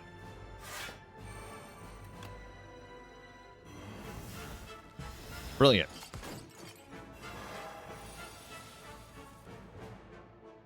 Ah, bummer.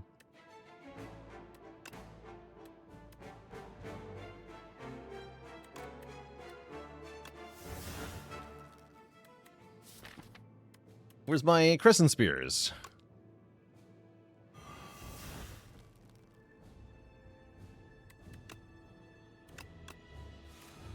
Oh, there we go. GG. Wrecked. Okay, good fight. Good fight. All right, let's Power Pot against this nerd. Here I'll take Genesis, so that we can get our stars started, because I plan on playing Reflect turn 1 here.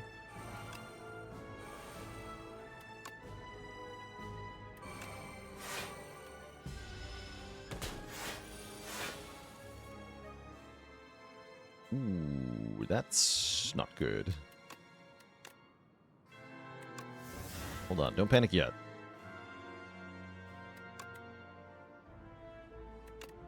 We have an answer to this. We need it. No. Okay, perfect. Well, probably still yes, actually. We've got one in play. That's what matters here.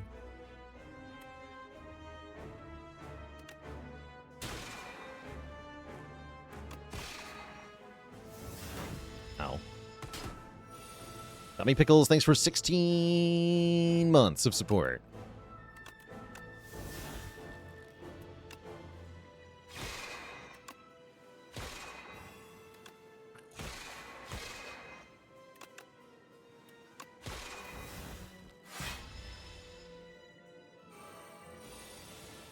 Already well below half health here. It's about to be well further below half health here.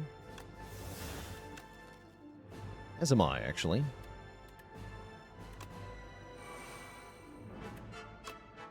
Oh.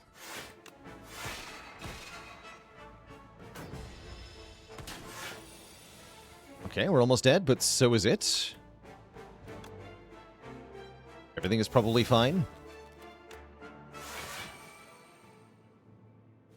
Probably.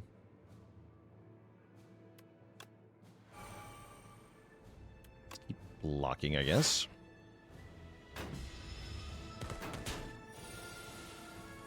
Okay, lose the bad luck. Here we go.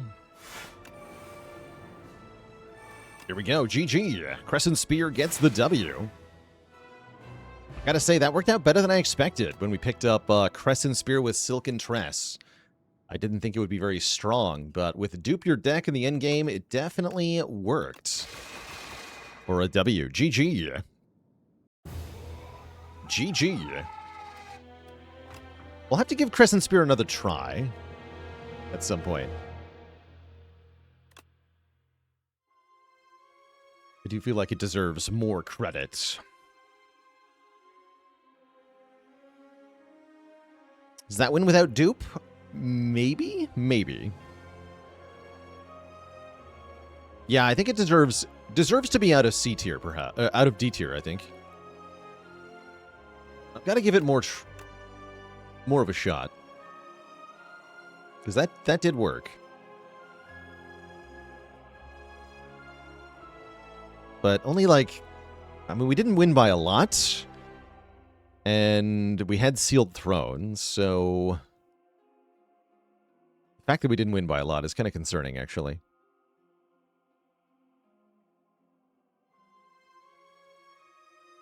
Because it feels like we got really good circumstances for this run, and it still only was barely good enough. So that's not a glowing recommendation. Let's just say that. But it is a W, so we'll take it.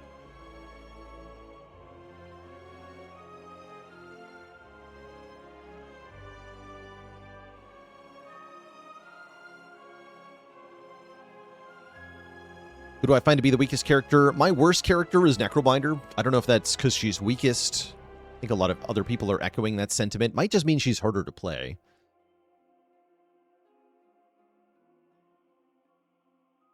But yeah, I think I do worst with Necrobinder at the moment.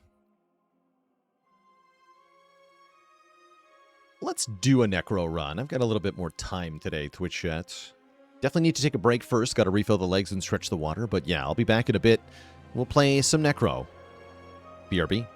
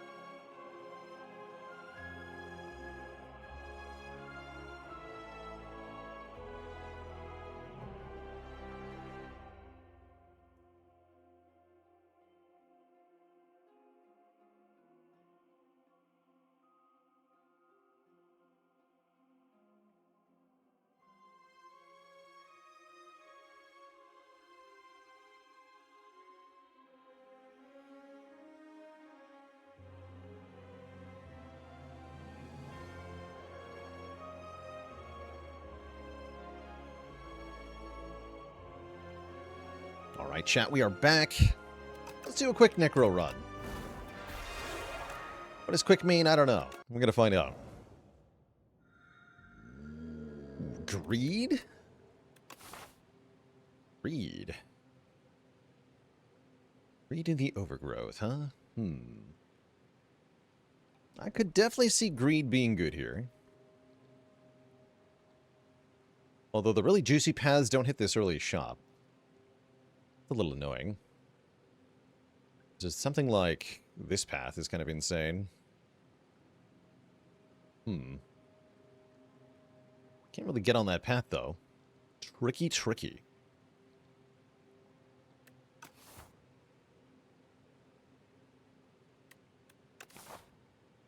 Get a lucky early shop here in the event room. That could work out. Can Necro get that many elites? With a good relic, she can. You know, if I get to spend 400 gold at the shop, then yes. Otherwise, no.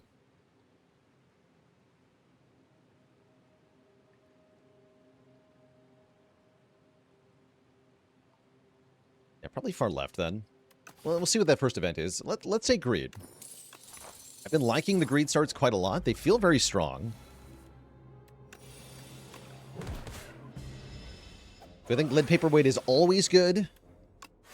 Almost always. Sometimes you get a card that's not immediately useful, like we've had production starts that weren't that exciting. But I would say almost always it's quite good.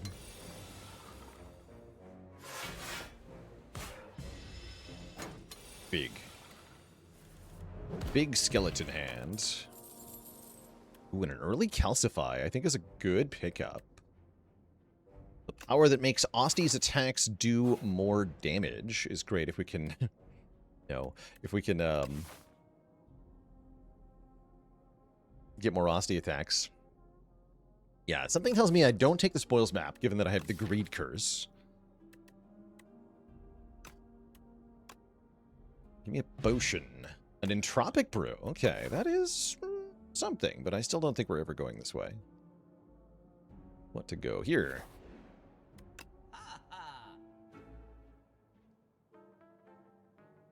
Bone flute. Curious.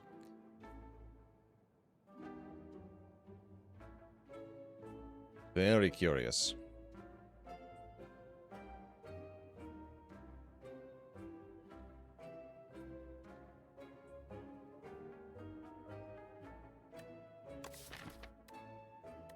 With the calcify in the deck, it's hard not to want to click on Bone Flute here whenever Osty attacks get 2 block. Currently, that only works on Unleash, but we will be changing that with our card drafts. Yeah, I'm going to take Bone Flute. The question then for me is Toolbox versus Happy Flower. Happy Flower on Necro seems very strong. I'm going to do it. And then maybe actually Ultimate Strike, because we have to respect the overgrowth. Putrefy is good too.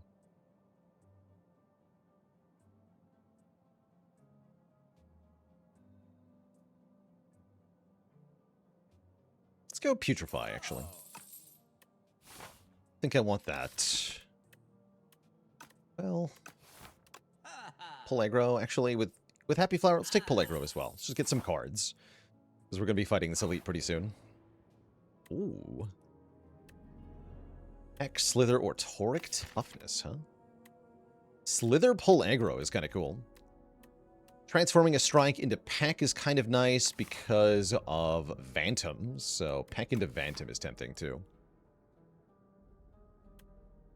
But I think I want the Slithery Peligro. That sounds cool. Yeah, where's a berry when you need it, right?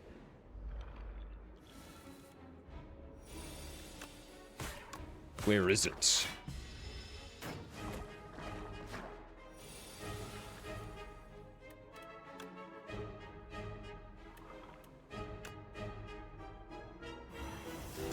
Punch.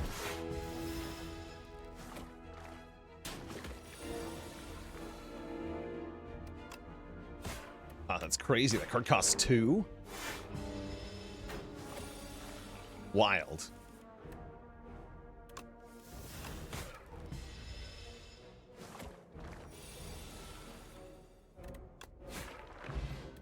Okay, we get another good potion. This is looking really good to take down this first elite here. Debilitate. With Putrefy. Say no more, right? Still no Osti attack, sadly. But, oh well. So we upgrade Putrefy. Please die. Bird. Alright, Bird is no joke. We're gonna throw the Potion of Doom at it and then drink the Entropic Brew. Ulm Potion, Block Potion, okay.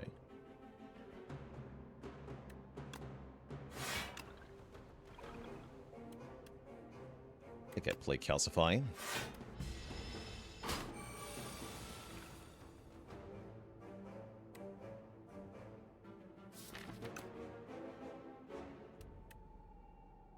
Lockpot looks good, though. What happened to the Regent run? It won. Regent won. Most gloriously. What's not winning is me, currently.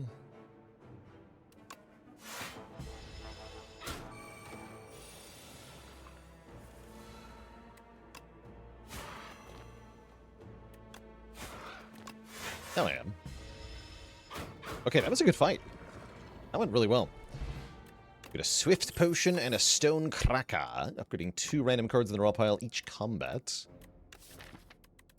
We feel about Sculpting Strike, Wisp, or Melancholy. None of them say Osti attacks, unfortunately. I do like Sculpting Strike somewhat to get rid of Greed, maybe.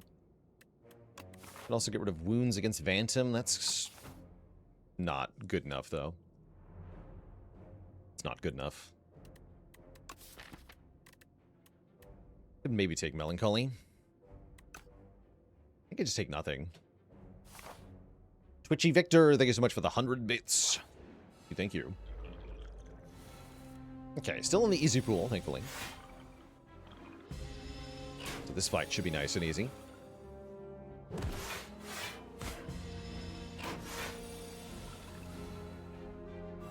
Superpower.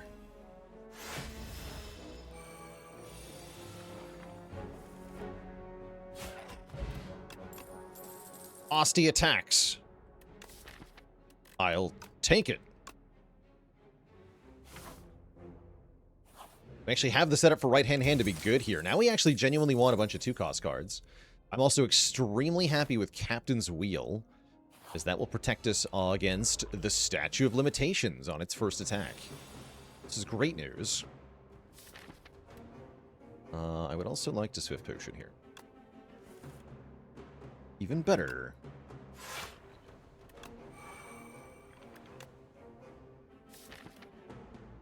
Brilliant.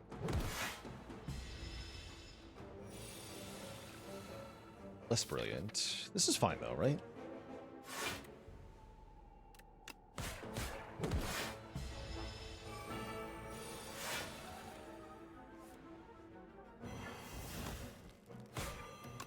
$14 damage strike.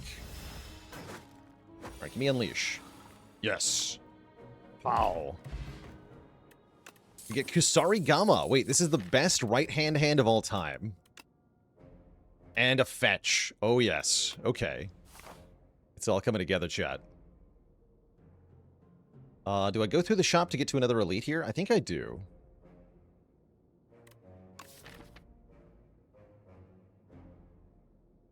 Why would you debilitate before Putrefy? What? That doesn't make any sense.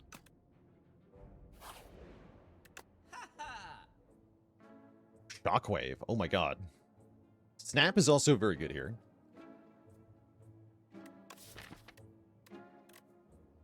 Shockwave works with the right-hand hand, though. Yeah, give me Shockwave. A lot of things I would love to buy at this shop. Shockwave is pretty fantastic. Here we can heal for 20 HP, or we can lose... Usually what I do is lose 9 max health, get 2 random upgrades. Which I definitely don't hate. 2 random upgrades goes pretty hard here. I'm going to get 2 random upgrades. Unleash, defend, sure.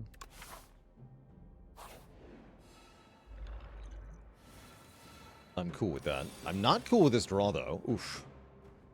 Oh, no. That's very bad. Okay, well, ouch.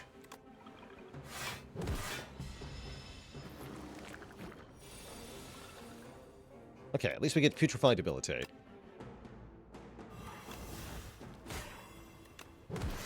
Means we actually just kill it, right? We do. No, not quite. Yeah, not quite. Which is probably for the best, because then I get another turn. Actually, this might be fine.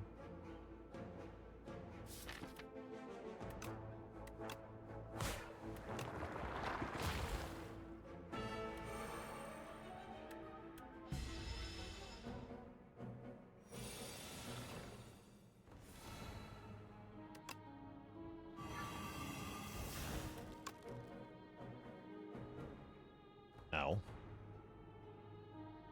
Well, this sucks.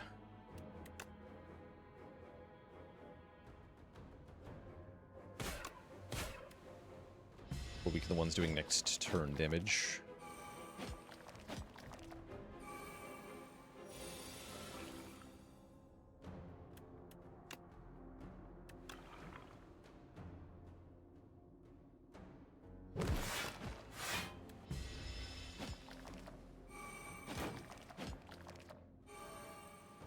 Siren, thanks so much for the Prime sub and 22 months of support.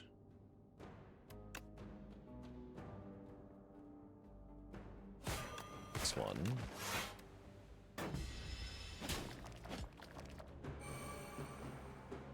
Bottom deck the right-hand hand and the fetch. That's a little annoying. Not that bad, though.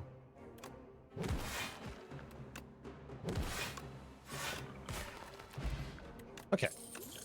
We get to upgrade 2 more cards with the War Paint. That's exciting. And another pull aggro, which actually kind of slaps. Kind of slaps.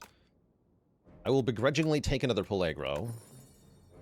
I was hoping it would get upgraded, but it doesn't. Just 2 more defends get upgraded. Now we have, what, 3 upgraded defends? That's interesting. I sure hope we don't get offered Pandora's Box. Or else.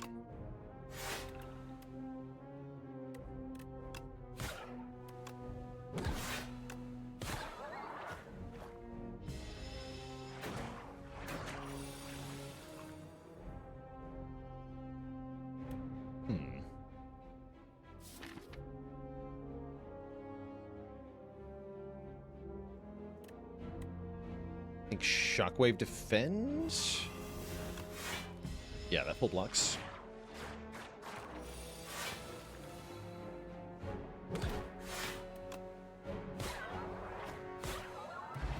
Great. Okay, we have no need for these cards. So I have Shockwave, I don't need the Putrefy. Can we beat Phantom is a great question. I'm going to upgrade Debilitate to last longer.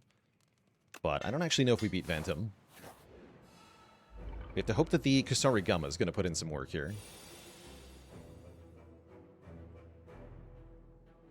And we might as well Shockwave now? Yeah, might as well. I think I need to do damage.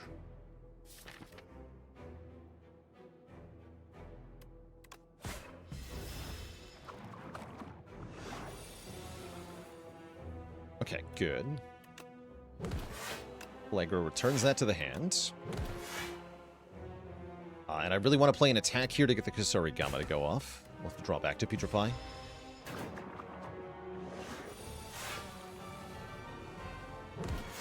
Debilitate just shuts this guy down, though, right? 15 damage? That's nothing, buddy. Where's your damage at? A Swift Potion here. Bonk. Okay, now I feel like we're winning. Would I take Goopy Defends here? Definitely.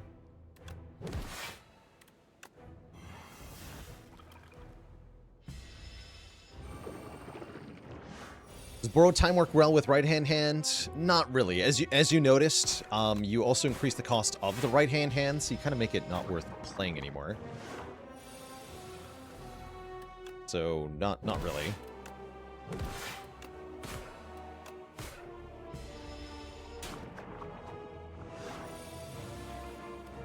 Debilitate. GG. Okay, we don't have ethereal cards for Banshee's Cry. Eradicate works okay here. Yeah, we can take Eradicate here. Not exciting, but it's adequate. And we're offered Ouroboros, Defect cards, Potion slots, or Unleash into Protector. Whoa. These are all quite good. Protector being 0 cost when Unleash is not is definitely worth noting. Defect cards. Imagine Defect cards. I really want to have some Defect cards. What do you got? No hologram. We do get Echo Form, though. Signal Boost?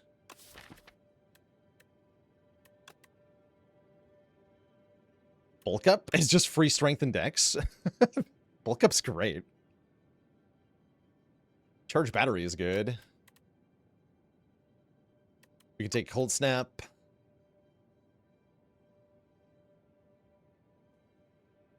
Take Glasswork, maybe. Hyper Beam. I don't want to take Hyper Beam and Cold Snap. Actually, yeah, Hyper Beam over Cold Snap. Hyper Beam's amazing.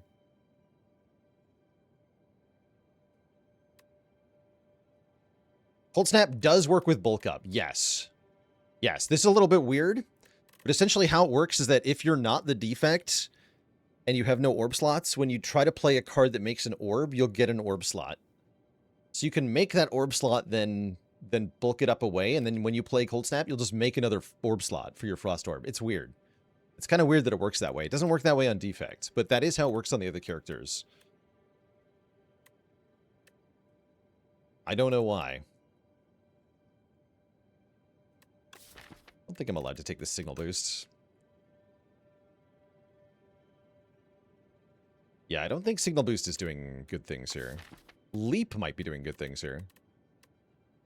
It's just another Defend Plus. It's just another Defend Plus. I got 3 of those already. Alright, let's take these. Echo Form, Bulk Up, Charge Battery, Hyper Beam.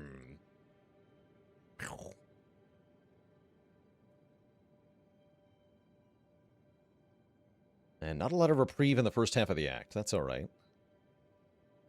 Right over here. Ow. Okay, well, what if you're super duper weak? Take that.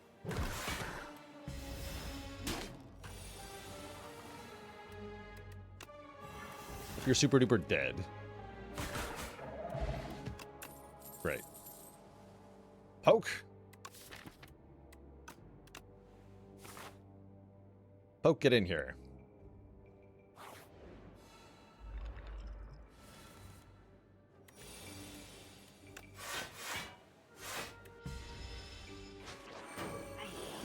Our right-hand hand stolen.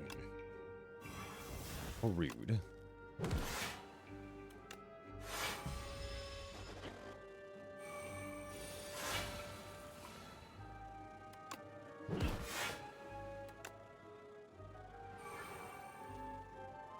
I can't even get it back.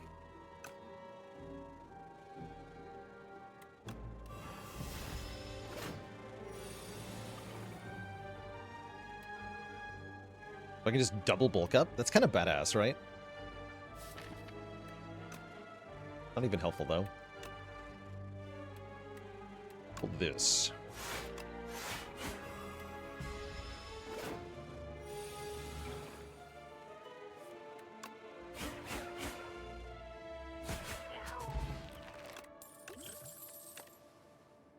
Dredge.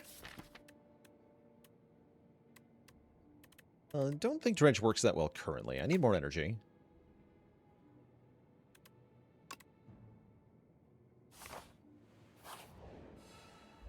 Oh, Veil Piercer for Echo Form. Yes, of course. Should have thought of that. Veil Piercer, Echo Form. The power.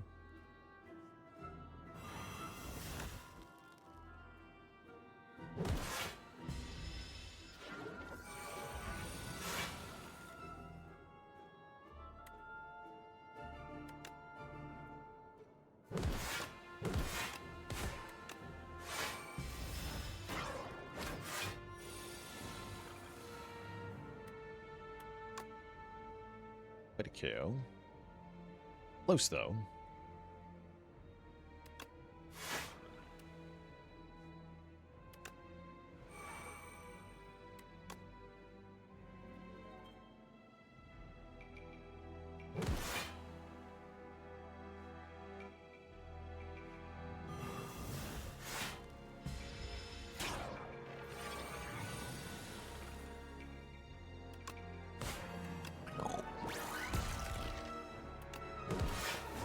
Glorious. I love it. Yes, this deck is great. Page Storm only really works on Echo Form. Who needs that? Not me.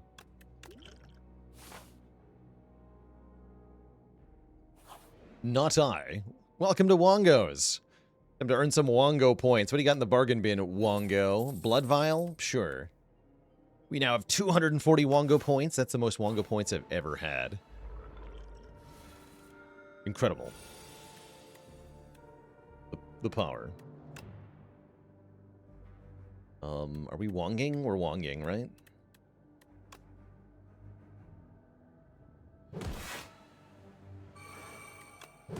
It's time to Wong.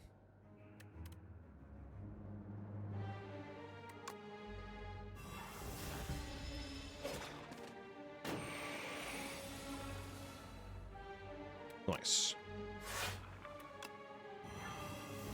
Okay, go for this one, actually.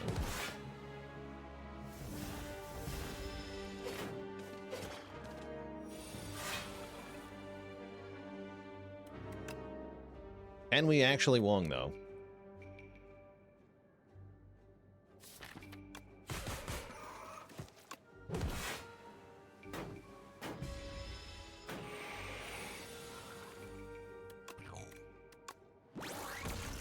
Blasted. The 5+ is good, but what about another fetch? That's even better. Let's swap the flex pot for a fire pot. Yeah, the Hyper Beam animation's just too good. Way too good.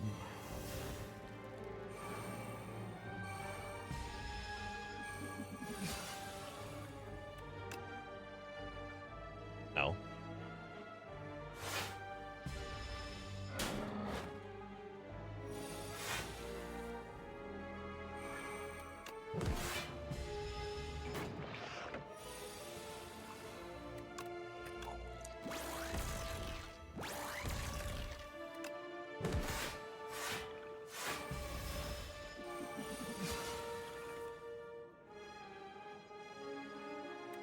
Why are you spiky?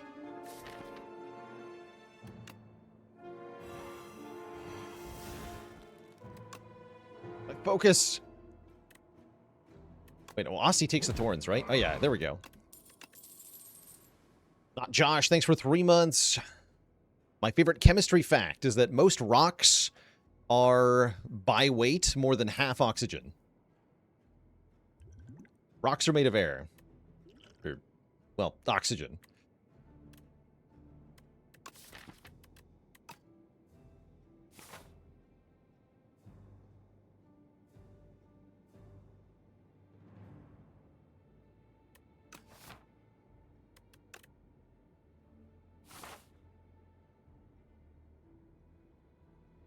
Okay, any upgrades that are critical here? How's the Hyper Beam upgrade feel? +8, huh? Kind of badass. More like Roxygen. Let's upgrade Hyper Beam. Hyper Beam upgrade goes kind of hard here.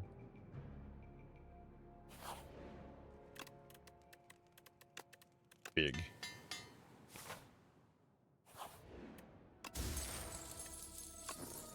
Stone Calendar probably won't do much.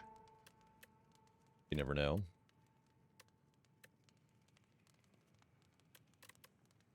Let's get some more block in this deck. Trade bulk ups okay as well.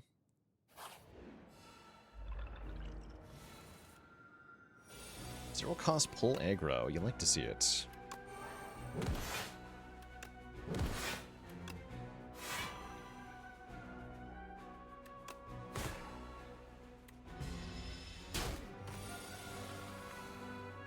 The guy.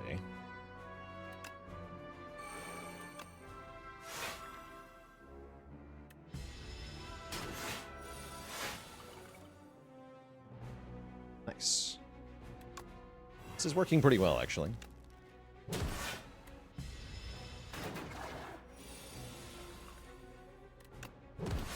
Let's debilitate first. Then a Hyper Beam. Glorious.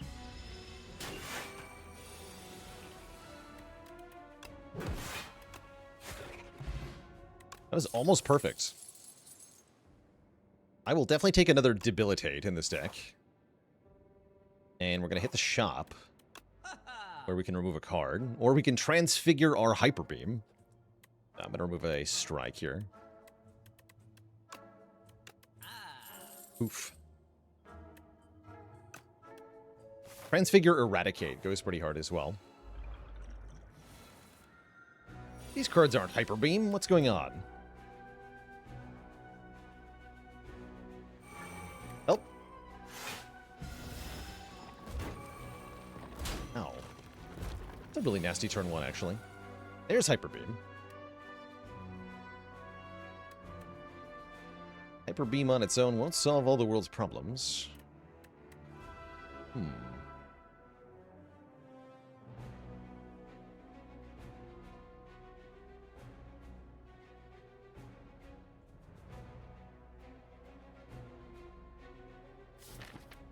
Use 2 potions to kill the front guy. It's probably worth it, though. These potions are not really good in the boss fight.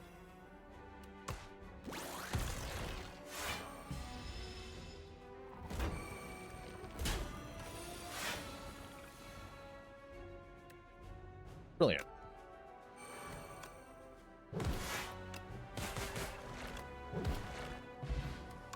We are through. We're offered a berry. Capture Spirit's kind of nice with Letter Opener, but I think overall we probably don't want it. Skip these.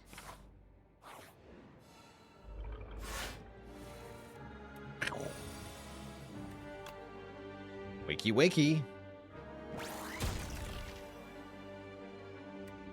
Note that actually doesn't wake up the Slumbering Beetle, because this thing has to take damage multiple times to wake up. Although I did hit it twice, so now it does wake up. Ah, crap. Ready to wake you up yet? Stupid Letter Opener. Or no, the Kusarigama got him. That was bad.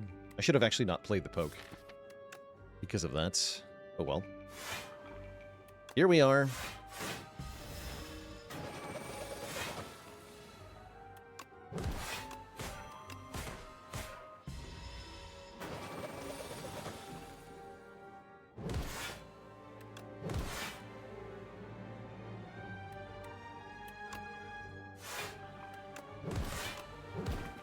No problem. Sentry mode is an Osty attack. Is that not desirable? That seems desirable. Captains, we already saved like 1,000 health this run. It's going to save even more in this fight, too, is the cool thing. Let's upgrade to 1 cost. That's kind of a big deal. I choose to believe that I can upgrade Sentry mode in this fight. I might die here. But I'm hopeful that with our free turn 3 block, everything will be fine.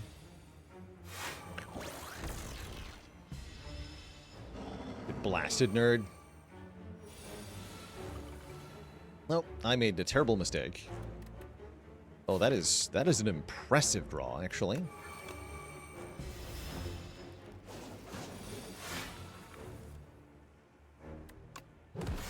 It's a good draw, though.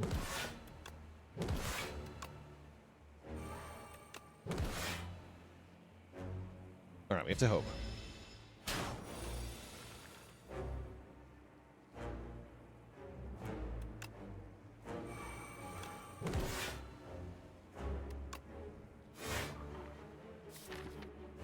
Debilitate looks crucial.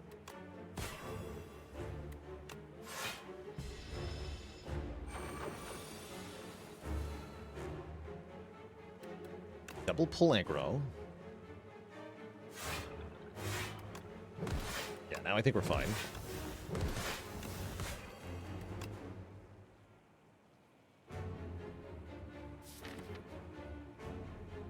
To play this, actually.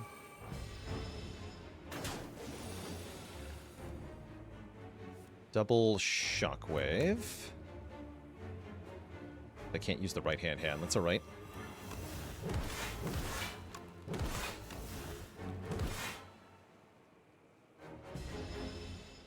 Okay, looks like we made it. The stone calendar is here to finish the job, or at least it would be if we didn't already. Thanks to the power of Eradicate. Okay, not bad. Not bad.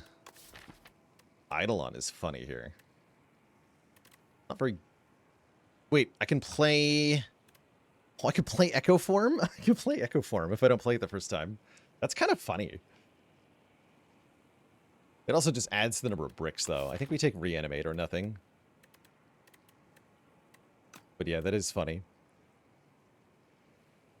It will also play the Sweeping Gazes, which is the more interesting part of it. Don't think it's good, though. What's up, Tanks? You may cook, says Tanks. That's very nice when I have very low max health and lots of rest sites I can go to. That sounds very good. Yeah, we can cook a lot of cards out of this deck. That's very nice. Instinct Hyper Beam is also hilarious, right? Double damage Hyper Beam. Oh my god, the damage. That is pretty strong. Oh, that's kind of fun. I think cooking is much better, though.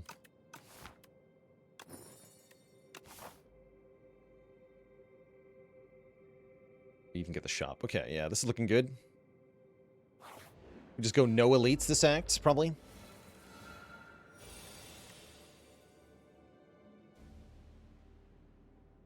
Probably.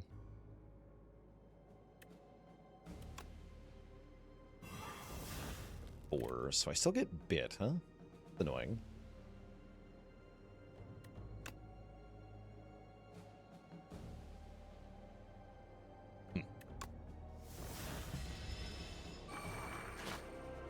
Hyper Beam. Yes.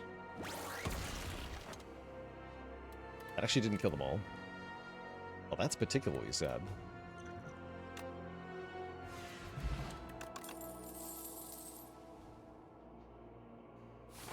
So sad. Sharp Hyper Beam? Gotta make it an even 40, right? Kind of funny. I want to do that. I know this is stupid, but look at the number. Look at it. The power.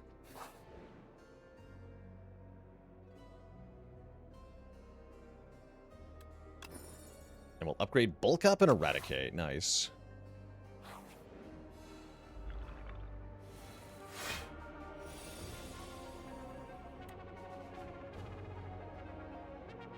Oh.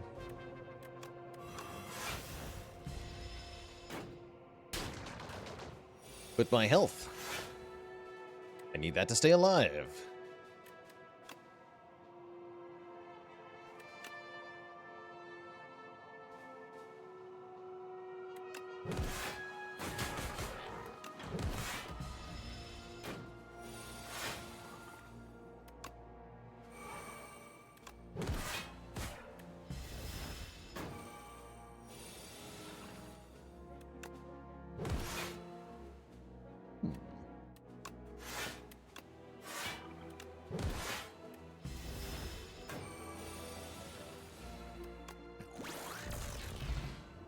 BG nerd.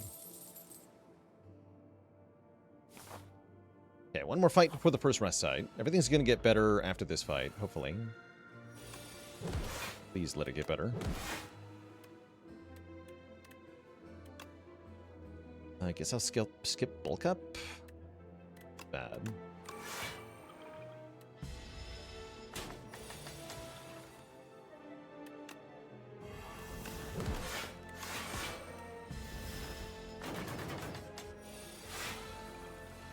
Okay, Debilitate for next turn is very helpful.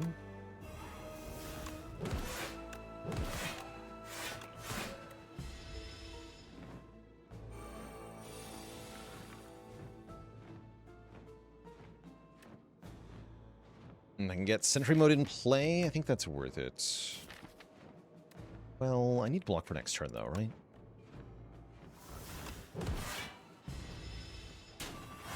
No, this is better.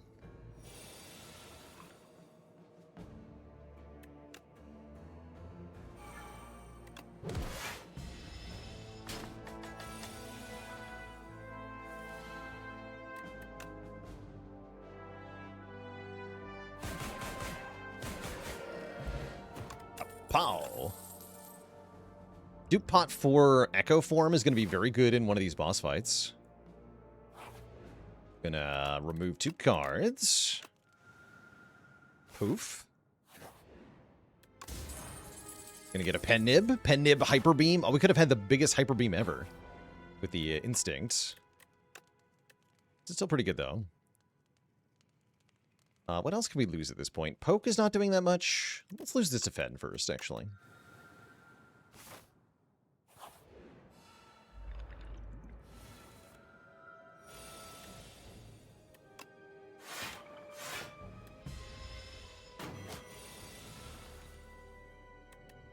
Big.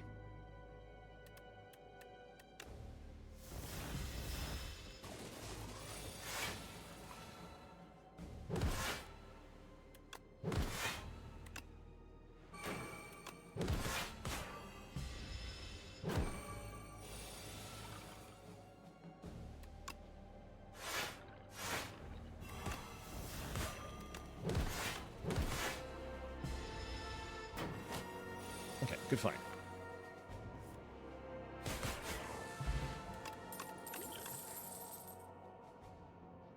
Not applying Doom, so I don't think I need that. Do I want a Putrefy?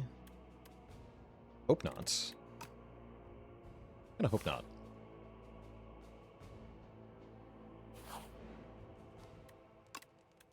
Cook one more time?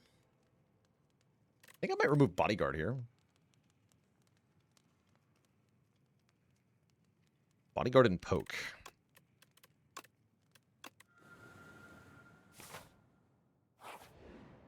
We have good max health.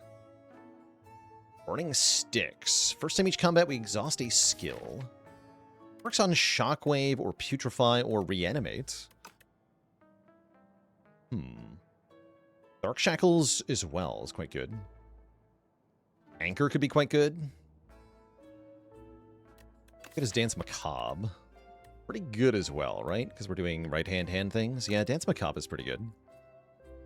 Is Snap any good here? I wouldn't call it bad. Dance on him. Let's go Dance Macabre plus Dark Shackles.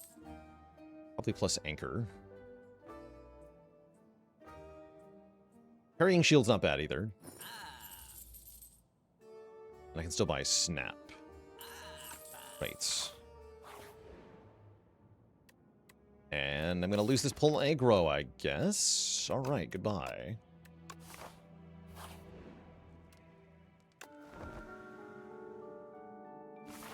Alright, our first boss is Queen, who does lots of damage on turn 1 now. Thankfully, we have Anchor.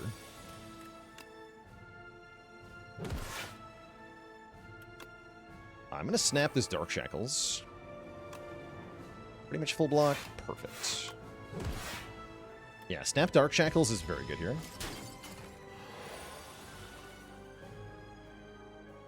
Okay, this is looking a little troublesome, though. Definitely troublesome.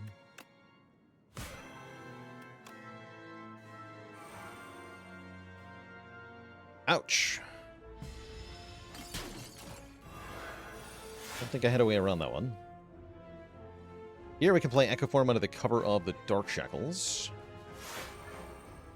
Actually, arguably, don't even need to do that. Going to, though.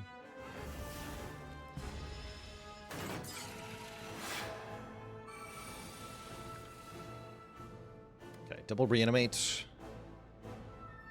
A bulk up. Double bulk up is tempting. But then I only have defend, right? No, go double reanimate.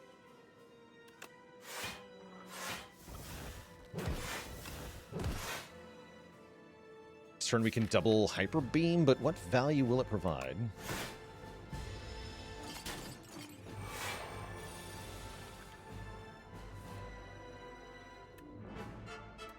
I mean, I guess the damage is pretty good. Hold this.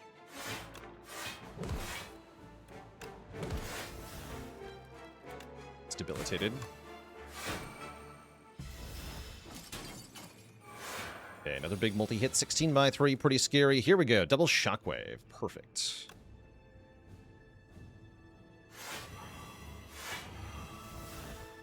Get nerfed. Then I can snap the bulk up so I can double bulk up. I'm into it.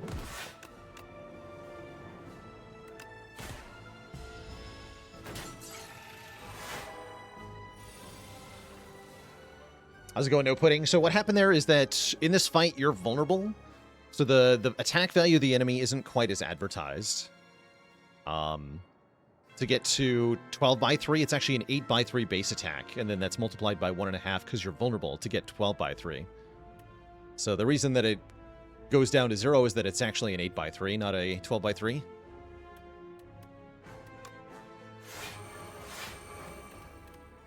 Happens to the best of us. Welcome, welcome, by the way. Get in there, Calendar. I said Calendar wouldn't do anything. I was lying, apparently.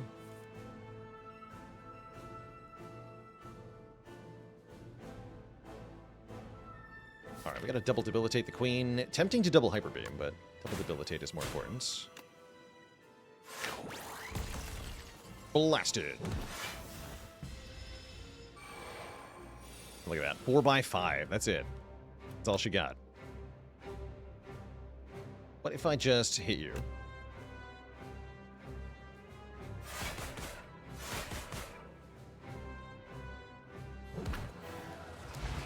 GG. Okay. Perfect. Nothing can go wrong, right?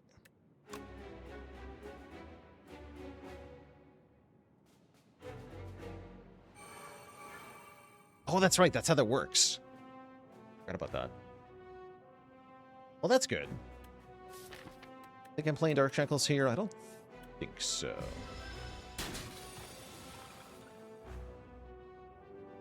Dance Dance Revolution?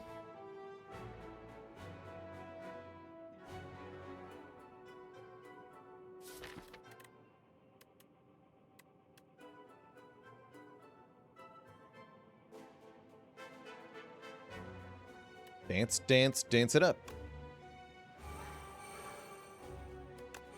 Take more damage this turn because of what I'm doing, but I think it's for the best. Okay, we have to win urgently. Here we go.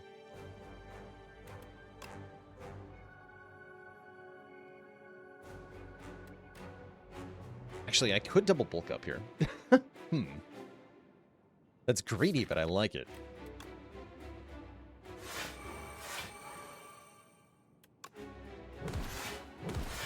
Actually, not even that greedy.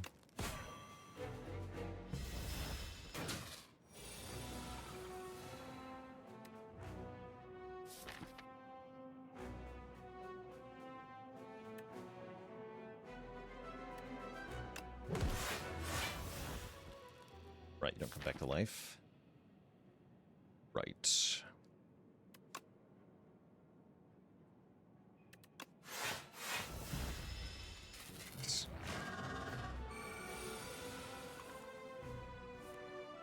Double this.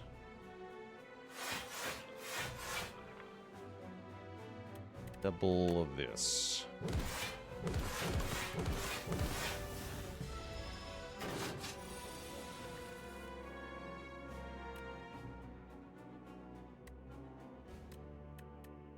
Can I double reanimate plus? That is very tempting. I can snap it. No, I can snap it.